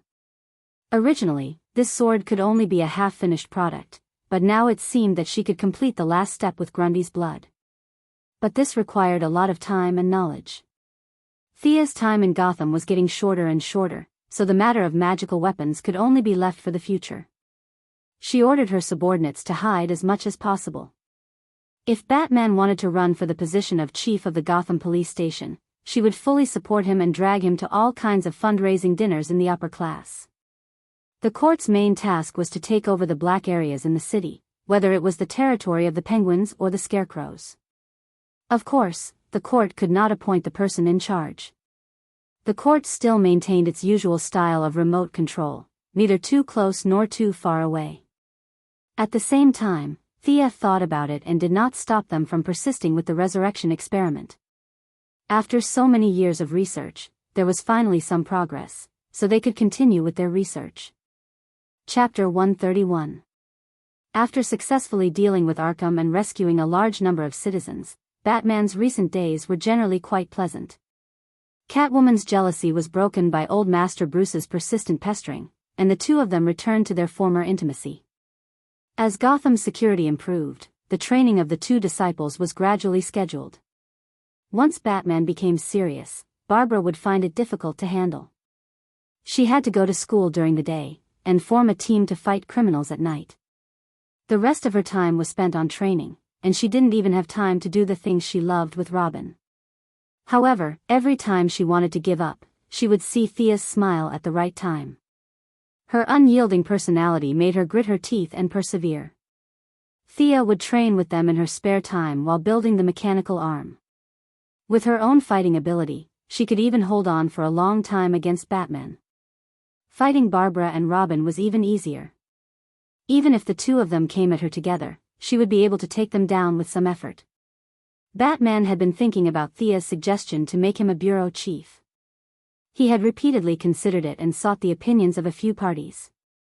Among them, his old butler, Fu, had a decisive effect on his decision. According to Fu's opinion, being a bureau chief sounded much better than being a playboy. Whether it was considering the Wayne family's reputation or his own safety, it was a good idea. He had watched Bruce grow up, and he didn't want him to fight criminals day and night. Especially after the broken back incident, the 80-year-old butler was scared out of his wits. Even though he had never met Thea, he had a good impression of Thea, and would often persuade Bruce to become a bureau chief. The old butler was like half a father to Batman, and his reputation was constantly at the level of worship.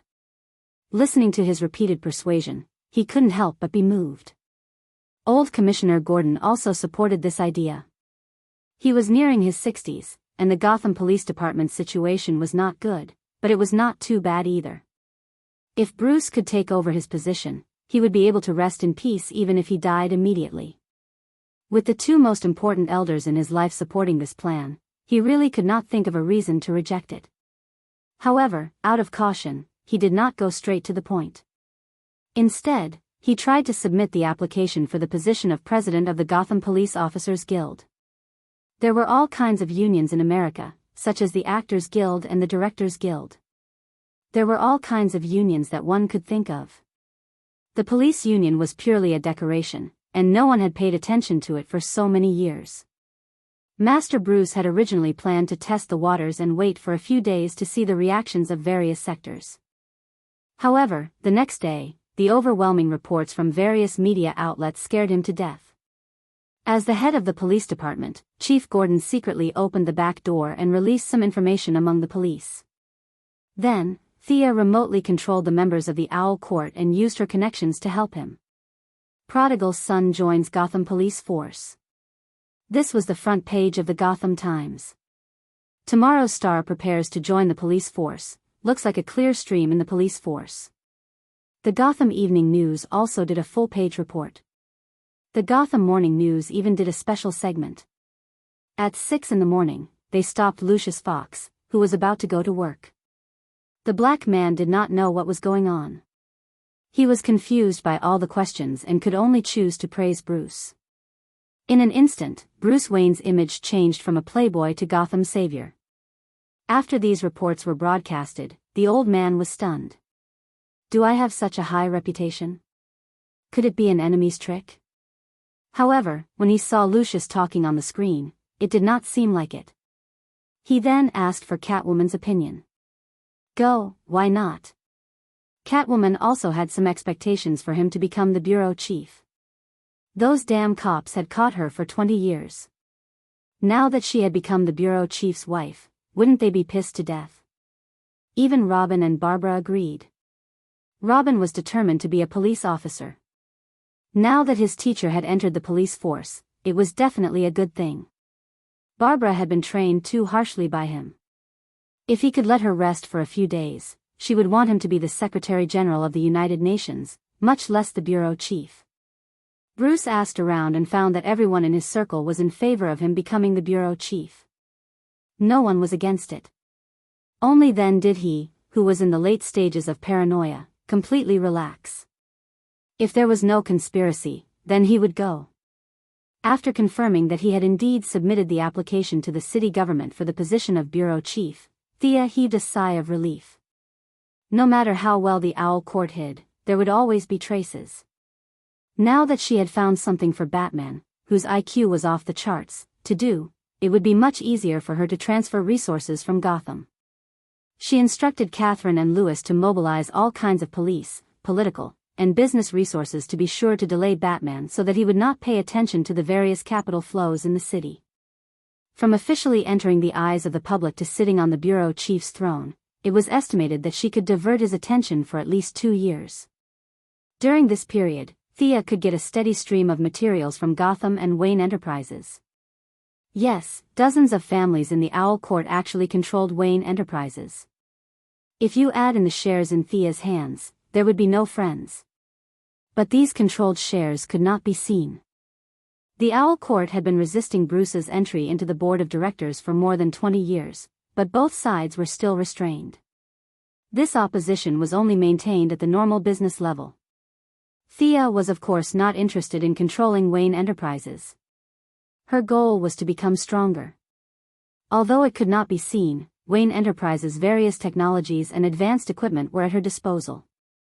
This greatly improved her technical reserves and cleared many obstacles for the production of the Iron Man armor. Realizing that her trip to Gotham was coming to an end, Thea began to say goodbye to everyone. Outside the pavilion, by the old road, the grass was green and the sky was green. That was impossible. They were all modern people. They could talk and video call. What was there to say goodbye to? Finally, on the tarmac of Wayne Enterprises, Batman's group of 4 and director Gordon held a special farewell party for the Star City duo. Felicity and Felicity's relationship had warmed up so quickly that Sia found it unbelievable. The two of them ran to a corner and took out their phones to do some shady business. Although I have said it many times, I still want to say thank you. It is my honor to meet you. Bruce, who had been busy for the past 2 days, came to see them off. It is also my honor to meet you. Although she did not agree with his way of doing things, Batman's shining personality was still admirable.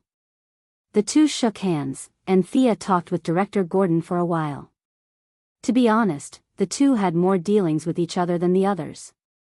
Thea could only express admiration for this very charming old man. She said a few words to Barbara and Robin.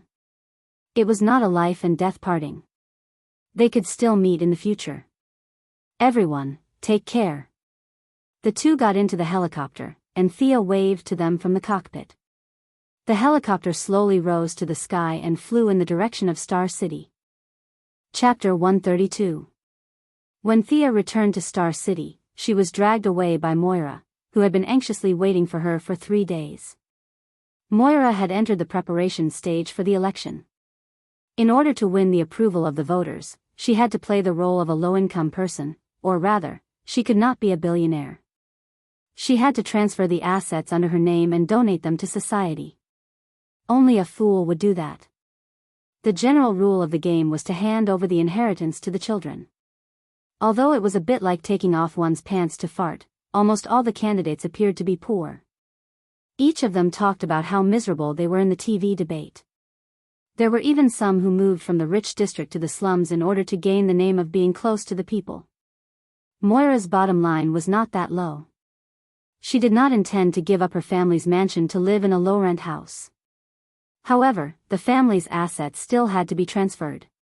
It was not impossible for a billionaire to directly participate in the election, but it would be very unusual. Her election style leaned towards the steady and practical side, and she did not need those eye-catching measures. Before Thea understood what was going on, she was surrounded by nearly 50 lawyers and signed documents for the whole morning. If it were not for the fear of shocking the world, she would have let her doppelganger out to sign the documents. There were too many documents. For the whole morning, she had written her name at least 1,000 times, and her wrist was sore. Although the Quinn family's assets were nominally under her name, in fact, she was still underage. The rules were different in the United States. The average age of adulthood was 18 years old. In Star City, it was less, and the age limit was 17 years old. She was still 1 year away. Before she became an adult, her guardian still controlled all her economic lifelines. Her guardian was naturally Moira. So, after going around in a circle, her mother was still firmly in control of everything and was not affected at all. In any case, it was the first step in a long journey. She was just inheriting the company and it was already so complicated. Those who inherited the throne in ancient times must be even more uneasy. She had to say that it was a wonderful move to take over the Owl Court. Whether it was funds, connections, or subordinates, she had everything. If she waited for the Quinn Group to fall on her head, she did not know how long she would have to wait. After a busy morning, Thea officially took office in the afternoon. Of course, she wasn't going to work in the group. The black uncle, Walter Still, managed the group well. She didn't need to cause any trouble at all. She just needed to be on the board of directors. As Moira's only living child, she had to go and rally support for her mother's campaign. To put it bluntly, she had to act as a mascot on the spot to prove how successful Moira's mother's education was. She had to do her best to attract women's votes. At this time, Thea was wearing a light red dress. Even though she had told the stylist that she was going to a low-income community to promote and that she shouldn't wear too revealing clothes, the bearded stylist still found her a dress that exposed a large part of her back. When she walked out of the changing room, everyone, including Moira, was shocked by her white skin. Thea had eaten the green object that was suspected to be the devil's fruit during her last few days in Gotham. Perhaps it was because of the earth attribute, the effect of the transformation was quite mild. There was no major bleeding or pain. It only caused Thea's stomach to be uncomfortable for a few days before the whole process was completed. When she carefully checked the differences in her body, she found that the transformation did not strengthen her bloodline. There was no extra golden blood in her heart. Instead, her lungs had a qualitative leap.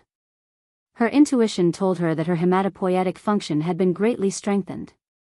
If she could automatically evolve a drop of golden blood in a year in the past, now the time had been shortened to 3 months.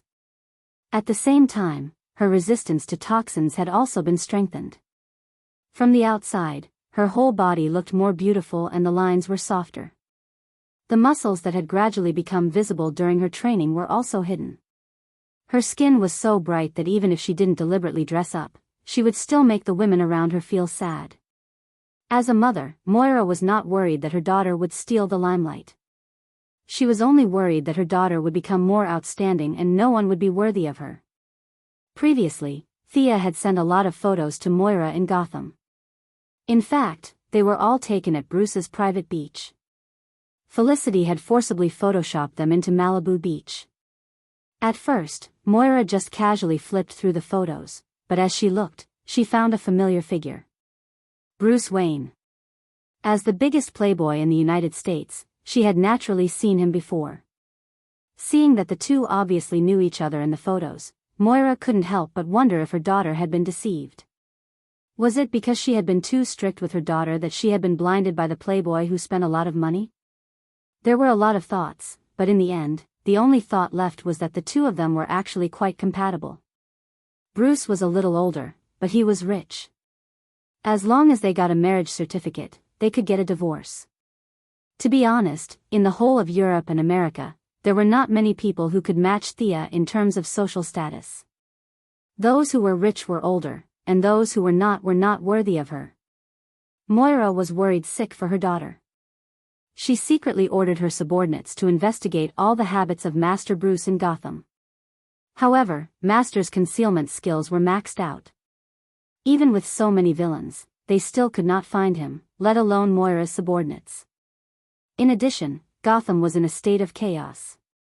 In the end, they did not find anything. Moira could only keep this matter in mind and wait for the right time to talk to her daughter. Thea did not know that her photos had been exposed. She was standing behind Moira with a smile on her face, watching her mother shake hands with the housewives who came after hearing the news. Her mind had already fallen to the necklace she was wearing. This sky blue necklace was given to him by Malcolm. After returning from Star City, he unintentionally discovered that the inscriptions on the inside of the necklace were very interesting. Just like the Dark Mist dagger, this necklace was a magical equipment. There were only 4 inscriptions on the dagger, and they were very basic. However, there were 15 inscriptions on the necklace. The interpretation and recognition of various runes made the necklace nearly 10 times more difficult to decipher than the dagger. It was obvious that this necklace was passed down from old Ma's ancestors. It was only in modern times that no one had awakened the bloodline, so it was reduced to the level of an ordinary accessory. Thea, who hated her lack of means to control the enemy, was overjoyed. However, after seeing 2 words, she was a little dumbfounded. Even though Thea had been learning this magical language recently, she had always lacked a basic reading book. There were many words that she had to guess. If she guessed correctly, it would be fine. If she guessed wrong, it would be a pure waste of time. The whole deciphering process was as slow as a snail. After taking a few deep breaths, she knew that she was a little impatient. She slowly adjusted her state of mind. Moira was talking about the rights of women and children on the stage. The audience applauded from time to time. It was too noisy here. Thea pretended to clap her hands a few times. She planned to go back and study it. For now, it was better to be a mascot. Chapter 133. Reality proved that it was not easy to put on a show. Thea pretended to be a good girl for 3 days and pondered over the inscriptions on the necklace every day. However, her expressionless face was interpreted by the media, and after 3 days, she found that all kinds of negative reports about her were overwhelming. Miss Quinn is extremely arrogant. Her elementary school classmate told her past. Thea Quinn hangs around the bar and gets drunk all night. There were a lot of reports, and Moira comforted her that she did not have to take it to heart. These were all the tactics of her opponents. Sia also understood that she was standing there as a target. In this world, who wouldn't talk about others behind their backs? The European and American media were all like this. If they wanted to say something, they could say it. She wouldn't lose anything. Compared to Master Bruce, who worked hard for Gotham at night and was scolded like dog shit during the day, she was considered mild. However, even if the mother and daughter did not care, the hot-blooded youths in the campaign team still cared about this resume. On this day, they publicly pushed out a fake elite who was good at talking and prepared to persuade Miss Thea. Miss Quinn, that. Although he had repeated his lines 10 times, when the young talent faced Thea, he could not help but feel a little nervous. She personally organized 2 Gotham Grand armed melee and participated in it once. This was not a joke because she directly killed hundreds of people and injured thousands of people. She affected the future of countless families and their fates. At this time, Thea's temperament leaned towards the cold and ethereal kind. Coupled with the deep transformation of her bloodline, she looked even more oppressive. She was silently calculating the 7th inscription on the necklace. This inscription seemed to connect the previous and the following. If she could understand it thoroughly, it would be of great help to her next interpretation. Now that her thoughts were interrupted by the young man, she was not angry, but more or less depressed. She glanced at him with bright eyes and did not say anything. She signaled him to say what he wanted to say. If not, he should get lost. The young talent almost fell to the ground under her gaze. Was this the gaze of a human? It was too scary. However, when he thought of his mission and how he had studied hard for so many years just to stand out, he stuttered, "Our election team, hope that you can be more approachable and not be so cold." Without waiting for Thea's response, he forced a smile and ran away. Thea's clenched fists relaxed when she realized that he wasn't here to flirt with her. Ever since she had awakened her bloodline and was brought to the front desk by Moira, they had been sending her flowers every day and using all sorts of lame excuses to talk to her. They had annoyed her to no end. She could use her submachine gun to deal with the bad guys in Gotham, but it was definitely inappropriate to use force against these flies. After thinking about it, he decided to endure for a few more days. After Moira finished her speech in the city, he would be able to rest. As for the so-called cold face of the young man, she couldn't do anything about it. She was completely immersed in the study of inscriptions. Although science couldn't analyze it at present, Thea thought it was also a kind of science. It was really impossible to make her laugh while thinking about it. This group of young people in the election office took it too seriously. In fact, this was all a process that had already been arranged by the higher-ups. In the city council, how many members did Old Ma control and how many did Moira control? Although the Owl Court claimed to not leave Gotham, it could always influence some people. Finally, with the participation of the Heaven's Eye Society, almost 100% of the people agreed. How could it not be elected? The opinions of the voters stopped at the level of opinions. Once the election results came out, it would be whoever was elected.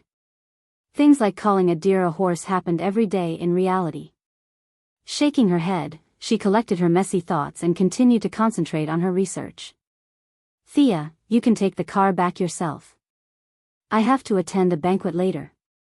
She finally had another day.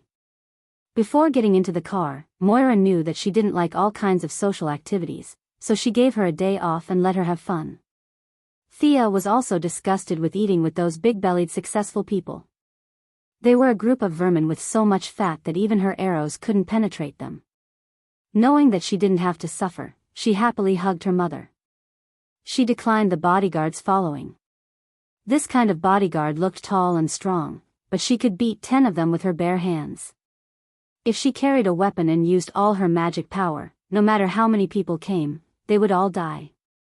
Before getting into the car, she looked around and found that there was no one under the car. Then she turned on the engine and drove away. She couldn't help but be careful. It was not an assassination or anything. The main thing was that the tabloids were too crazy. 2 days ago, when Thea was about to get out of the car, she found a man in black lying under her car in an instant.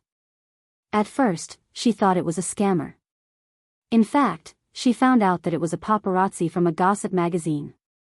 He didn't want to assassinate anyone. He just wanted to take pictures of the scenery under Thea's skirt when she got out of the car. Thea, who knew the truth, was so angry that her face turned pale. It was not appropriate to kill him directly. She could only beat him up and teach him a lesson.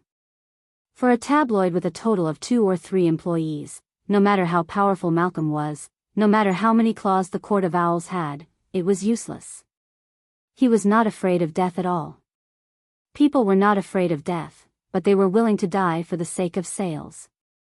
Encountering such a person, Thea had no choice but to be more careful. Driving alone on the streets of Star City, she couldn't think of who to look for a while. Felicity went back to her hometown. Of course, she didn't go back to her hometown to get married. It was said that she went to accompany her mother to celebrate Hanukkah. She didn't have many friends in Star City. Sigh, she should go and chat with her future sister-in-law, Laurel. Laurel was very happy that Thea came to find her. After a simple tidying up, the 2 women went to eat nearby. Although the 2 women were not close friends, they had known each other since childhood and were very familiar with each other. After a few words, they entered the stage of complaining to each other. Thea finished talking about her own troubles. Of course, she only talked about the part that could be said. If she talked about how she killed 7 people in and out of Gotham, it would drive Laurel crazy. When the topic turned to Laurel, Thea knew that she had not had a good time in the past 2 months. Thanks to the large number of jobs provided by Moira, the security in the slums had achieved a rare peace. Several popular troublemakers had also been transferred to other cities. With no one taking the lead and no one causing trouble, coupled with the fact that everyone was busy with their new jobs, no one came to Laurel's law firm to file a lawsuit. Although this was good news for Laurel, who had a strong sense of justice, the law firm was declining visibly. 3 out of the original 8 partners had already left, and the remaining few were looking for other ways. Originally, the 8 of them had shared the daily expenses, but now the remaining partners had to bear the burden. Laurel's meager assets were almost depleted. Tommy, who used to be rich, had been appearing and disappearing mysteriously recently. Laurel sometimes wondered if he had found another woman. Chapter 134. Today, Laurel was wearing a beige business suit, revealing a pair of long legs and a pair of high heels. When she thought of Tommy, her whole temperament immediately became very melancholy. She picked up the wine that the waiter had just handed her and took a big gulp. Is Tommy still learning martial arts from old Ma? But he couldn't refuse to see his girlfriend, right? Although she was a little suspicious, Thea still wanted to know the truth. Tommy, I haven't contacted you recently. Laurel waved her hand. When Thea thought that Tommy had disappeared, she said, "Just by phone, but we haven't seen each other in a long time." Then she clasped her legs under the table, her face dark red. Thea's perception had evolved into psychic power, so she was more sensitive to changes in the surrounding environment. Laurel's sudden heartbeat didn't escape her notice, but it was obviously not a sign of poisoning, but a sign of yearning. She glanced at Laurel's big breasts, which were the largest she had ever seen. She estimated that they were at least D-class. How could she comfort her when she was so dissatisfied? Should she go home and find a cucumber? That would be the end of their friendship. Laurel was unconsciously tempting the underage girl. Under the influence of alcohol, she told Thea a few interesting things about her relationship with Tommy. When a man and a woman encountered something interesting, they would definitely go home and do something more interesting. She inevitably told Thea about how long Tommy lasted and what positions he liked. Thea didn't feel awkward at all. She had always been calm about her mother finding a boyfriend, so it wasn't a big deal to have a brother who was related by blood. She just felt that Tommy didn't have enough energy to deal with Laurel and was very passive. What about Oliver? What was it like when you were with him? Thea asked with bright eyes. Oliver. Laurel put her hands together as if she was reminiscing. She couldn't help but smile. He was very gentle and strong. It was always fun to be with him. Thea rolled her eyes. See, this was why Oliver had sex with all the women in the series except for her, who was his biological sister. The problem was that he was strong. He was really good at it. And always fun meant that he had a lot of tricks and could adapt to different situations. Thea glanced at Laurel again. It was no wonder that the two of them were a perfect match. No wonder Laurel began to waver as soon as Oliver returned to the city. Tommy's body was not as good as Oliver's. At this time, Thea had already planned to finish the election phase and rush to Purgatory Island. No matter what Oliver thought, at least she would give him a chance to go home. At the same time, she could also save Yao Fei's daughter, Shadow, Yao Dong. She was one of the few girls in the movie who had an indescribable national temperament. Thea had a good impression of her and was prepared to change the ending of her tragic death. In addition, Thea inadvertently glanced at Laurel. Her sister, Sarah Lance, should also be on the island. If there were no accidents, they would all be pulled back. Thea, do you have a boyfriend? Have you tried? Laurel was obviously a little drunk. She suddenly felt that it was a little unfair for her to be the only one saying it. You have to say something. If you don't do well, I can teach you. She unconsciously sounded like a senior imparting her experience to a junior. Sigh, Thea instantly understood what she meant and covered her face a little. I can scare you to death when I entertain myself. Do you think my doppelganger technique is a joke? The same body, the same thoughts, combined with the pleasure from different perspectives, the sensory stimulation is double. Let me tell you, I'm afraid of myself when I'm dirty. Although it was originally just to test the limits of the technique, the subsequent development was not very harmonious. Thea did not tell anyone this secret. She was afraid that Ancestor Merlin would find out and throw a fireball at her from a higher dimension. You're just a piston friction on the physical level. I've already entered the magic era.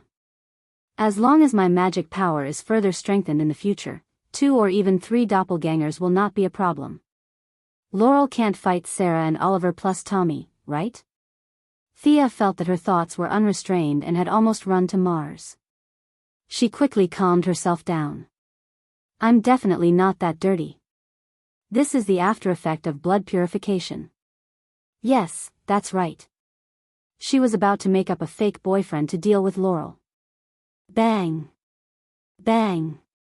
The familiar sound of an M1911 pistol reached her ears. Thea instantly picked up the fork on the table, ready to throw it out if there was any danger. From today onwards, this bar will be under the protection of the Botner family. A burly man with a full beard walked into the bar with 2 subordinates carrying rifles. Seeing that his deterrence had worked, he looked around with his bell-like eyes, looking for a target to further establish his power. How melodramatic. This guy is collecting protection fees, right? Sia didn't want to get involved in this kind of trivial matter, so she secretly cast a spell. This spell was modified from the dream invasion spell and could reduce one's presence to a certain extent. As long as it wasn't a blood feud, it could be ignored. She had learned this spell for a while, but she had not had the chance to use it. She couldn't use it during the election. If a living person stood in front of everyone, it would be useless no matter how hard she tried to reduce her presence. Thea drew 2 inscriptions in the air with her finger and silently recited the spell. She felt that a small part of her magic power disappeared. Thea knew that the spell was successfully cast. Now she could see the effect. "You come here." The burly man with a full beard did not pay attention to Thea. He grabbed a boy dressed as a waiter next to him. With a grim smile, he said to the boy, "Which family did I say I was from?" "Repeat it." The boy was scared silly. "Who would remember which family you are from?" He tried hard to recall, but fear filled his brain. He trembled all over and just couldn't remember. His reaction was in line with the bearded man's plan. He was going to make an example of him and deepen the impression of these people. He raised his wrist and pointed the gun at the waiter's head. "Can't remember?" Haha. Looking at the bearded man with a full mouth of yellow teeth, Thea was a little disgusted. These guys were the newcomers of the Botner family. They were too unruly and barbaric. She had a pistol in her handbag. With her speed, killing these 3 guys would be a piece of cake. However, there were so many people on the scene. If she rashly shot, the follow-up would be very troublesome. It might even affect Moira's election to a certain extent. Seeing that the waiter was about to die on the spot, what should she do? She hated it in her heart. The heroes of Star City were really not good at learning from the advanced experience of other cities. Why didn't any masked hero stand out? Chapter 135. "Be careful and don't come out," Laurel whispered to Thea while she was secretly hating the fact that Star City didn't have a hero. After that, he didn't care about his weak strength anymore. He stood up fearlessly and shouted, "Stop." For a moment, Laurel became the focus of everyone. Thea almost fainted. Sure enough, she wasn't a pure hero of justice. The valiant and high-spirited person next to her was. Thea looked at Laurel with disappointment. Could the self-defense fighting skills taught by your father be enough to deal with these 3 gangsters? Why didn't you think carefully before jumping out? This was too brainless. No wonder the villains were so good at scheming against the heroes. They were all led into a ditch by the righteous heroines. She certainly couldn't watch Laurel get beaten into a sieve. She was a friend. If she didn't have the ability, she could only take the blame for her. She didn't expect that today she would enjoy the treatment of a male protagonist. She cursed in her heart and grasped the fork in her hand, ready to take the initiative and kill the bearded man. When the bearded man saw that it was Laurel, the blonde beauty, he turned around and showed a wretched smile to his 2 subordinates. He took away the pistol aimed at the waiter and pointed it at Laurel. "Beauty, are you talking to me? Can you shout a little louder?" After saying that, he straightened his back a few times and laughed loudly in the midst of his subordinates jeering. "This scum." Thea shifted her gaze from his eyes to his mouth. She would use this fork to teach him how to speak. Laurel wasn't the future Black Canary. At this time, she had just graduated from university and started working. It could be said that she was a very immature newcomer. Facing a gangster with a gun, her legs unconsciously trembled. But she still held on and looked at the bearded man without showing any weakness. The bearded man was a little dissatisfied when he didn't panic like he had imagined. He was ruthless in his heart and was ready to fire at Laurel. Now was the time.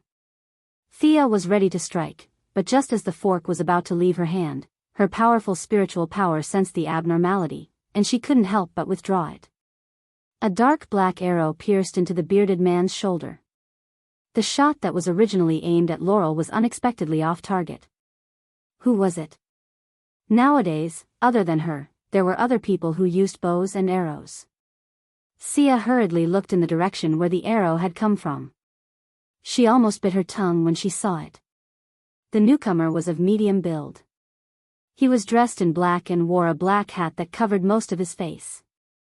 He stood on the wall like a recluse, holding a black recurve bow that Thea was very familiar with. Why would he come to save Laurel? However, upon closer inspection, the man's attire was slightly different from Old Ma's. He wasn't wearing the traditional black combat suit of the League of Assassins. Instead, he seemed to be wearing a black leather suit that was specially made. The man in black seemed to be very nervous. After making eye contact with Thea, he hurriedly looked away and shouted to the two girls, "Run!" The bearded man was shot by an arrow. He panicked and ordered his subordinates to open fire. At this time, the subordinates also saw the man in black and fired a rain of bullets at him with their automatic rifles. Then, under Thea's horrified gaze, the man in black was hit by a stray bullet and fell from the corner of the wall. Oh, this guy definitely wasn't Old Ma. The distance was more than 100 meters. If he had a little bit of experience in dodging, he wouldn't have been hit. But whether or not he was one of them, Thea couldn't just watch him be killed. She swung her hand and hit the bars light with the fork. Using a gun would easily expose her identity. The smoke would cause a reaction, and the bullet traces would be easily exposed. The fork was fine. She wasn't afraid of leaving fingerprints on it. Then, Thea grabbed Laurel, who was slow to react, and ran out in the midst of the chaos. When passing the corner, she looked around and saw that there were no surveillance cameras. Under the cover of the night, she created a clone to rescue the man in black who was shot. The clone had the skills of the original body. Using the black fog to cover the original face, she grabbed the man in black and ran to the side under the gaze of a few scattered onlookers. When she came to a place where no one was around, she took off the hood of the man in black. Although she was somewhat mentally prepared, when she saw his face clearly, her doppelganger Sia still laughed out loud. "Isn't this my brother, Tommy? This guy seems to have improved a little from Old Ma's training. Looking at his appearance, is he determined to be the second generation of the Black Arrow?" She rolled her eyes and guessed the truth. This guy has been secretly protecting Laurel for most of the day. In fact, he didn't want to come out. He just saw that Laurel was in a critical situation today and decided to help. What a love-struck man. Looking at his injury, Thea saw that the bullet hole was in his lower abdomen. There were no conditions for surgery nearby, so she could only carry him back to her secret base. Fortunately, Felicity wasn't here recently, so she didn't have to say much. The next step was the familiar process of disinfection and anesthesia, removing the bullet and stitching it up. Thea looked at her brother, a rookie hero who jumped out to save the damsel in distress. She didn't know what to say. If she wasn't here tonight, this rookie would have been killed by a few hooligans. Old Ma would go crazy if he knew the truth. He sighed as he put on the boy's jacket. After a few months of training, the boy had lost a lot of weight. Although he hadn't reached the level of training like Oliver, who used the salmon ladder every day, he still had a bit of manliness. "Who are you?" Tommy lost a lot of blood and his consciousness was a little blurry. He only saw a black shadow in front of him treating him. He immediately grabbed Thea's arm. Thea could be regarded as one of the top martial artists in the world. How could she be easily caught by him? But she was afraid of aggravating his wound, so she didn't struggle. To be honest, she scratched her head at his question. After thinking about it, she decided to continue to hide it. She was afraid that he would ask more questions, so she casually talked to him in Chinese. In the ears of Tommy, who didn't even graduate from primary school, it became %2 and and. What the hell? He didn't give up and wanted to continue to find out more about Thea. Then the two of them talked nonsense for a long time. In the end, the conversation ended with Tommy completely losing consciousness. Thea wiped the non-existent sweat on her forehead. It wasn't easy to fool people. She picked up Tommy's bow and looked at it. It was the same bow as Old Ma's, but the tension was weaker. He was her son after all. When she graduated, she didn't give him any souvenirs except for slapping her own face. She automatically ignored the fact that she had stabbed her own father in the waist. She also forgot about the necklace and whatnot. While Tommy was unconscious, she carefully felt his blood. Except for the blood relationship between them, she couldn't feel anything else. It didn't feel like her blood was boiling. It seemed that not everyone could awaken the blood. Thea didn't know whether she should feel lucky or sad. Since the blood of the Merlin family gave her a place in the future, she had the obligation to protect the safety of the father and son.